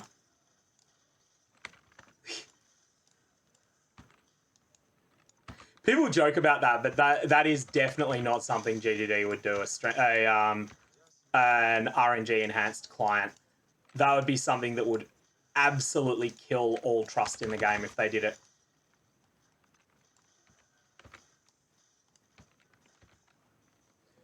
The reason that you see streamers get lucky is that they tend to play more.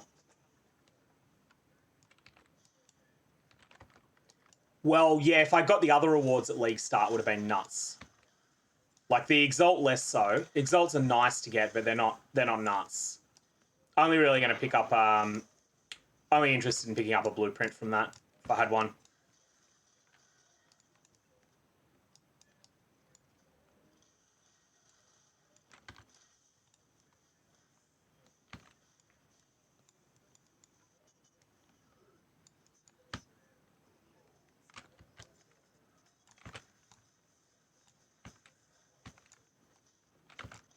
Like, in a game where RNG is so central to to game mechanics, rigging RNG is just suicide for the game developer. It would actually destroy their game.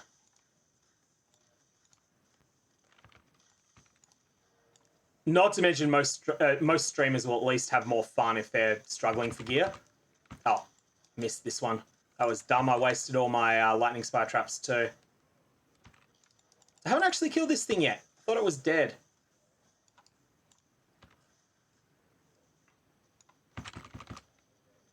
All right, now we'll just stand and face tank whilst lightning spire traps are going off.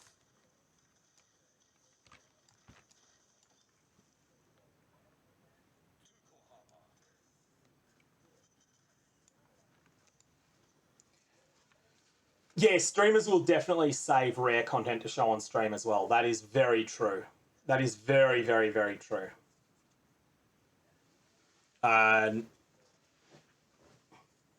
Like, for instance, if you have...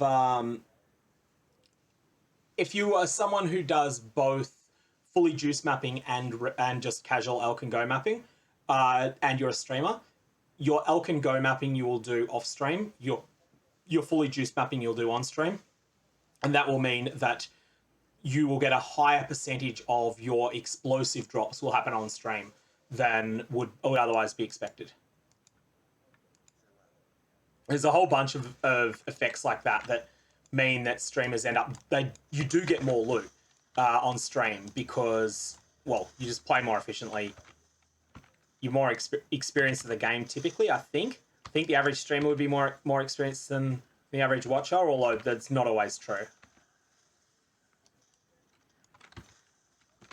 There's a lot of very experienced players that don't stream. A lot of them.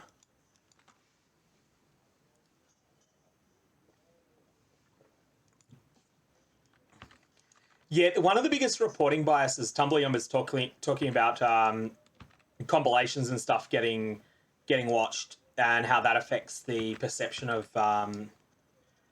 drops.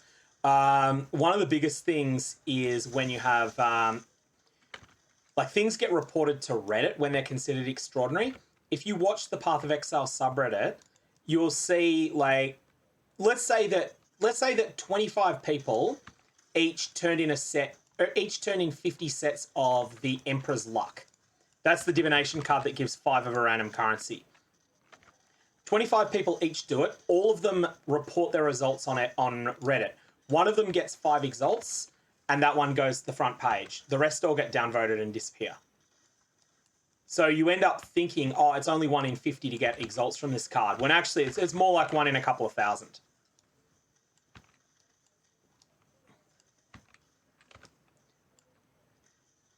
Yeah, and the other thing with something like Game of Life highlights is that, yeah, you will see people. There'll be an overrepresentation of people's extreme ends of people's gameplay ability. So if you had, say, if Zizaran dies to reflect, like that is something that is a mistake that a player of his skill makes very seldom. But the one time it does happen, it ends up on a highlight reel, because it's like it is noteworthy. It's extraordinary. It's like, oh yep, Ziz derped. Yeah, funny that he's human. Humans make mistakes, even ones with his level of skill. Oh, that is more legit. The stuff about the stuff about hardcore. There are lots of people who have genuinely bad connections. I do think it would be funny if someone made a divination card for 5 mirrors, just for the purposes of forging turn-ins of Emperor's Luck. Yeah, and what Tenki's saying about information being severely misleading on Reddit because of upvote downvoting is very true. But even places without upvoting downvoting, like Google, affects information as well, like that, with no attempt being made. It was a Vaal lightning strike. I thought it was a Vaal lightning trap for a second. Then I was like, oh, cool. Yeah, a lot of people can't play hardcore due to game performance. That was me until I got this PC, really. Well, certainly until I got my 2016 PC. And not just the 2016 PC. I needed the National Broadband Network, which I think we got here it became available in my suburb in 2018, maybe. And then that had to go through a few teething problems. But once that was all sorted, now my internet connection is really good. I still have deaths to connection dramas if I played hardcore, though. It'd be rare. But for a lot of people, it's common.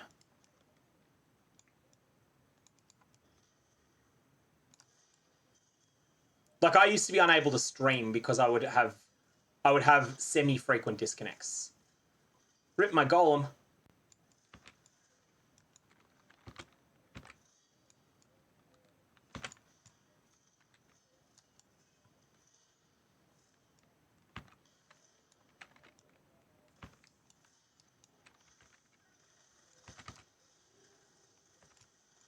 I'm surprised with your PC that you do get regular game freezes, Tenky. Like, is that only when you're streaming, or streaming and recording, or do you get them when you're not creating content as well? Because my old PC would have issues when I was streaming, but that's just the massive extra CPU load that streaming puts on.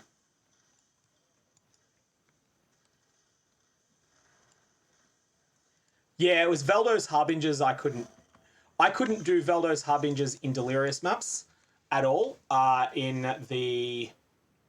like 3.13 era. I couldn't do Veldo's Harbingers in Delirium Orbs whether I was streaming or not, and I couldn't do Veldo's Harbingers while streaming, full stop.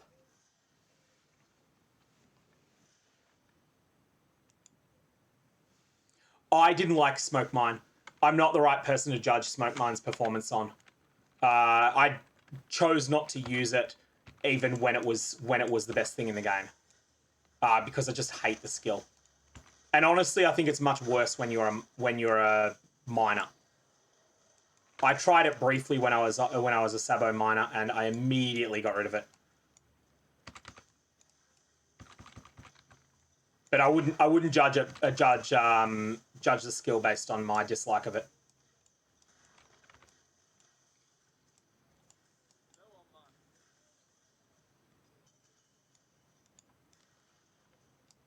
.37 was my worst performance league ever. Yeah, Delirium was really bad for performance as well. Delirium just put unreasonable demands on your PC. Like, Delirium doesn't work at the minimum specs of the game. Flat out. It just flat out doesn't work if you're at min specs. You have to be quite a bit above min specs for it to be for Delirium to be playable.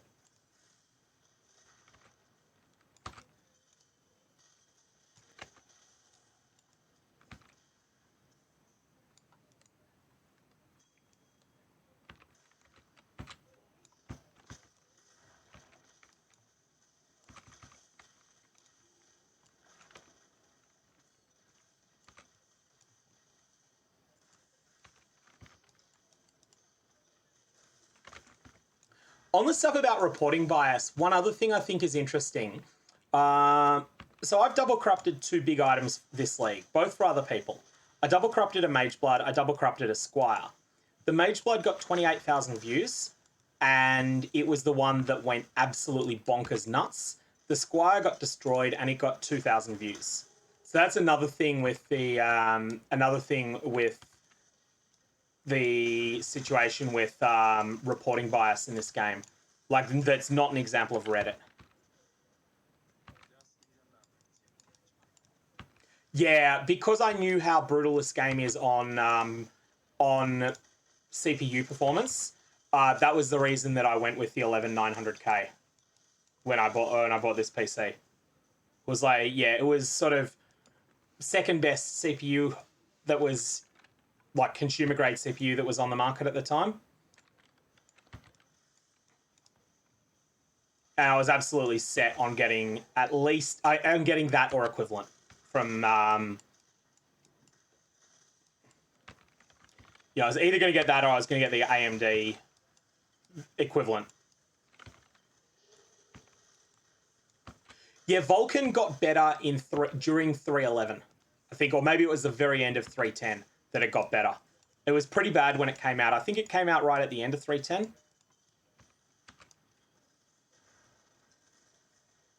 Oh yeah, that'll do it. Yeah, because WoW is like really graphics light, isn't it? Like, what sort of demands does WoW put on your PC?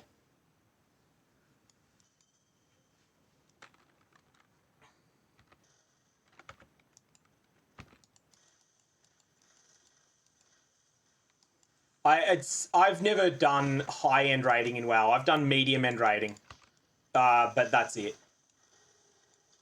Like as in Wrath of the Lich King, Ulduar normal mode, when it was current content. Okay.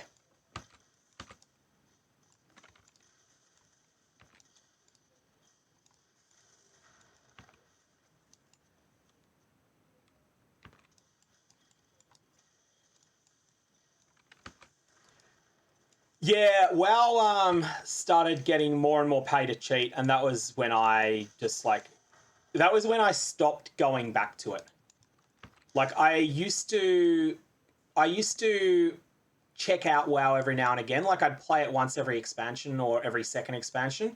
I'd keep going back. Now I've just stopped following all the WoW content creators that I used to follow, which I was never a serious player, but I did mess around with it a bit. I just don't have much tolerance at all for games that start getting into really cheat-based monetization.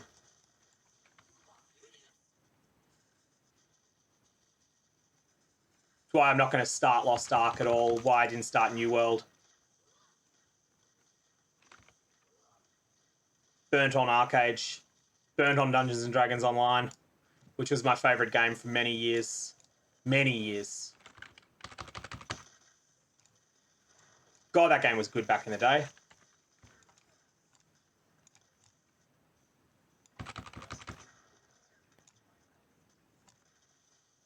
Civ 6 is on my to be played list, but that's something that I'd have to allocate a lot of time for.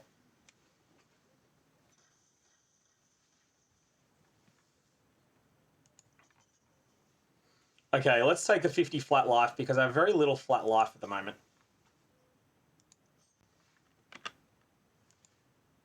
Actually, I have very little investment in life full stop currently, but that's the next part of this. Oh, they actually did. Well, if they'd promised that at the start, I would have bought the game and checked it out, but they, yeah, I've heard that it's gone pretty badly since. They had all of the non-paid cheating scandals as well. Like, wasn't it non-authoritative trading? Like, you could trade with someone, and you could trick the server into making the trade complete for one player but not the other, and use that to dupe items.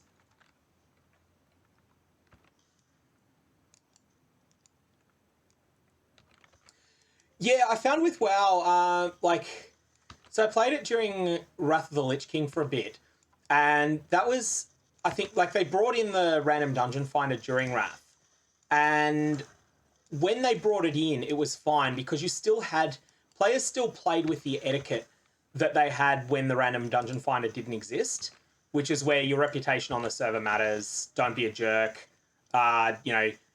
Don't quit group at the first sign of sign of a death. Try and fight it out to some extent. So there was this sense of etiquette that was around, and that meant that it was a less toxic environment.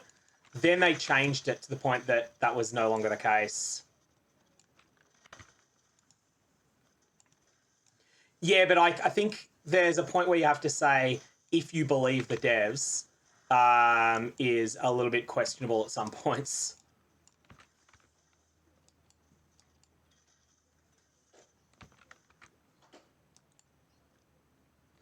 And yeah, once you start getting people, like, it's one thing if the group is clearly outclassed by the content, but also when there's no attempt to communicate first. That's the thing that just wrecked WoW for me, like, initially.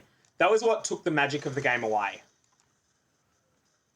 I think I'd been spoiled there by Dungeons and Dragons Online, where the voice chat was integrated, back in an era where that was rare. And so that meant that people were just used to communicating. You also couldn't, for a long period, you couldn't just win in that game with just by everyone doing their own thing. You have to cooperate. It wouldn't necessarily be hard, but you would need to cooperate. That all changed over time in that game, but as they tried to get bigger, they tried to chase the soloists. They tried to attract solo players by destroying what group players loved about the game. And they succeeded in reducing the number of group players, but they didn't keep the soloists. They got them in for a bit, but they didn't keep them. And then they went more pay to cheat when they started losing money. Maybe not necessarily losing, but not making much money. And that was the end of that game. Yeah, see, I was pugging a lot in 3.0, Wrath of the Lich King, 3.0, 3.1, 3.2, 3, and very early 3.3. And it was noticeable 3.3, when they introduced the Dungeon Finder, pugging got worse, but it wasn't instant. And it was still fun for a while, but once it got worse, it got worse. And that was really the end of it.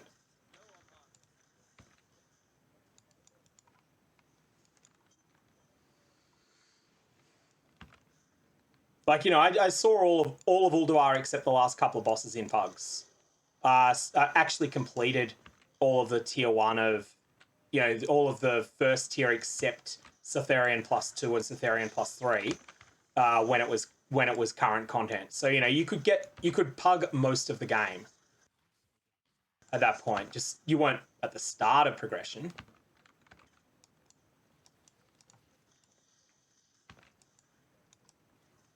The other thing that drove me away from from WoW was just how horribly boring the overworld content was, and how it was a prerequisite for the fun parts of the game.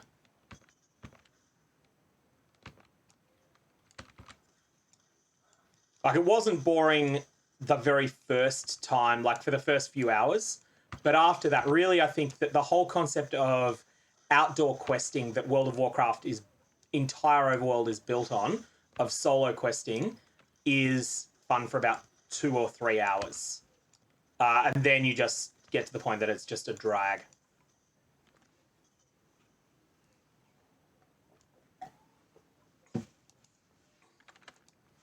And then, of course, later on, you'd have the stuff with, you know, Blizzard. Like, a lot of the developers that you'd looked up to as being fantastic people you found out later were absolute horrible mongrels. Like, I think it was Ghostcrawler that was like this would be the equivalent of if you found out that, say, Ghostcrawler was Bex for Blizzard for a whole period. And then just wound up, like, you found out that he was just this absolute mongrel of a person. A bunch of others too. Like, there is, yeah. Blizzard really did seem to have a type that they attracted.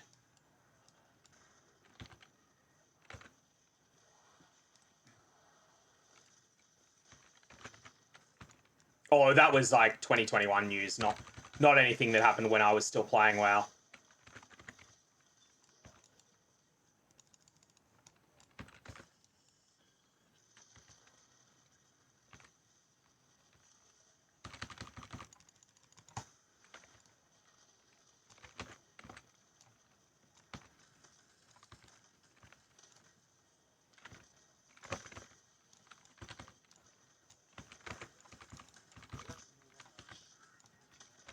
These monsters are tanky here, these deliriums. You sort of expect that from an Essence one, but I may not kill it before the... Splat. Actually died. Oh well. Rip my Deathless run. That is something you would not have tried if it was hardcore.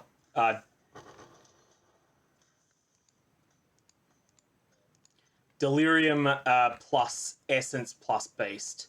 Nasty combo. Especially in a zone you don't actually need to do. Well, you need to do, just not necessarily need to do now.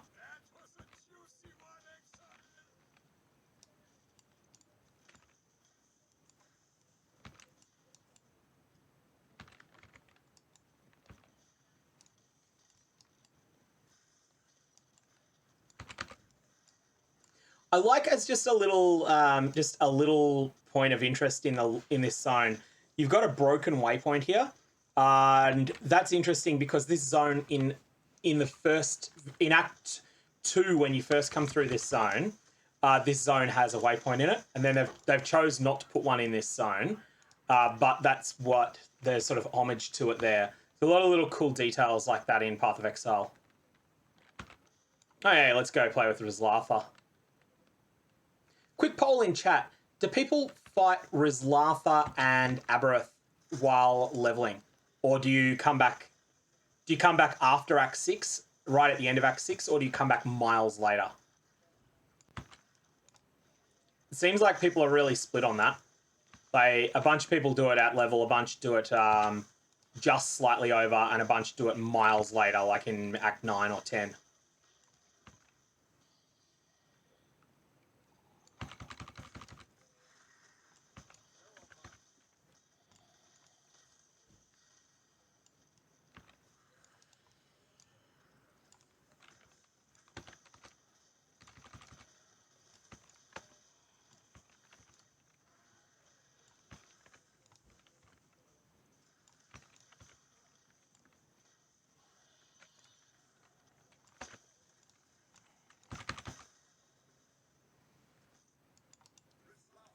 I should probably upgrade Flask. Still using a Sacred Life Flask. Sanctified's a modest upgrade from that. Oh, it's level 50 though.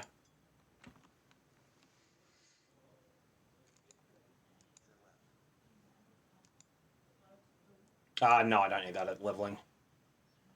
Less duration of Ignite is the best one during leveling.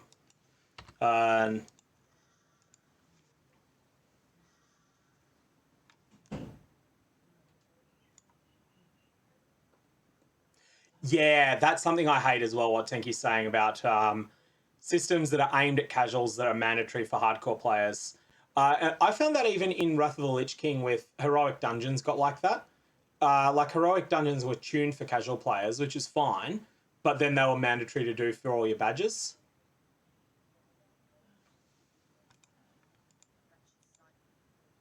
Ah, can't loot that yet. Yeah, the world stuff was terrible. Like, that was an absolutely horrible mechanic. Everything in the overworld in World of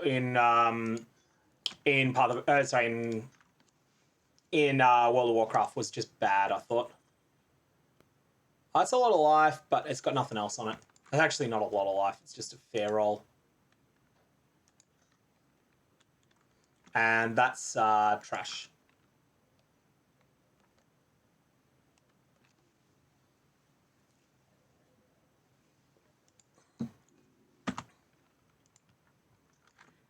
Yep.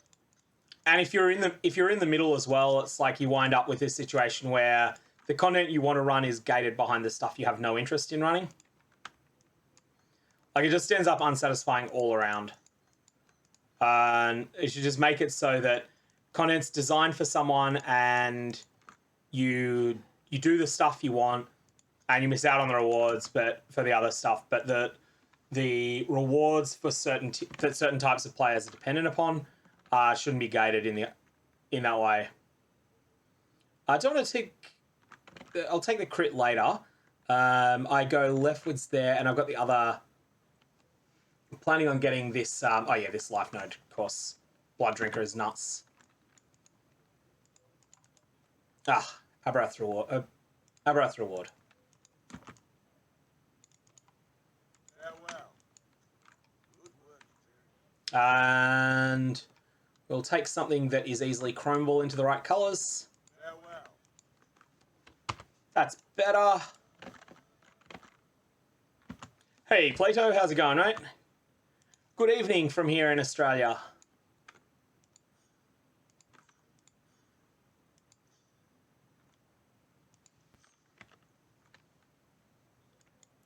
Yeah, having to do, like, if LFR is your endgame, it's fun. If LFR is not your endgame, it's terrible. And also just the fact that LFR has no communication, no inbuilt communication was just, at least when I did it, was just terrible.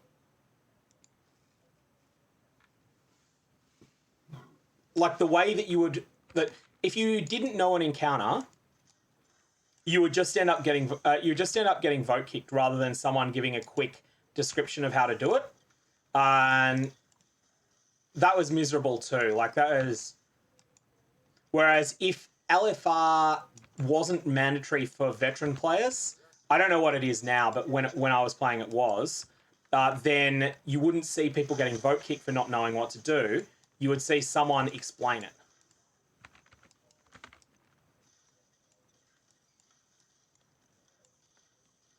Not all murders are equal.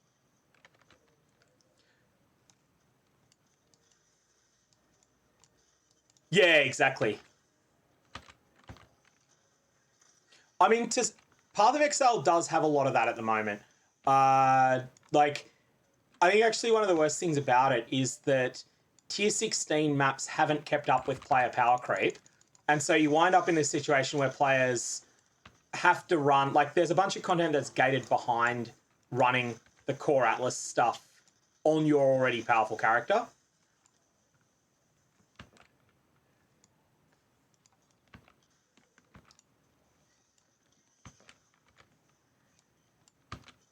Oh yeah, and God forgive you if you're trying to learn tanking in WoW as well. Like if you're at the rookie tank level, that was such an awful thing to try and work out how to tank.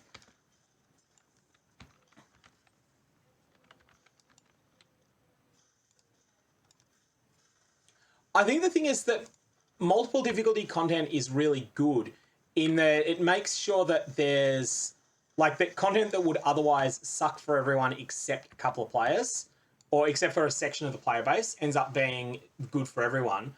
The problem is that there's this expectation of beating all of it from a lot of people that shouldn't happen. Like I think, for instance, you take Path of Exile, there's the core storyline, let's say the Shaper, when the Shaper was endgame. There were a bunch of players that couldn't beat the Shaper, and that was fine. They could either improve at the game until they got there, or they could, or they could just watch other people do it and find out what happens that way. World of Warcraft had this philosophy of we will design the, we'll design the raids. Everything has to be beaten by everyone that wants to beat it, and preferably within a few tries.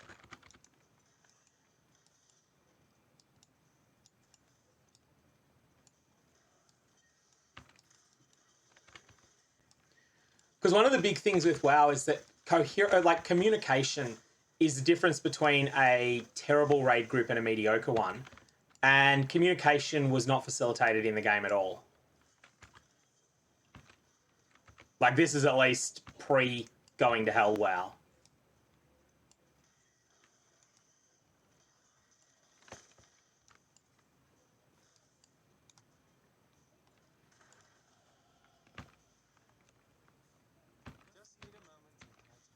Yeah, I think it's perfectly fine when there's a bunch of content that is top-end players only can beat it. Like, I know that it was a huge draw for me when I started playing this game a bit more, was the fact that I couldn't even beat Atzeri. I couldn't even beat the first boss in the zone. And not only was there Atzeri to come, but there was Uber Atzeri on top of that. That was a huge draw for me. That was like, oh, cool. This game respects players. It doesn't treat you like an idiot. It says, oh yeah, you can earn these, there is a reason to get better.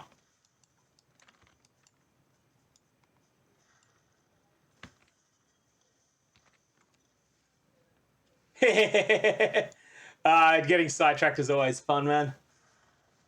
Like honestly, people have seen the axe before in this game.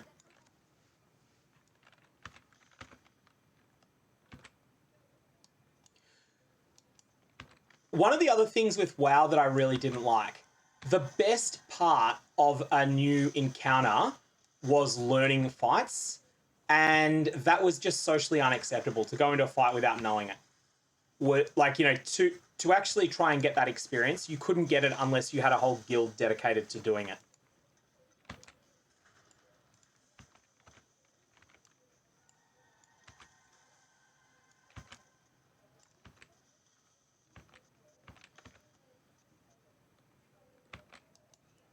Yeah, I think it's something that comes up from being like from having grown up during the Nintendo hard era. It's like it's what you. I'm always disappointed if I beat a game without a bunch of failures along the way. I remember that with Donkey Kong Country, which was a big release back in what's this thing? Big release back on the SNES in the 90s. I was really disappointed that I beat that without game overing. And Super Mario 3 for that matter as well. Also same era. That was pretty good at platform games at the time SM3 came out, but I was disappointed that I beat it without game overing.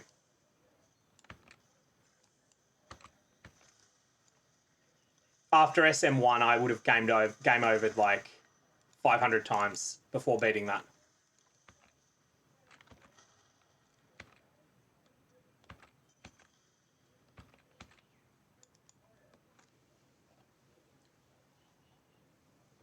The other thing you see as a consequence of that, Tenki, is that players tremendously overestimate their skill relative to the community.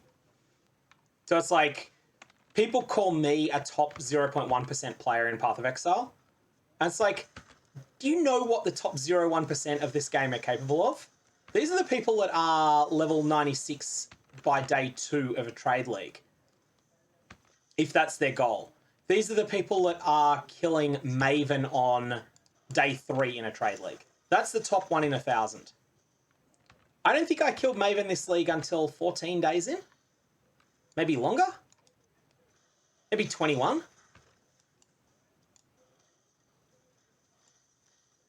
I don't even think I'm at this league. I'm capable of playing as a top 1%er. I don't know if I'm capable of playing as a top 0.1%er. But I don't think I've been playing as a top 1% of this league, much less top 0.1.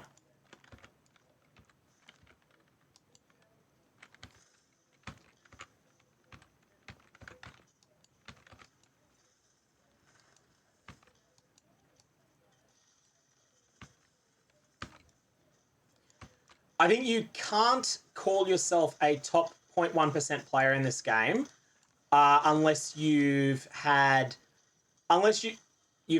multiple level 90s in Gauntlet. I mean, that's when you can call yourself a 0.1%er.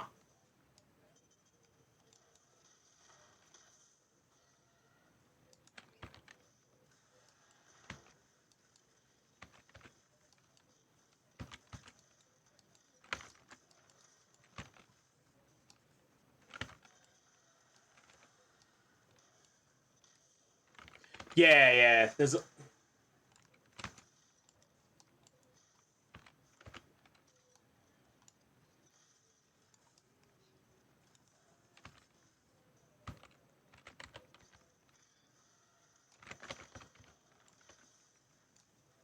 Yeah, I've never really tried a Gauntlet super hard because I know at that point that I need to be a bit careful on not burning out. But like I've never done Eternal Lab in a Gauntlet. But part of being a top 0.1% player is a willingness to play the meta. Like it's an understanding of the meta is the powerful option, and I'm either going to play it or I'm going to make a deliberate choice to sabotage myself because I want to have some fun.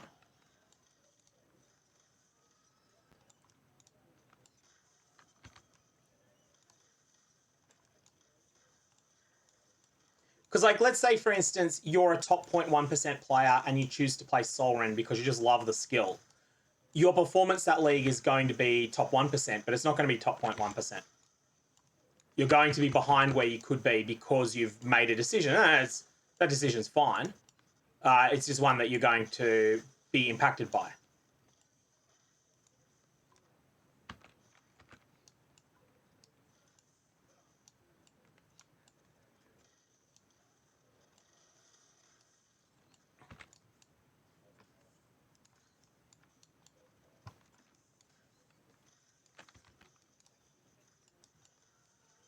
Yeah, I'm fine. I'll lose if I'm not feeling a build. I will lose interest in it quickly.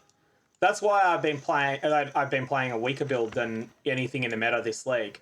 I tried the Seismic Trapper. I didn't really like it. I don't know why. You know, it's quite similar to this build, and this build's been fun.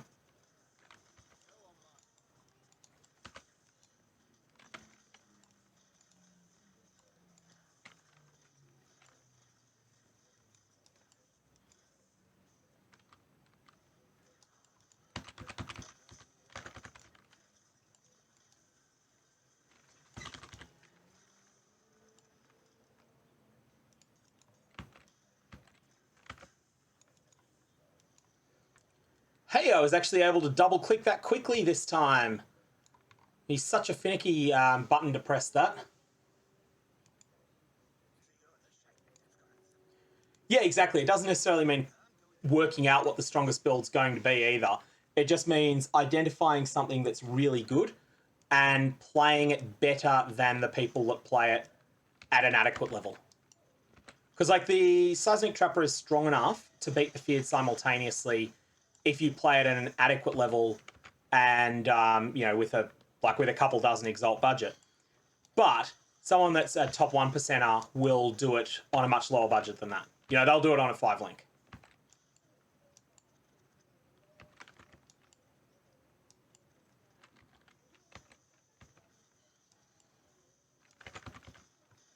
I just think Seismic Trap as a skill is going to get gutted. I think the rest of the Fizz Trapper will be fine. There'll probably still be a build around Exsanguinate, but I don't think Seismic Trap will be a strong part of it. I'm not sure whether Cold Iron Point will get hit as well.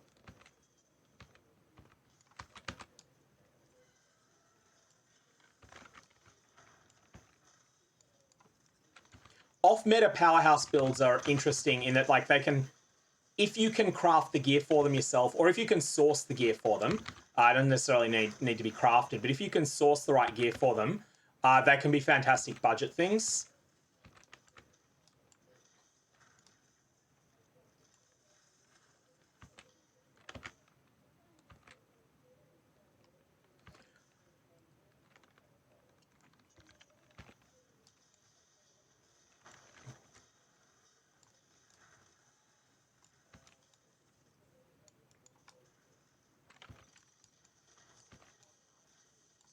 You could use Exsanguinate and Reap in the way that they currently use Exsanguinate and Exsanguinate and Seismic Trap. It'll be doable.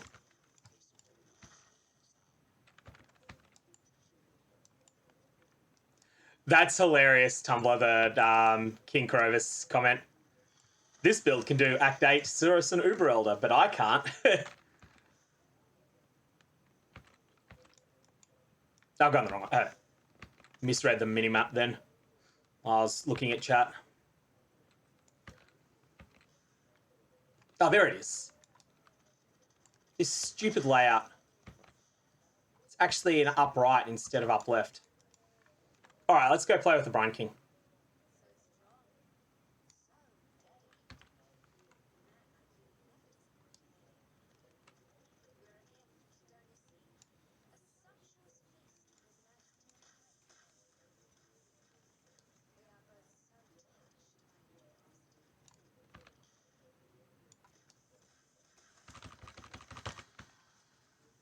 That slam is so nasty on Brine King now.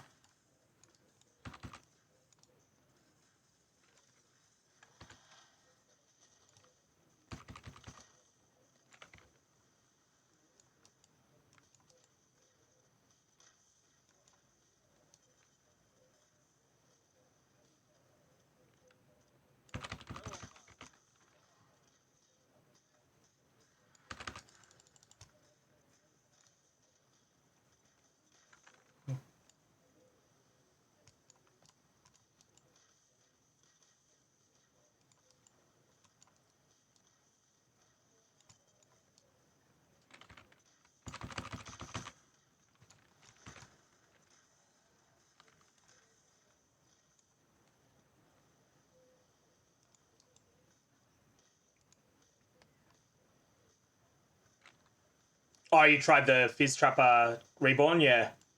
Yeah, it's not gonna be fun for everyone.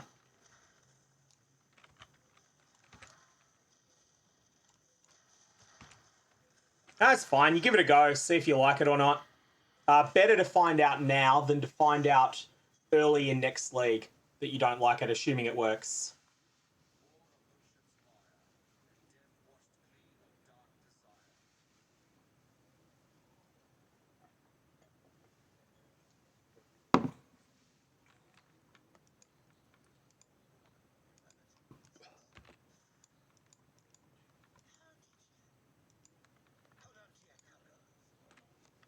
Oh, yeah. People buy a carry for Act 10 Katava, definitely. That makes a lot of sense. It's like it's quite a risky fight if you're not very experienced with it. And that's faster than farming up to be much stronger. And Katava gates a lot of gear. Like, a lot of gear access is gated behind Katava. But, you know, you get a lot stronger once you've got that, once you get past there. All right, so do we want to start pushing to cruel preparation and all of that good stuff now? Or do we want to... and fill out the skeleton of the tree? No, we'll get... I'm just checking what else we're picking up. We've got those nodes down there. So you have this crit cluster, and what else are we getting? What's the other thing? Heartseeker, and it's this here. Survivalist. Was that on the original plan? Is the evasion mastery the reason? Grace? Maybe.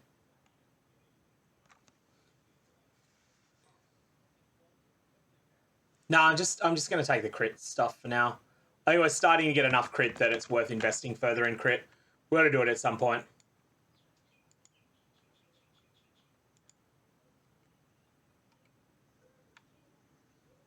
Mapping's much safer than Katava. Much safer. Especially scoured maps.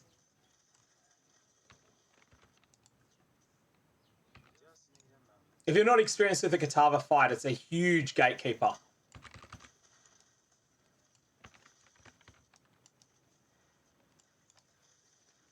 Thanks, to hit. Not to mention that Katava has, like, a lot more hit points than any map boss that you're going to encounter at that point in progression. A lot. Like, Katava's hit points are reasonably close to those of a tier 11 Conqueror.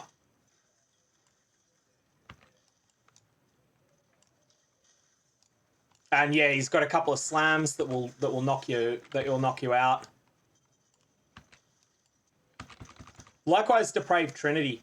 Like, Depraved Trinity is rippy and very, very sensible, I think, to buy a carry past those things if you're in hardcore. Lab, on the other hand, I think is a lot safer.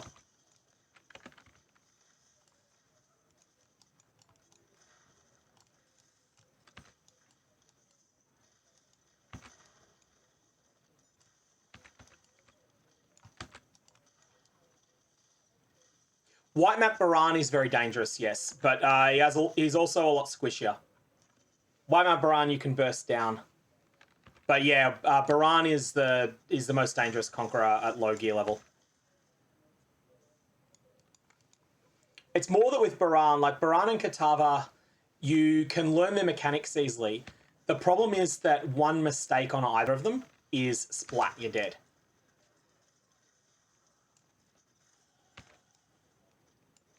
What was this? Was this an expedition? Oh, they're in the axe again. Of course, I forgot that.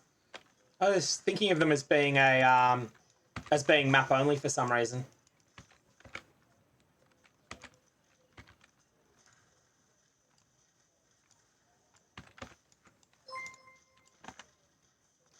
Hey, Metric, thanks for the follow.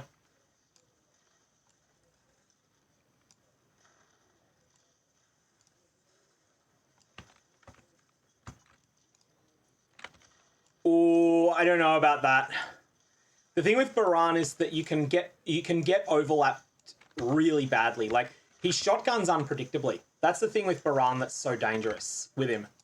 Well, he shocks, that's one thing that's dangerous. But he can also just do devastating damage that you don't see coming because he casts 4 of his runes on one spot on the ground. Oh, cool, mate. Yeah, YouTube is definitely where I mostly am. Just testing out a new build. Yeah, only 55 gig, Tanky? Only 55 gig? How often do you upload?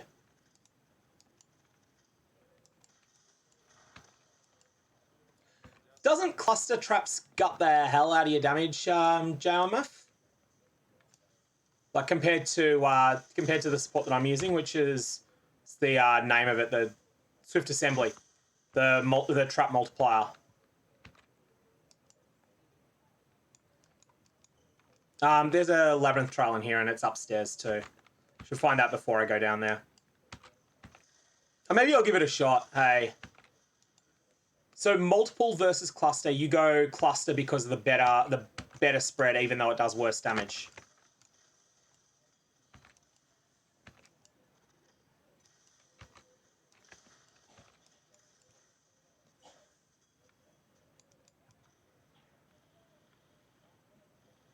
I'll catch up on chat after this. I'm just going to run through this stupid zone.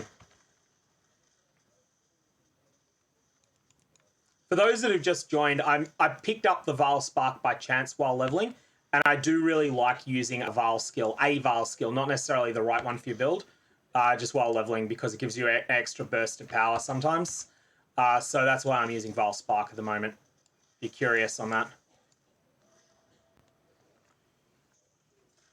Oh, I upload at max, Tenky, that's why. I render them to max because it's quick to do on my PC.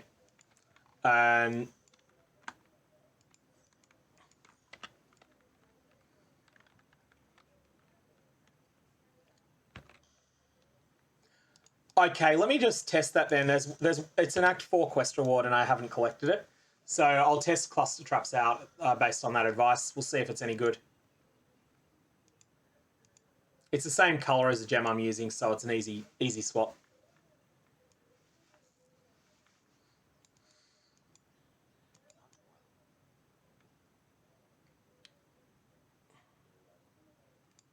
I have nothing. Okay, Rapture Reward. Somewhere in here. Cluster traps. Okay, let's try it out. So cluster traps in place of a Swift Assembly.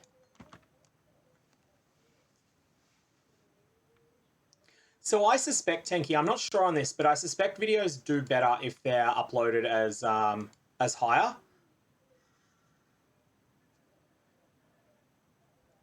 Okay.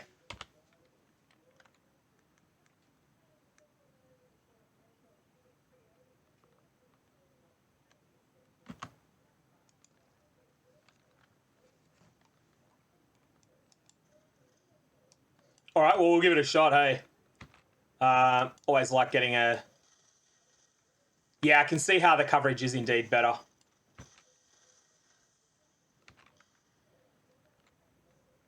All right, well, we'll test this properly over the next couple of zones.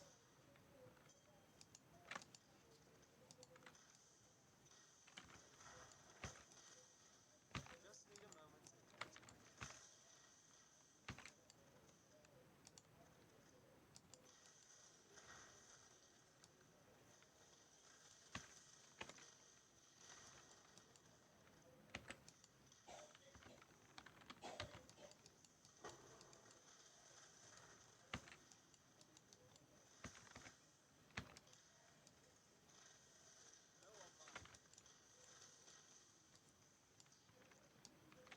So the thing is that components of mine will be recorded at different qualities, and it feels like the performance comes out better when I just encoded at max.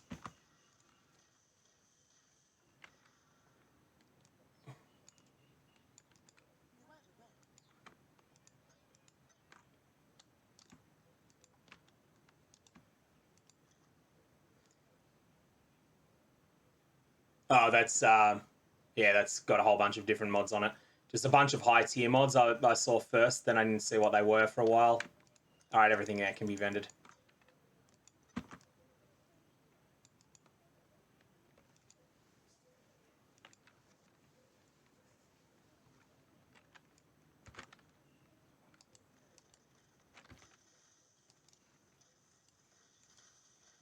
So I'm needing to hit things twice more often with the cluster trap, as you might expect.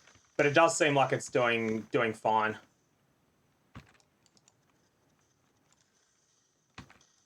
I think I'm 1 over to it.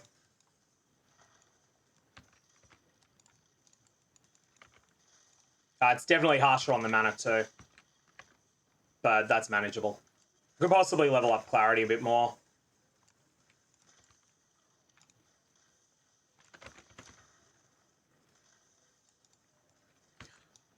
Oh, just the highest that's available for encoding. For encoding and from the video in what do you call it? In DaVinci.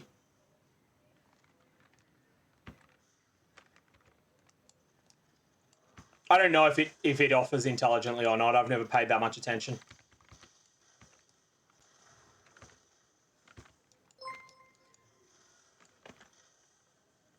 Hey Darcy, thanks for the follow.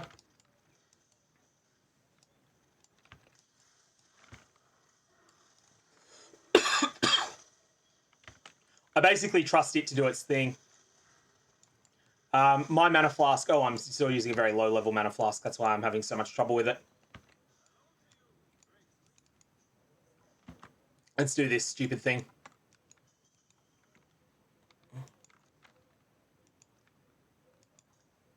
Yeah, it just gives you several options, and I go with the highest.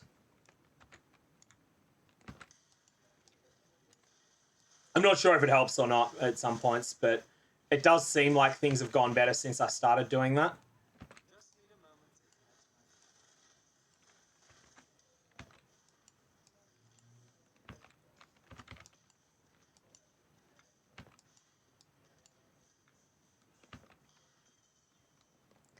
I just go to the YouTube section of it on the encoding page, and go with the highest option there.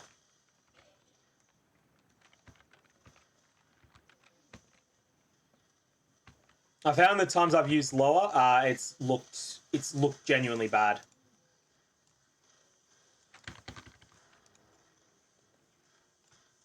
I actually primarily use DaVinci Resolve to fix audio more than anything else. Like, I'll add in text occasionally.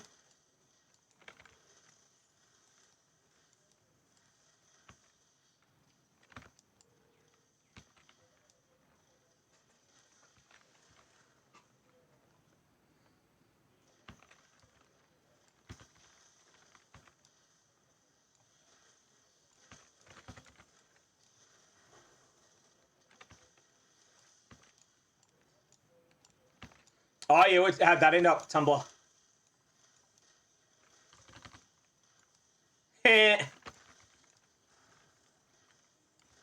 Crangled.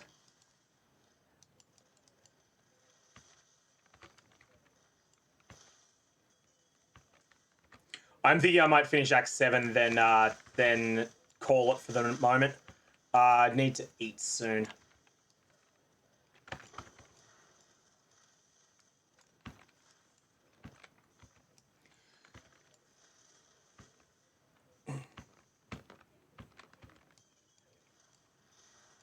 I'll have a look. I've used lower settings before and found them to look bad. Like, noticeably look bad to me, to my non-expert eyes.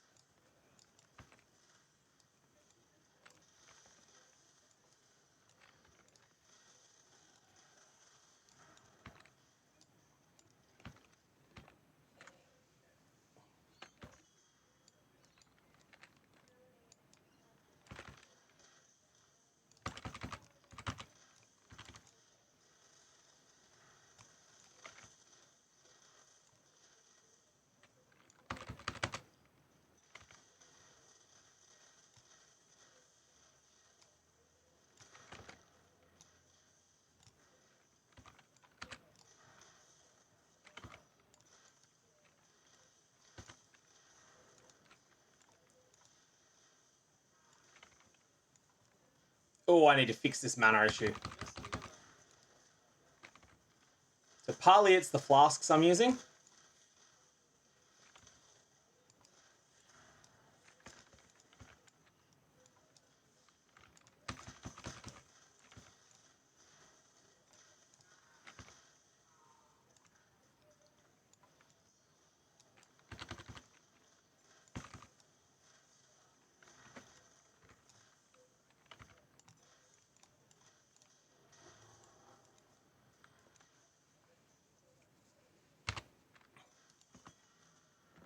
Do you have a mana flask there? No, we don't. All right, let's push on. Baran mobs will shred you in general in the game. They're kind of nasty. It's down this way, isn't it? Always follow the direction of the waypoint.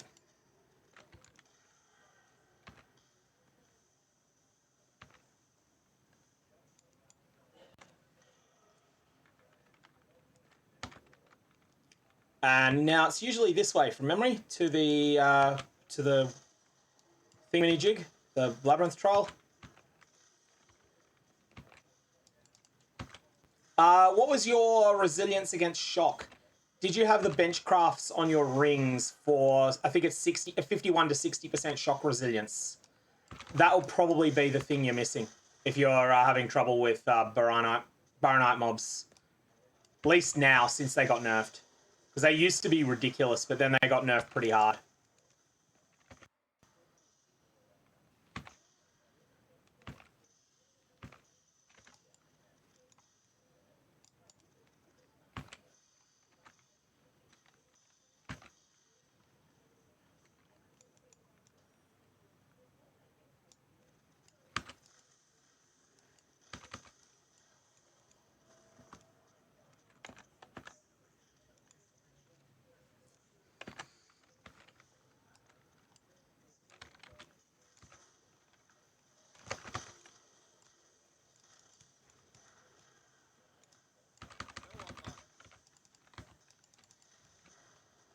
Alright, that's a mana flask upgrade. It's still a bad one. Still low level and bad, but it's still an upgrade over the rubbish we had.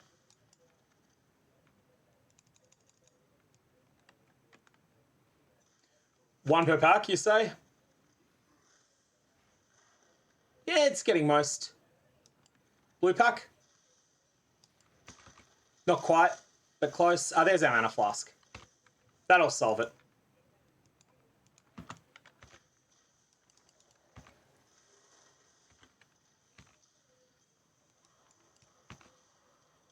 I'm at a level where I expect to have mana issues. You know, you haven't yet got access to endgame mana solutions, so mana is a factor on any spellcaster. Just need a moment to catch my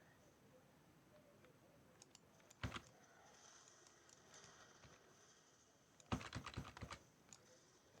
I'm only running a level 2 clarity plus helping Alira.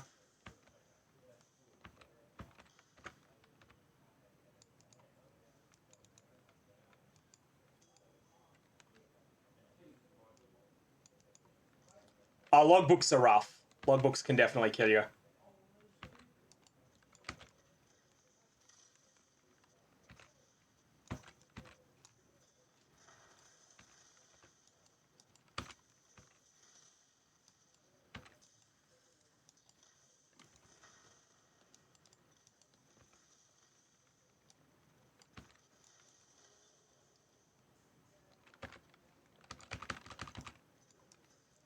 So this guy doesn't need to die, but I'm going to kill him anyway because he's there. His existence annoys me.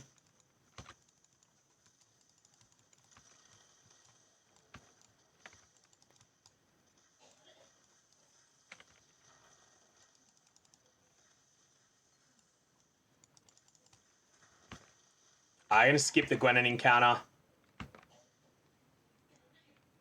Now, if it was Rog, I would do it while leveling. But I don't think Rog comes online until tier 1 maps. Rog is nuts at league start. And this is simulating league start here.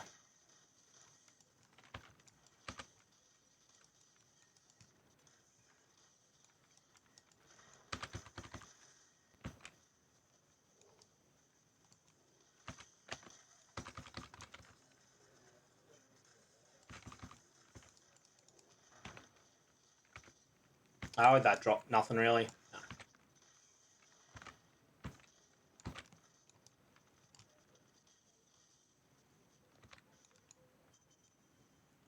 Yeah, Rog is just incredibly good.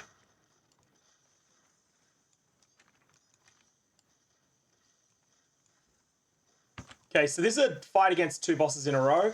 I'm only going to, for obvious reasons, I'm only going to use one of my big trap. I don't have any bleed resilience, so I'm going to be in a lot of trouble on this fight. Probably end up dying. There's no way I would do this fight at this level of gear in hardcore. There's very much a softcore approach to this fight. Of just not even bother with rolling an anti-bleed flask, just punch through it. Play the mechanics of the fight, and that's... Oh, he's hitting my golem anyway. Okay, that's Relicash down. And we'll just push on.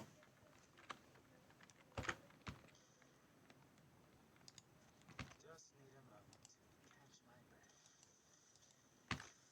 So you see how quite often I'm leaving monsters alive at half-life with cluster traps and firing only once. Like, firing twice seems to kill almost everything, and that should be good enough. I'm less certain about firing once.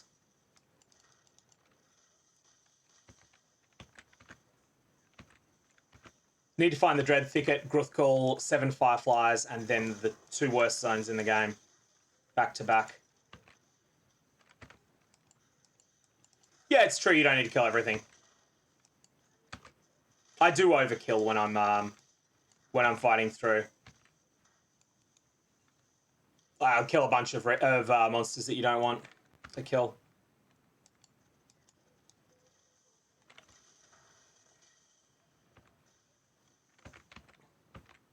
You like 2,500 health for anti-bleed and 2,500 health for Arakali, do you?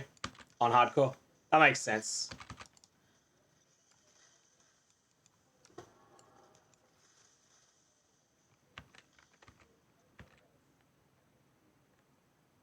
So at 1 of 7.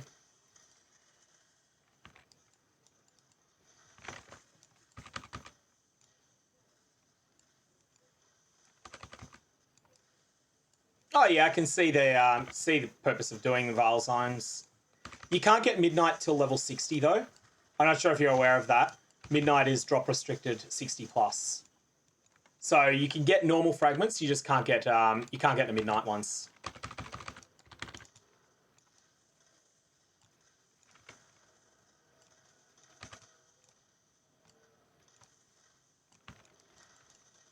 The key thing a lot of people don't realize here is that the danger in this fight is not actually the huge beast that's breathing on you. It's the cracks in the ground that are firing out things at you. And that's why a lot of people die on this thing. I mean, the beast hurts, as you saw there, when I face tanked a big hit from her that's meant to be, like it's a telegraph thing you're meant to dodge. But the danger is actually the projectiles coming out of the grounds. Hey, Varric, thanks for the sub.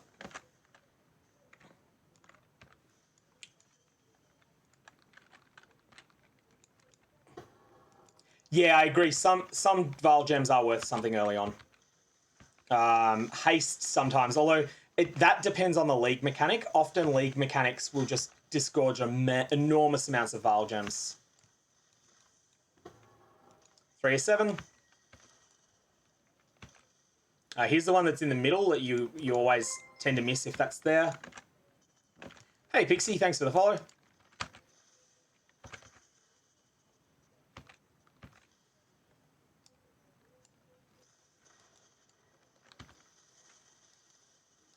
Yeah, exactly. And you can see I only have 1,800 life, so I'm below what I think most players recommend to rookies have in softcore. I think most players will recommend the current act multiplied by 300 or 320 is your recommended life total while you're doing the acts. That's a softcore guide, not a hardcore one. And so I'm under that, and I still didn't die to it. I made no attempt to dodge the telegraphed hit. Well, the time that it hit me.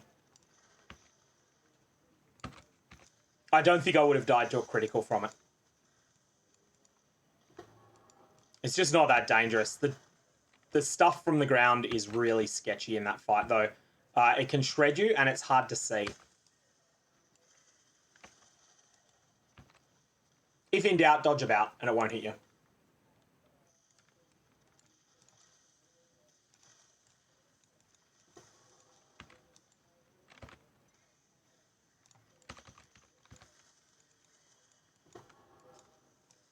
Okay, that's all of our fireflies collected. Let's go and punch forward through to the worst zone in the game, then the second worst zone in the game.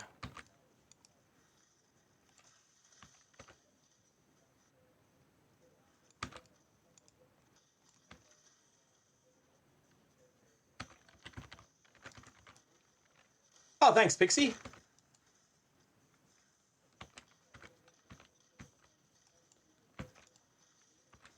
Yeah, this is a skill I'm considering playing early next league or considering making a build guide for. I just want to get a sense of how it feels at the moment, and then I'll ascertain how it fares with the patch notes.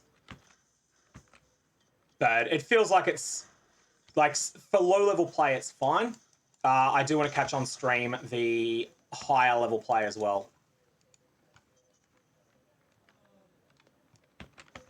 I sincerely think that that almost no one would die on the Gruthkul fight if the fight was better, had better graphics. Like if it had an automaton color scheme along the lines of Map Valenta.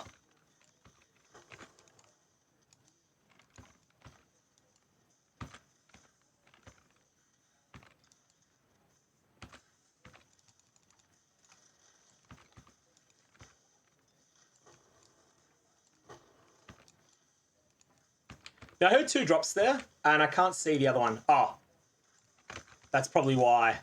Some reason Catalyst is on this loot filter. That's the div card for one. That's 1/3 of a Vaal orb. I have no interest in picking that up.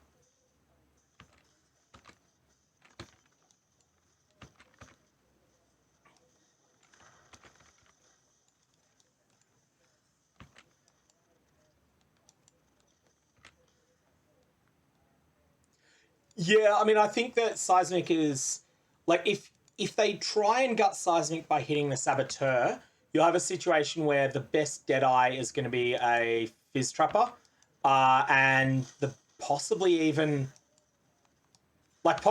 champions will be Fizz Trappers.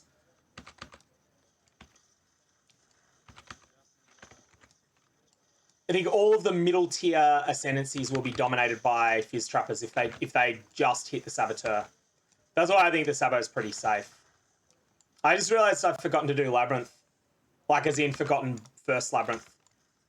That makes me more confident in the build. The fact that I haven't done the first Labyrinth, let alone the second. And I didn't even realise that I hadn't done the Labyrinth. I didn't feel weak.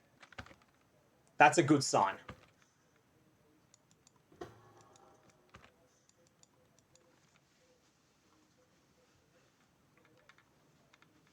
Yeah, the black lines are rough, aren't they? They're really, really badly done. It's the projectiles they fire, which are grey, that will kill you. Trading, though, is... trading will make you a lot stronger if you've gotten to Act 10 in essentially solo self-found so far. You'll find that there's a... you're in the middle of... You're about halfway through the area where the monsters start getting meaningfully harder.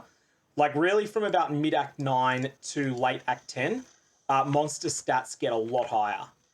It's not that they're mechanically any tougher, it's just that they're much more unforgiving. And that really continues through Acts 9 and 10. And then once you get past Act 10, you'll start going into maps. And maps actually will be easier at first.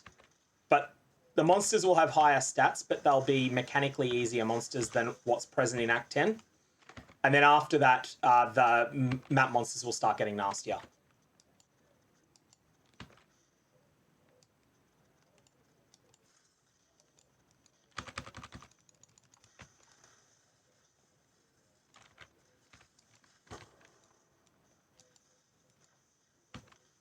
Grab my transmutes there.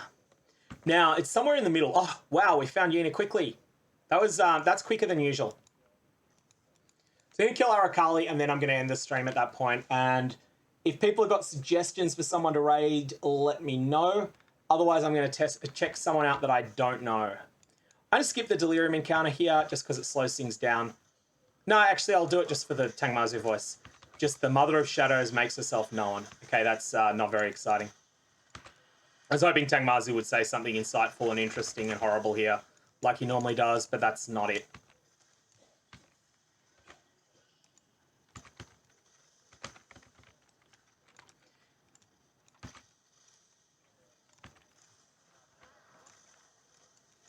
That was faster than I normally find Yeena in that zone. I don't have all the layouts committed to memory the way that every racer commits that zone to memory. Like, really thoroughly. All the different versions of it, including the ones where there is a Vaal side area in play. I know there's 4 different layouts for it, plus 4 more when you've got a Vaal side area. I know that there's something like a 30-30-30-10 split. So one of the layouts is much rarer than the others. But I don't know much more about them than that.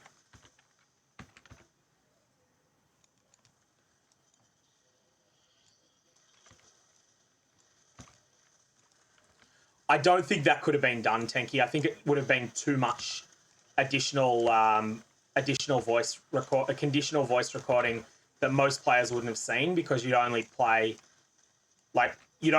play 2 classes through the league. And yeah, like, now that they know Delirium's gone core and it is well received, that makes a bit more sense. But they've also already had that voice actor. They'd have to get that voice actor again, which can be difficult.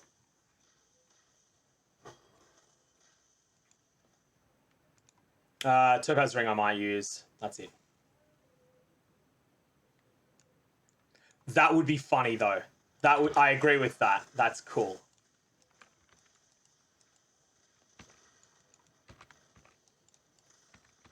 The witch isn't quite that. I don't think the witch is quite that. Like, that's sort of basically crossing the line to evil.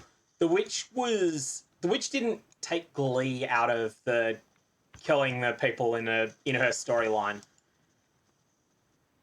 She was quite. She's quite fine with the decision she made, but she's not like, yeah, haha, I hope they're burning in hell at the moment. It's more like, yeah, they had to die. That's just the way things are.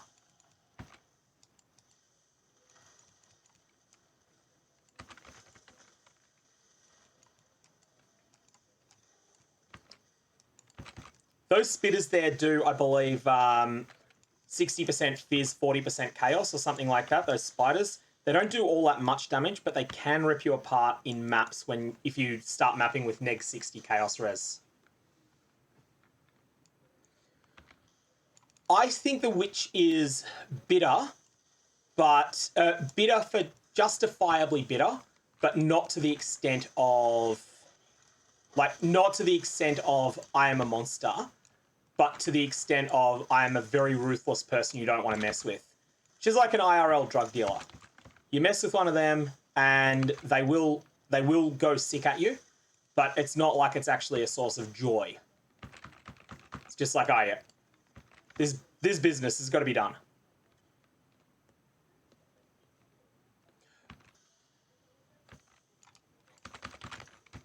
That's true on Chevron, actually.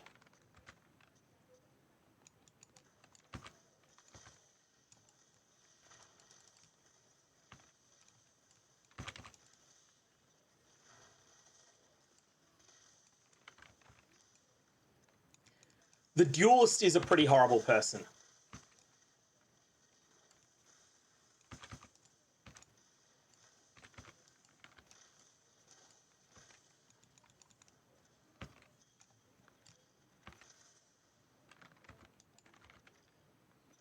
Yeah, the shadow is very much this is business. The duelist is very much I'm going to enjoy your suffering, and I'm going to make a show of it.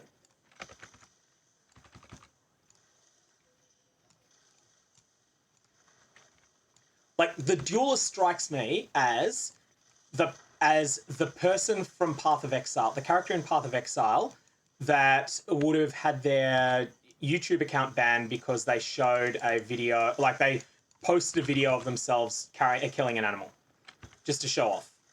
It's like, haha, check out what I can do to this kitten. That's the duelist, I reckon. And yeah, he's a narcissist. He's a narcissist as well. But being a narcissist doesn't make you a monster. It just makes you horrible to be around. I think the duelist is worse than that.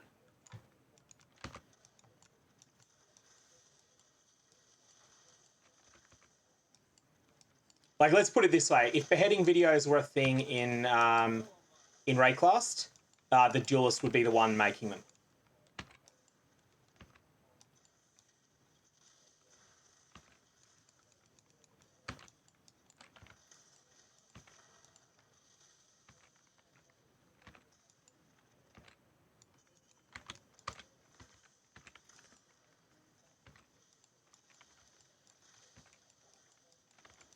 I think the Ranger comes across as like somewhat ideologically committed to this is a dog-eat-dog world, but she actually believes in that.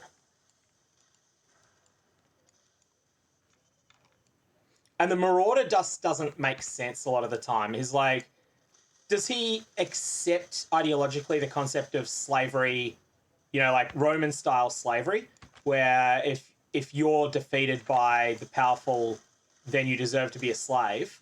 By the powerful empire, but then he's from that culture, so he then objects to it as well.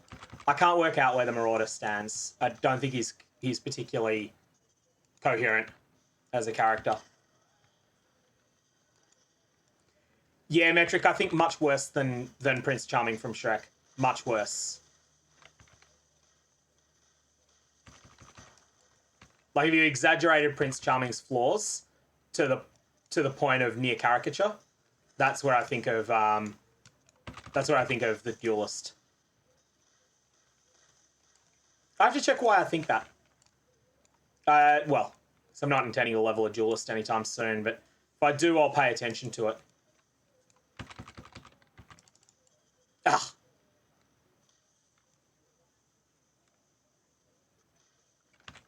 Templar believes in something, and what he believes in isn't awful.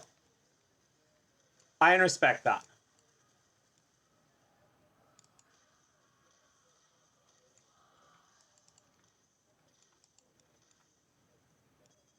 Templar's been used for his beliefs a lot as well.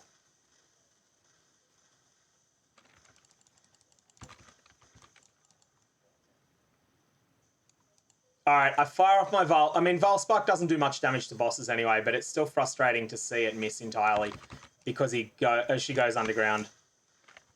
Voltaxic Tantrum, get out of the way of that. A Laser Burst. You don't want to get hit by Arakali's big shots. She does a lot more damage than you're expecting because you probably have minus 30 Chaos Res. Anyways, let's walk into San. One does simply walk into San. And then at that point, I am going to call it a stream and find someone to raid. Partly because I need to eat something. And then I want to think on... I might put together some sort of summary from this as a, you know, like a little project that I'll post up on YouTube. Oh! Squish! I actually died to something that I was underestimated. Oh, well. Don't really care about that. Softcore life. There comes a point when you're leveling a softcore character that you absolutely have to start improving gear. Otherwise, you will die frequently. But you don't necessarily need to do that. You can just accept that you're going to die frequently, and I'm at that point now. Hey, Pixie. Yeah. So YouTube is where I mostly am. I'll be covering all of the the sort of upcoming patch news. And that's probably the main thing that my channel tends to do. So it'll be like all of the speculation and hype and stuff for the upcoming release. There hasn't been much information yet. So like I had a short video today with today's divination card. But if you're currently at the point in progress where you're like in Act 10 for the first time, you'll probably find that some of the stuff like my general audience is people that have maybe hit level 85 a few times. So some of the stuff will go over your head.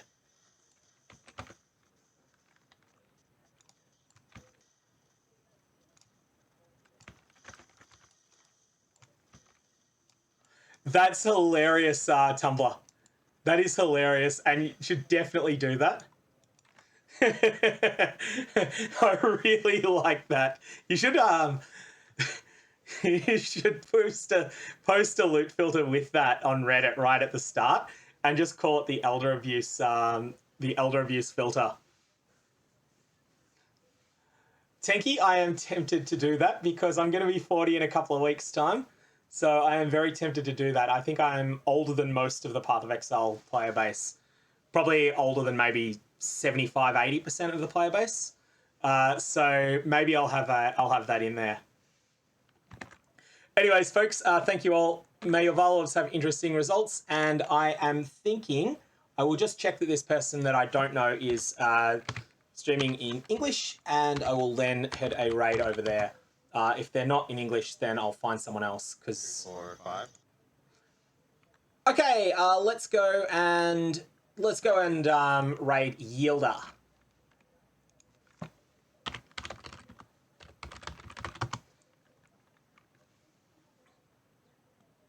Yeah, catch you around, mate. You have a good one.